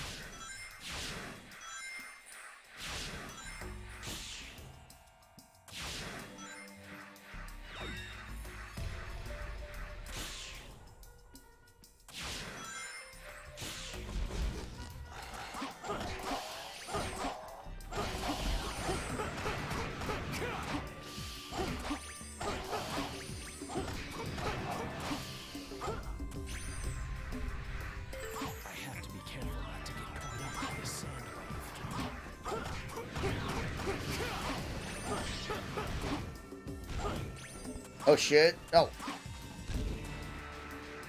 Fuck. There we go. Got out of it on time. Hell yeah.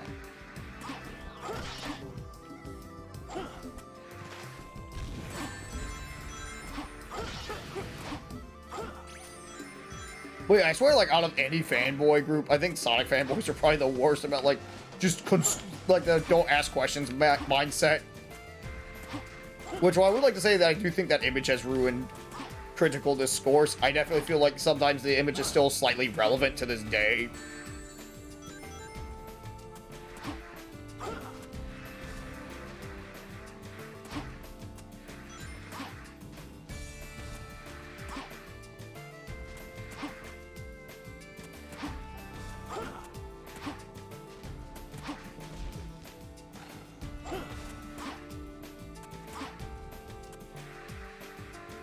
Yeah, The Day the Violence Died is a great commentary on how copyright law works. Oh yeah, absolutely. Well, it's not even just that. It's more about, like, also how creators can get screwed out of their own character, too.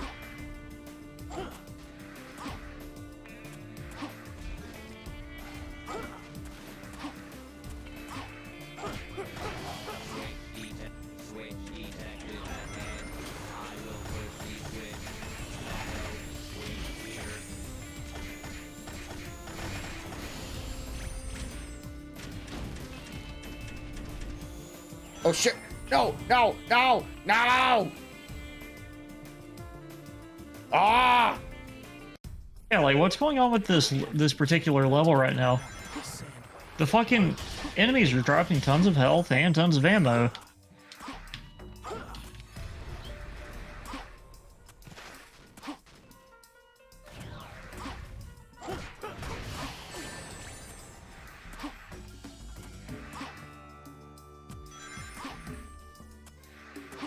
Over there. Yeah. No, she just said it with like a really weird, like British accent. Over there. Like, is she supposed to be from New Zealand or the UK? I can't tell. Space UK. Space Australia. Go Space Broncos. Well, dingoes. Oh yeah, Space Dingoes. Thank you. Yeah, because Broncos, that's an American football team.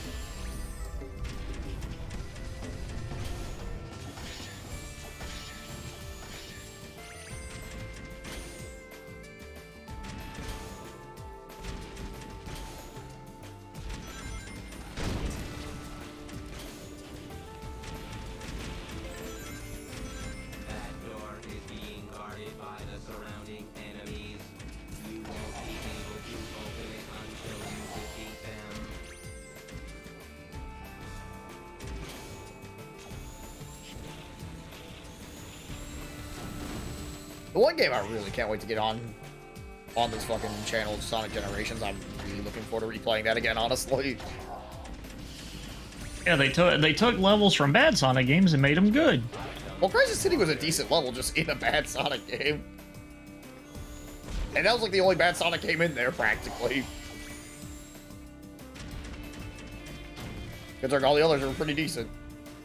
Are arguably Unleashed. Unleashed's daytime sections are really good. Like, they're genuinely good enough to nearly save the game, you can make an argument for. And even then, the Werehog is at least functional, for what it's worth. It's tedious, but it's functional. And at least it's, again, get to the goal ring. It's not kill everybody. Jesus Christ, remember trying to do that speedrun mission for the quote-unquote hot dog mission? I never actually beat Sonic Unleashed. Oh, dude, like, one of the requirements is beat fucking Eggman Land in under an hour. Oh, damn. Is the achievement. Yeah, because Eggman Land is a fucking marathon, dude. I know about Eggman Land. I've heard about Eggman Land. Eggman Land's gonna be a fucking, possibly half a stream in itself. Oh, dude, I know Eggman Land's gonna take up an entire stream. I'm gonna say, oh, dude, I am very aware of Eggman Land's reputation. I know about that level, at least. Yeah, because how did Gerard describe it? It was like the first, like, there's two, what they call hot dog, where this guy, hot dog vendor, challenges you to beat a level with a certain requirement. The hot dog, both hot dog challenges in Eggman Land are speedrun related. And it's like, one of them's like, beat it in under an hour, like 59 minutes for the first hot dog challenge, and it's like 45 minutes for the second one. Oh yeah, like Eggman Land takes about like an hour and a half. I know, I'm very aware of the reputation of Eggman Land. Eggman Land's like definitely that one bit I'm dreading, for sure.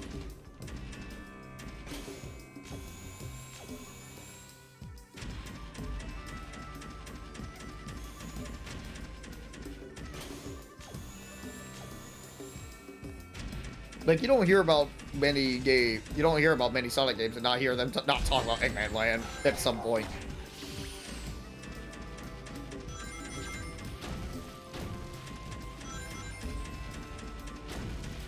Oh shit, that was a near miss.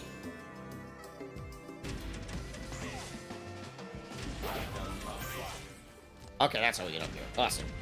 There we go. Blast. Come on, start blasting, damn you. So anyways, I started blasting. Bang, bang. Anyway, I don't see so good, so I miss.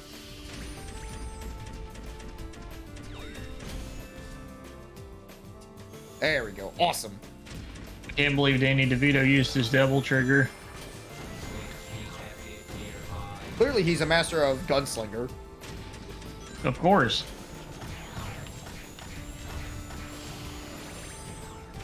I think I love the meme with the fucking Oompa Loompas. So anyway, I started dancing.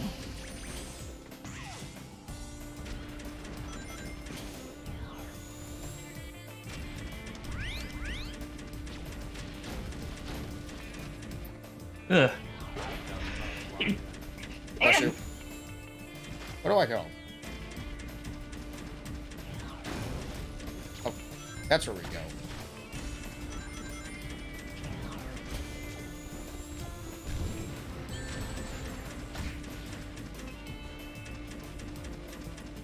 Okay, why are these spikes here? I'm not gonna run into them. So what do they think I am, stupid?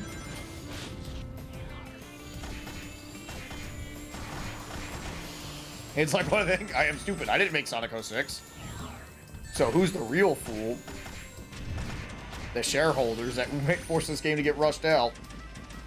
Oh, yes. Shareholders are the worst aspects, honestly. Like, everyone does talk about developers being lazy, but it's like, the developers are actually probably the victims the most. Like, the one thing that you really need to watch out for are the executives and the shareholders.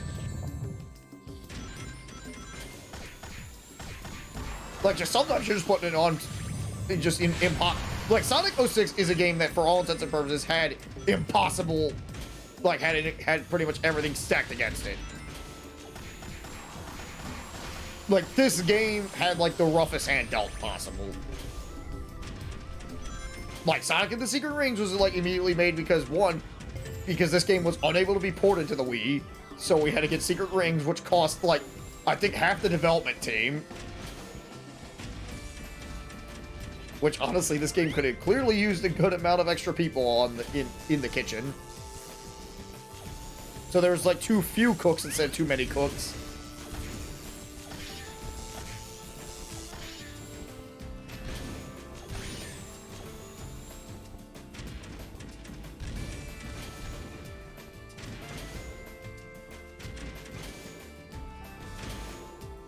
Alright, awesome.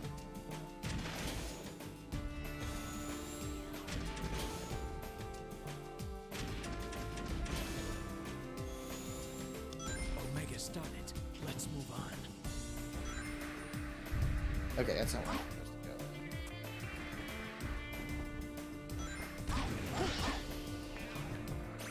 to go. Man, I'm still slightly bummed out about Razor Ramon. Oh, damn, yeah.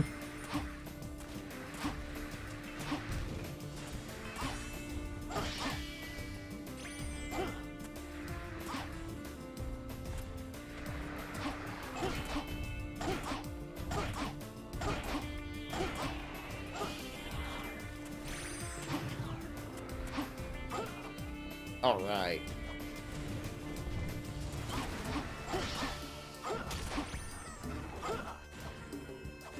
That's kind of neat though that all four characters actually do like join your crew. That's pretty neat. Come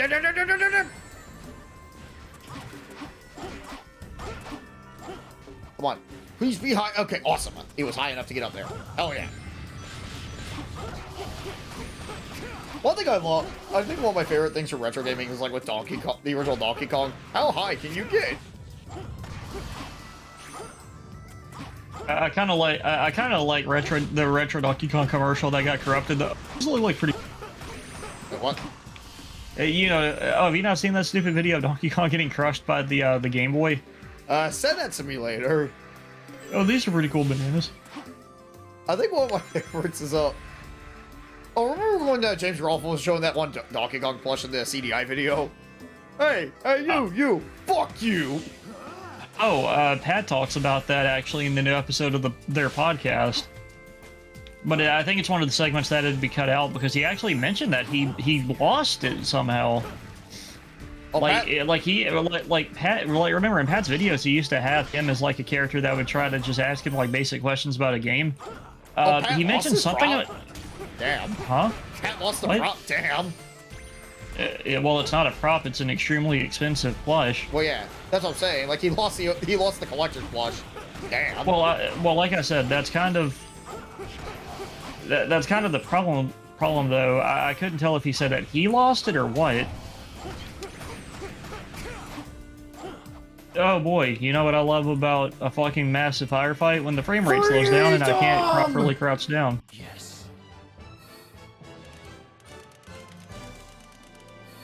We're finally done this level. Hell yeah! Now all we have is just one more final battle, and we're pretty much done Shadow's campaign. We're pretty much done Shadow's campaign. And we have Silver's. But Silver...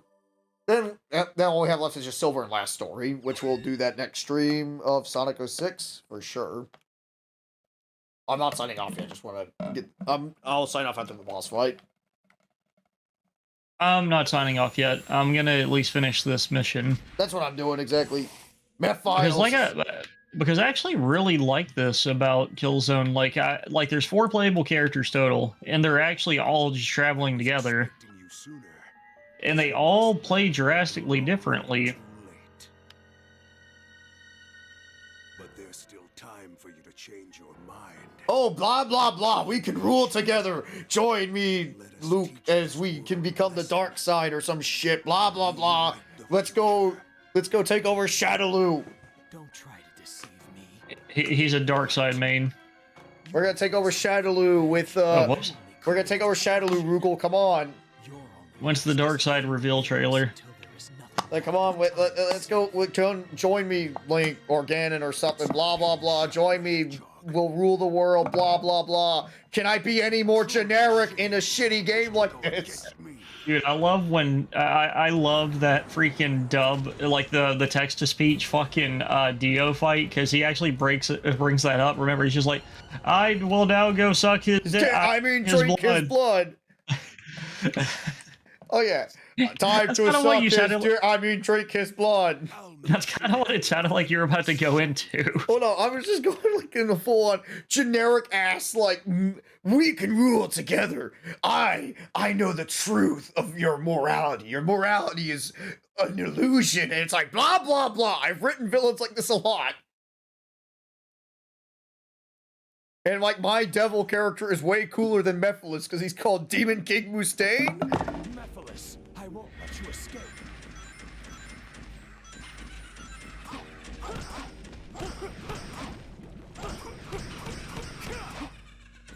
Okay, so how do we fight the schmuck?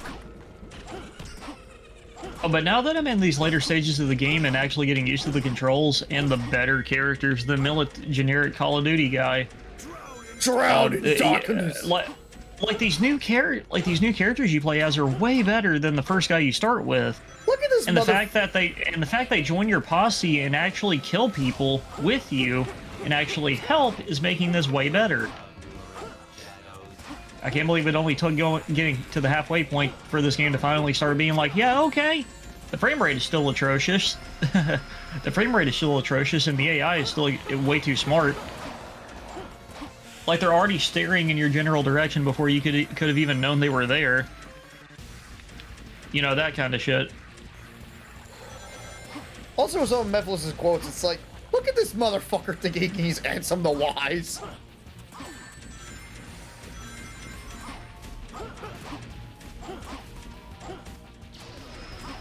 I'm not gonna make any jokes about the Kingdom Hearts lore because I'm actually sick of those fucking jokes, honestly. I really am.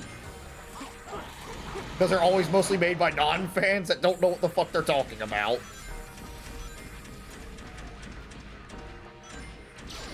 They're like dorkly jokes, but even more unoriginal.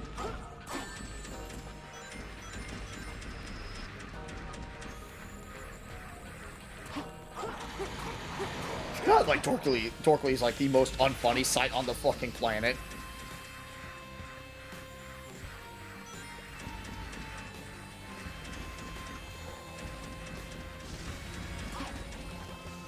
Hey, what if Mario was evil? That's revolutionary. Actually, that would be an interesting idea. I'd probably like to read. Well, I'm talking about the comedy videos, you know, those parodies where it's like, look, Mario's a sociopath instead of a hero.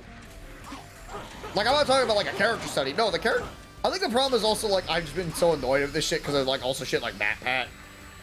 Where, like, MatPat always did the whole Mario with mental theories and shit. Yeah, because, like, one of the big things is, like, you gotta keep in mind all the shit Mario's had to go through. Oh, not only that, it's just, it always is a... There we go.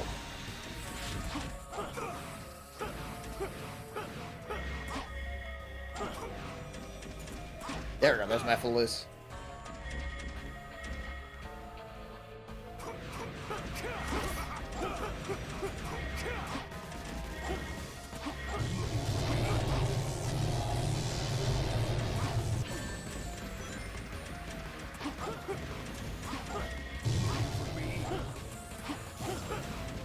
is a very threatening way to say get a headshot, take off their heads. Jesus, that is a very threatening like thing to be like you know, dome them.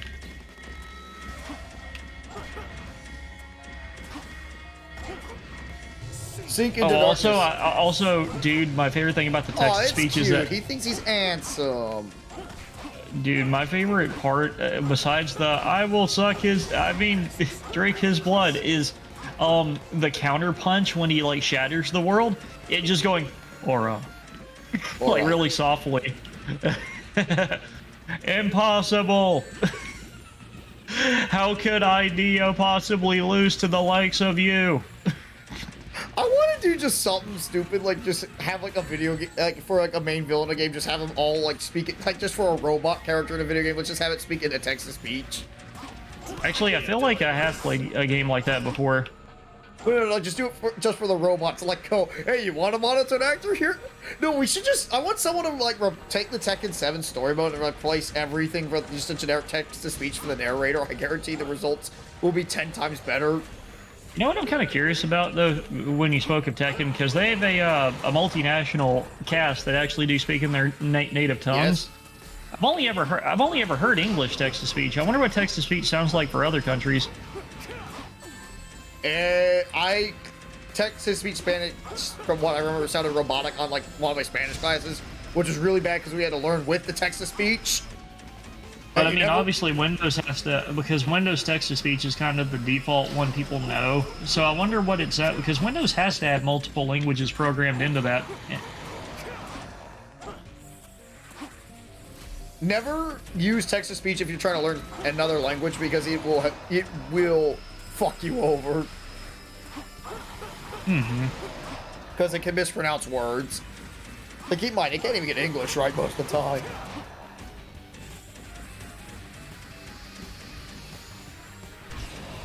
Dude, I needed what just happened clipped. Like, I'm at the part where I have to blow up like two just constantly drifting like Hellgas attack boats. And randomly, I just saw a Hellgas doing like the fucking invisible boatmobile. It like zoomed right past me, and then the boat popped up. Fucking the fucking Hellgas was doing like the invisible boatmobile. Where's my ring? There's... Or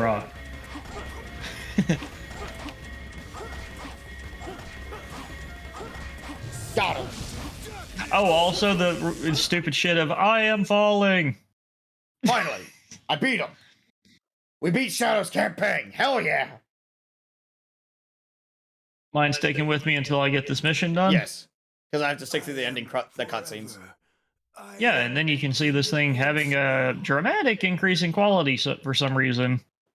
Freedom! It's like the game. It's like the game is getting better the longer it goes on. I've never seen a game, because most of the time when I play a game, it'll stay consistently good, but I've never seen a game slowly build up. Finally, from like to like Shadow's campaign. Oh, whoops. But yeah, yesterday made me also want to like focus. I need to like talk with Soda and like because we definitely need to redo the legendary, like the new video order on the legendary Ryu Chun-Li guy. Because those fucking comic panels are great. They need to see good Akuma. He like, no matter how, like, if y'all found the exact numbers of how much he paid for those commission work, dude, he overpaid. That art quality is so inconsistent. Oh yeah, like it is done by like different artists. You could Dumpling Urian, man, Dumpling Urian. Dude, I remember when we read that one Retro Junk article. I'm not gonna say the guy's name because I don't want the guy to get harassed. Dude, we don't have that much pull. I know we don't, but just I don't want one guy. Like one guy doing it is too much, in my opinion. Yeah, but remember, the guy's kind of infamous, so he probably knows. But the thing is, I still think we shouldn't, like, just don't go harassing the guy. I just feel like this is just there because it's like, again, you don't know if this could blow up or not. Like, I'm not saying to go do it, but Yeah. if you put a disclaimer, you're good. Yeah, that's what I'm saying. I'm just simply saying, for the love of God, please don't harass anybody over this. You can make fun of the work, but don't harass the actual person entirely. Like, I just want to make it clear I'm laughing with him, not at him. Because it's like George Wood. It's an endearing thing. Though I wonder, in his old age, probably not being able to deal with like internet is probably why he hasn't resurfaced very often. This guy did this shit in 2019. He's not No, that old. not him. George Wood. Oh, George Wood. Oh, George Wood does resurface from time to time. Like, I can understand him being one of the people that was just like, okay, stuff has changed too much since my time. I'll just hide in the shadows. George Wood still works with his own thing. Like, I've seen him in his own Discord server pop in here and there. Like, he doesn't do too much nowadays, but he's still somewhat active. Hey, wait, dude, this is kind of cool. So now I'm kind of curious. Like, it gave me the option before I started this mission to pick a character, but okay, the fact that Shadow's taking off those limiters. Kick their asses, Shadow. Shadow's got the headband off. Let's go. Soul took the headband off.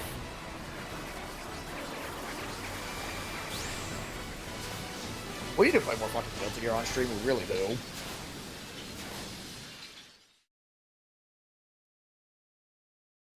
But yeah, that was episode Shadow. It's definitely a marginal improvement over Shadow the Hedgehog, but it's still not very good. But that's again because this game is unfinished, unfortunately. I would like to see what would happen if this game was finished, but it's just... Oh my god! Like, honestly, it's like...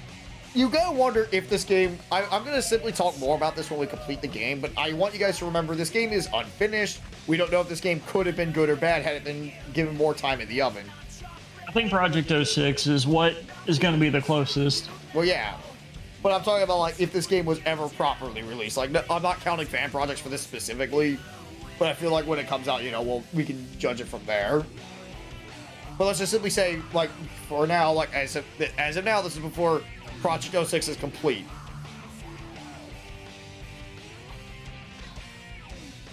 But yeah, I'm also letting All Hail Shadow play by Crush 40 here, because it's pretty good. But I'm not going to try to give my thoughts on the full game yet, because we haven't completed the full game. But I will simply give some of my thoughts on Shadow's story.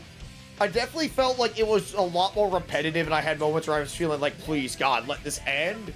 But again, if you were to hand me this and Shadow the Hedgehog, and you told me if I had to live, I had to play one of the games to completion, I will still say so far, I'd rather play 06 to completion. Just because 06, it's like, it's unfinished, but there's a weird charm to it, and it just gets to the gold ring. I can tolerate playing this every once in a while as like a bad game playthrough, because this game can get so bad it's entertaining at moments. Like, you want to see how broken this game gets so far. Like, we got to see what Silver looks like. How bad can he get, you know?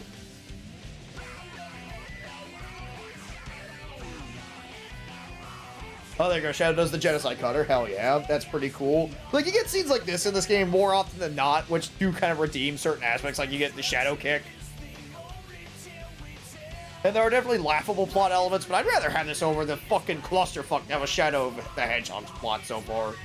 Which was just, hey, Shadow, get me White Claw and join the Black Arms. And then it's just like, you have tedious as fuck missions, a story that ultimately goes nowhere and has like one of the worst retcons of the series with like, oh, Gerald Robotnik was good all along. It's like, bull fucking shit, he was. He was a maniac. The guy wanted to fucking cause the extinction of everything. Like, he had the arc not only programmed to not only have a collision course to Earth, but like the energy from the impact would just straight up destroy the actual planet like entirely.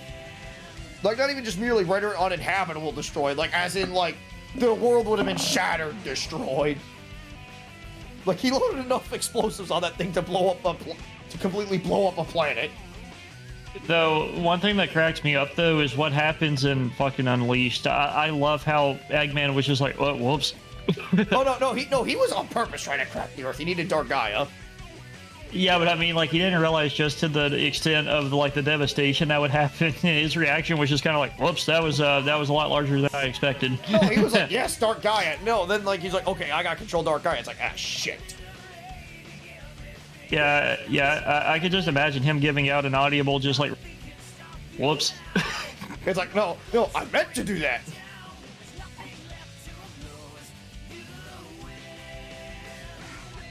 I will say that moment is still pretty cool where Shadow busts through the Mephiles clones and Shadow just straight up says, if I'm going to become everyone's enemy, I don't give a fuck. I'm still going to fight. He said fuck? Well, he doesn't say fuck, you know what I mean. But really quick, though, I'm back to the part again that has me interested, because they bring up that I have to go through some trip mines that only a Helgen can, a Helghast can get through. Well, I'm playing as the character that, character that is part Helghast. So this has me curious, like, it let me pick one of the 4 characters to use in this mission, so the missions change depending on who you choose? That's kind of cool. His world is a really good theme, and I am glad this game brought us his world. I will say that also. What redeems this game more than Shadow the Hedgehog? We got his world out of it. Because that is probably one of the best Sonic themes, if not the best. And it's performed by Zebrahead, which, listen to the Zebrahead version. That shit's really solid. Which makes me so fucking mad you can't purchase it legally. I would love to buy it legally, but I can't buy the Zebrahead version. Which sucks, because it's really good. It's not on Spotify or a streaming platform? I looked high and fucking low. You can only get the regular version, His World, and the Crush 40 version, which aren't bad versions, but the Zebrahead version's really good, so you have to, like, torrent it if you want it. Torrenting punk rock music, what the genre would have wanted. Yeah, you got a point there. I'll get it via tape trading, the old method. Oh, Jesus.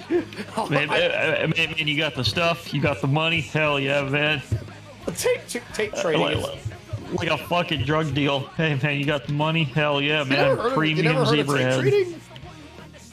Premium Zebrahead. No, what you do is, like, with tape trading, you just simply tape a bunch of metal to people and, like, mail it to them. That's a kind of a hobby I wish was kind of still around, but I know why we don't have it, because, we have, like, much more convenient ways to listen to music outside of cassette tapes. Because cassette tapes kind of suck for music, honestly. They're cool knickknacks. Oh yeah, I agree. I would like to own a few tapes. The problem is I wouldn't want to listen to my music on it because I'm scared. Oh shit, I'm gonna destroy the tape. So wait, I'm technically not getting the full story. I just realized, because like I said, like, you let me pick one of the 4 characters for this mission, so I picked the new guy I unlocked, the part Helghast guy. Well, he can pass through trip mines that only look for Helgens. So the missions are different depending on who you play. That's cool. Like, man, these credits are fucking long. They have 2 songs in it. You have All Hail Shadow, then His World. I mean, I'm fine with listening to His World. His World's a great song. Yeah, ain't it cool? We were born to die.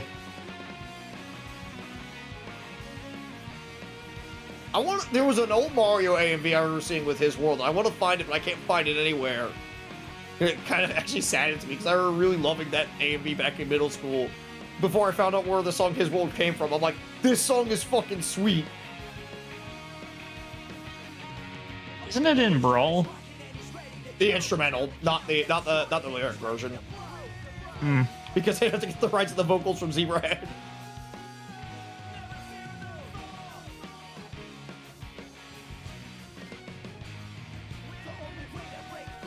That's also why in a Sonic CD, like, the vocals to You Can Do Anything aren't in the game nowadays. Because there are some legal issues with the lyrics from the estate of the singer. So Sega had to make that song an instrumental for the HD version of Sonic CD.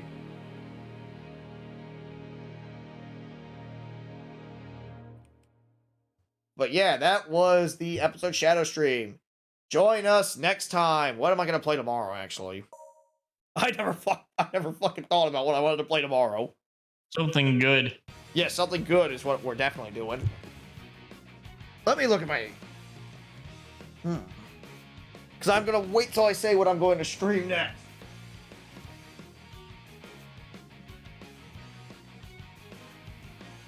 Oh my god, the frame rate is taking a shit again. But like I said, I'm actually getting used to it. And like I said, I've never actually seen the game start at such a low and then slowly start to creep up. Alright, let's take a look at my Switch games, because I want to play something. Because most games I play are usually pretty consistent and get, you know, they start good and get better, but this game started at kind of a bleh and is getting slightly better the more I start to adjust to how it wants to play. It's like you're slowly adjusting to the crap factor. I'm just quoting James Rolfe. No, that quote from Classic Game Room perfectly sums this game up. It's a really well-made shooter, but it was probably too ambitious for the PS2 to handle. I probably would have just told, like, if I saw this guy, like, if I was a Sony exec and saw how sluggishly this game performed, I probably would have told Guerrilla to just hold off on the full release and maybe tweak it and just put it as like a launch title on PS3. I think that would have helped Killzone a lot, honestly, if it was just a launch title. But anyway, I gotta announce my next game. Join us next time as we... Laser Sweet Larry. Okay. I do want to LP that at some point. Hey, it doesn't show TNA, so its terms of service approved. The one I own is Magna Cum Laude on PC, which does, like, it's uncut explicitly. So no, that's out of the question. Oh, I thought you had one of the newer ones, like Wet Dreams Don't Dry. No, I have Magna Cum Laude, the one for the PS2 era. Oh, that one. Yeah, oh, the one. Jesus. Yeah, no, I bought that one explicitly because of Game Grumps. I'll get into that later. How are they able to play that with no issue? Jesus. Oh, watch their play. Well, they were playing the console version, but watch their playthrough of it. It's actually genuinely fucking hilarious. I have never watched the Game Grumps, and from what I hear, and people cannot stand Aaron, so I refuse to watch them. This is now. one of those where Aaron's complaints are genuine because those minigames suck ass. Like, as someone that's played the quarters minigame, I can understand Aaron's frustration with that, but it's one of those where Aaron's more like, this game is really fucking stupid, let's make fun of it. And pretty much was this before or after Box Office Bust? This is before the game, right before Box Office Bust. Magna Cum Laude's one of the lesser received entries in the series anyway, so it's like, okay, yeah, whatever the Game Grumps say about it, it's completely the game's fault, which it is. So people say that if you know about Laser Suit Larry, like back in the day, the series was okay. Oh, Leisure Suit Larry's an alright series, but that's not what I'm LPing next. Actually, fuck yeah, let's do a point and click. Let's fucking just do something random and completely, like, out of normal for me to do. I think we'll stream do Grim Fandango. I'm saving that for Day of the Dead. Aw. Yeah, that's a Day of the Dead. Yeah, no, I was saying, like, we're gonna do something out of my normal demographic. That's a point and click adventure, because the neighborhood. Yeah, just play. Just find a torrent of the neighborhood. What I'm trying to do is say we're not playing primarily a point and click. We're going because you guys have noticed I play a lot more violent, edgy games. You know, let's shift to something a little lighter potentially. I was about to say no, not really. Because just like me, your content seems to be kind of all over the place. Well, yeah, but I mostly play a lot of I want to play something that's a little out of. I was gonna say we're gonna do a humongous entertainment game actually. Those games are horrifically violent. Have you never seen Pajama Sam? The dude's a mass murderer. We're going to be doing a Pajama Stramps jam stream tomorrow. Jam? I'm completely loaded on beers right now because of this game. You were drinking on stream? Yes. Jesus. Do not turn into only use me blade. Oh, no, I was just drinking 2 beers. And you're quote unquote loaded. Lightweight. Okay, I also had, well, I said 2 beers, but I also had the Jacks that we bought from Christmas. Hey, I was saving that for next time we hung out. I'll get some more. Because, well, actually, those things fucking suck. If you can find not your father's cola, then do that instead. Yeah, I gave the rest of my father, but I had like 1 left in the fridge. I might need this for 06. Dude, that being that's supposedly being like a pre-done Jack and Coke. It tasted god awful. In my opinion, because I do like every now and then when I want to drink a Jack and Coke, because that's an all-time classic beverage. Anyway, as I was saying, join us tomorrow as we play Pajama Sam. No need to be afraid when it's dark outside. We're gonna be doing that because I want to do something that is completely out of left field. See you guys next time. Bye.